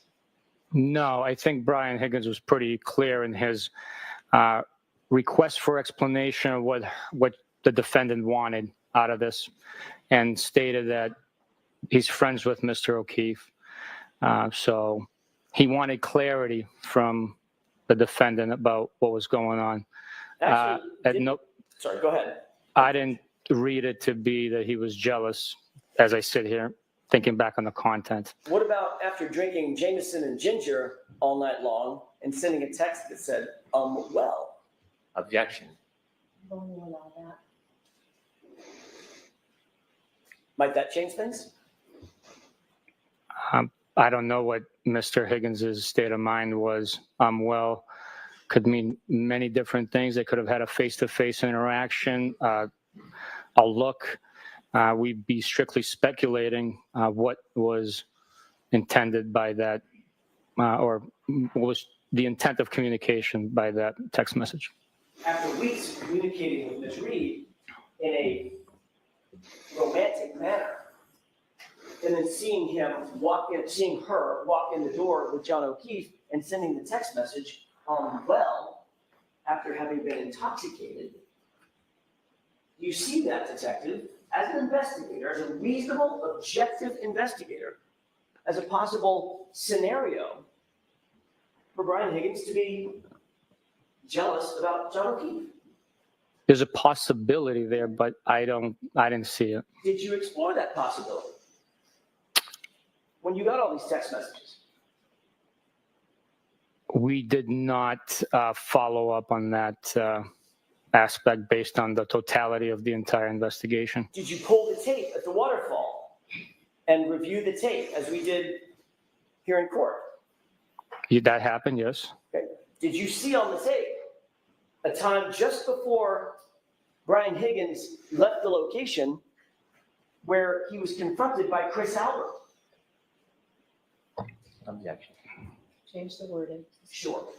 Did you see a circumstance, did you see a situation on that tape where Brian Higgins is standing and Chris Albert physically puts his hand on Brian Higgins' arm, on his left arm? I don't have a specific memory of that. Do you remember a circumstance on that tape where Brian Higgins pulled his arm away and looked past Chris Albert over toward the bar, which is where John O'Keefe was standing? You see that? I do remember you pointing that out, but we couldn't tell him who exactly he was looking at based on the video. Did you see a circumstance in which Brian Higgins then put his hand on his forehead and began rubbing his forehead like this? I don't have a memory of that. Did you see a circumstance in which he then motioned over toward that side of the bar with his left hand? That I remember, yes. Did that seem realistic to you? Let me ask it a different way. Did that seem to you as a reasonable interpretation? Hey, come on outside. Or come here. Very reasonable, since they've been invited to 34 Fairview. Did it look, in your opinion, that was just a, hey, let's go together? Or did it look more to you like, hey, come outside? Or let's step outside? The totality of the investigation, the fact that when they stepped outside, there was no confrontation and they were invited to the address. Again, totality of the investigation suggests otherwise. Let's talk about that totality of the investigation. You're aware that Brian Higgins left first. He was the first to arrive at 34 Fairview, even before Brian Albert. I am, yes. And you're also aware that John O'Keefe and Karen Reed were among the last to arrive. So they didn't step outside together, right? They didn't step outside, but once he was invited, according to your narrative, wouldn't they have a discussion outside where he was invited to come out? So, Mr. Jackson, I just want to ask you, how much longer do you think? Not long. I can finish this up if you give me probably 10 minutes. Jurors are saying yes. Is it okay with all the jurors? We usually break at 4. I don't want to overstep. I'm happy to stop now, but I think I can get it finished. I'd like to finish with this witness and not have to bring it back again tomorrow. Thank you. Thank you, Your Honor. I appreciate the accommodation.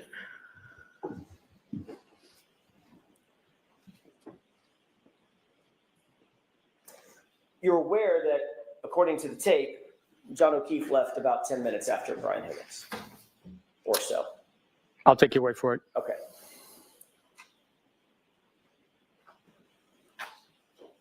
You would agree, as a homicide investigator, not every death starts off as an intended murder, correct? I will agree to that. Sometimes a fight could go wrong, and you intend to fight and duke it out. Something goes wrong, something goes south, someone dies, correct? Objection. That's something that it's beyond the scope, so we'll go on.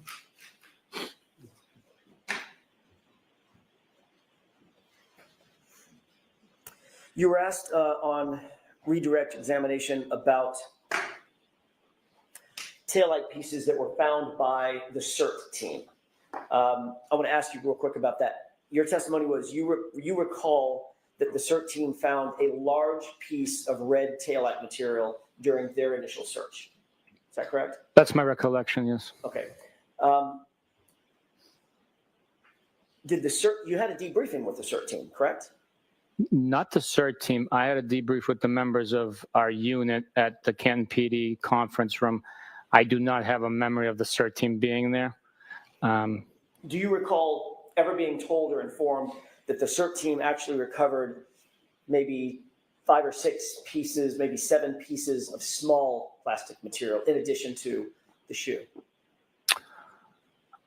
As opposed to a large piece of red taillight. The memory that stands out to me that I have is that there was a large piece of plastic recovered. It wasn't a shard. It was significant enough that, shown on the photograph taken by Detective Lieutenant Tully. And do you recall that the CERT team, or were you ever informed that the CERT team found those, according to the CERT team, within inches of one another, within about a 2-foot square radius? I don't have a memory of where they found them exactly. I wasn't there. Okay. You were asked about the taillight. You were shown a photograph of the taillight where almost the entirety of that lens material is missing. It's gone, correct? Yes. And you remember talking to Jen McCabe originally, interviewing her within days of this incident happening, correct? It was the 29th we interviewed. That day. That day, yes. Do you remember her saying that the taillight was cracked/broken?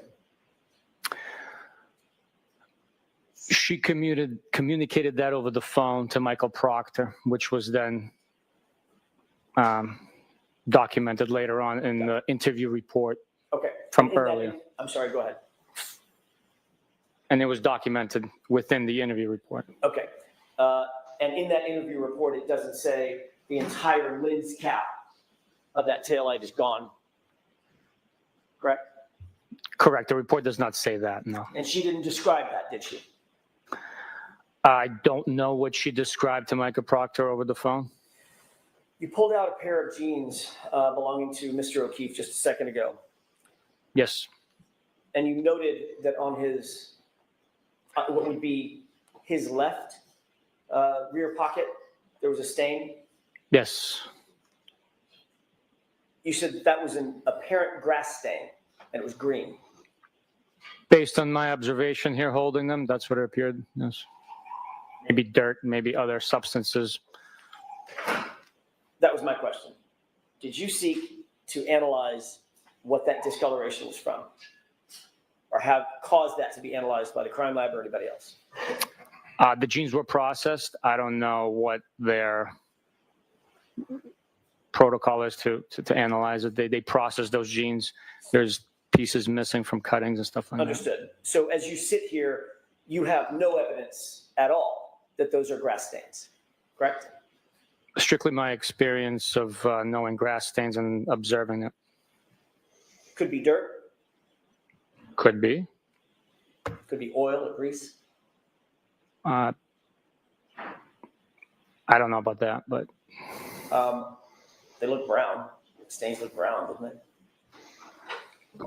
there's different parts of the stain. Some has brown, some has green, different parts of it. Could you get, in your experience, stains on the back of pants from being dragged? I've never dragged anybody, so from my experience, I can't tell you. I didn't ask if you've ever dragged anybody. You've never murdered anybody either, but you're a homicide investigator, right? Did you get those stains from being dragged? It's just a common sense question. My common sense dictates that it was not a drag, a mark, because it would have linear characterizations, and it would be both buttocks that are engaged in contact with the ground while being dragged. Or if he was being dragged and he had something in his pocket, or being dragged at an ankle. Being dragged through a crease spot that was only on the left. What about all those possibilities? Again, my opinion, common sense dictates it was not the case. But you certainly didn't take any action to investigate forensically what those stains actually were. I did not know. By the way, can you lose a shoe from being dragged? It depends. I guess you can, depending on how loose it is.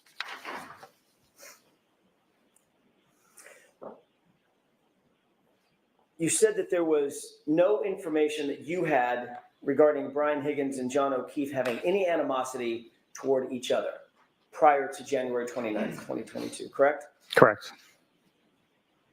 But you did, now let's talk about on January 29th, 2022. In your experience, does drinking alcohol increase the likelihood or increase the possibility of getting into an altercation? I would say, in my experience, in my opinion, the alcohol could become a social lubricant and exacerbate emotions. But to speak in a definitive form here, I can't. You've heard of beer muscles. That's a common phrase, right? Never heard that before, no. Beer guts? You ever heard that one? I've heard of beer gut, but not beer guts. Having the guts to walk up to someone you might not otherwise walk up to in a bar because you've had too much to drink. Is that what beer muscles could mean? I would say maybe liquid courage. Even better. What does liquid courage mean? Giving you courage that truly shouldn't be there. That you might not otherwise have if you weren't drinking. Yeah. Yes. Can we wrap this up, Mr. Johnson? I'm trying, Judge. I won't be much longer. You had evidence that Brian Higgins had been drinking most of the afternoon and evening that or most of the night, that evening and night, at the time that John O'Keefe and Karen Reed walked into the waterfall, correct? I had information that Brian Higgins had returned from a police officer's funeral and then went to Waterfall after he changed clothes and took a shower. Went to the hillside before he went to the waterfall and started drinking there, correct? I don't have an independent memory of that, no. But you did, at the time, you didn't pull the tape at Gesundheit. At the time, you didn't pull the tape at CPD that we saw with Brian Higgins on the phone at 1:30 in the morning, correct? You didn't have that information. I'm sorry, can you give me a reference when Sure. at the time? At the beginning of your investigation, January 29th and probably the next, let's call it a couple months. Mhm.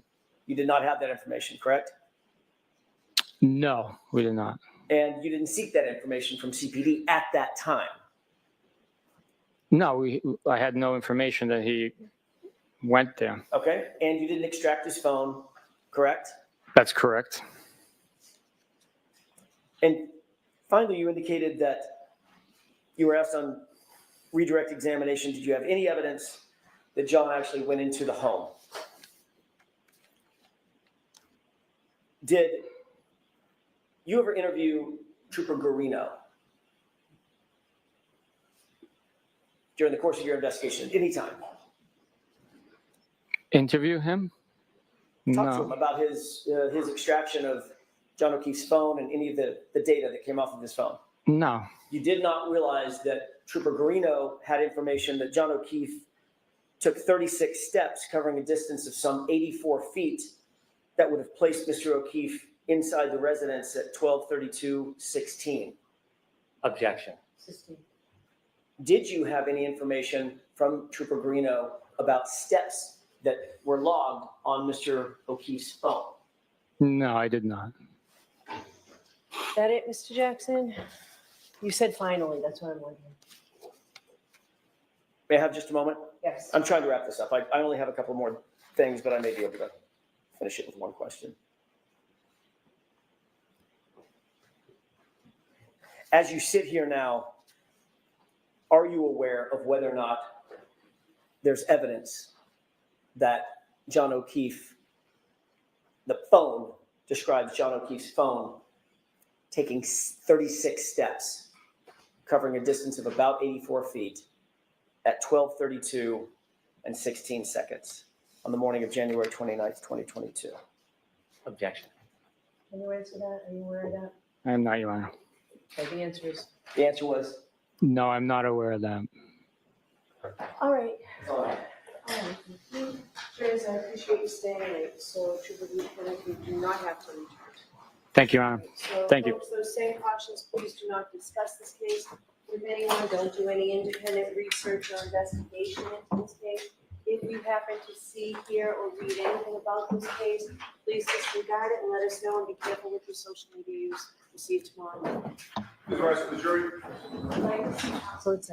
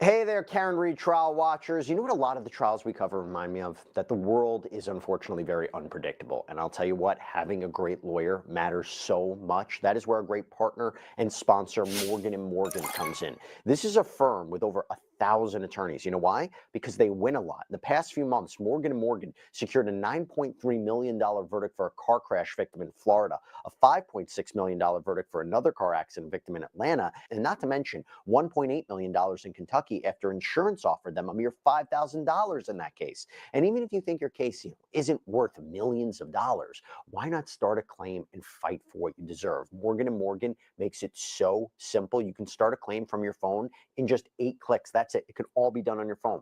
So if you're injured, you can easily start a claim at forthepeople.com/LC Live by clicking the link below or scanning the QR code on screen.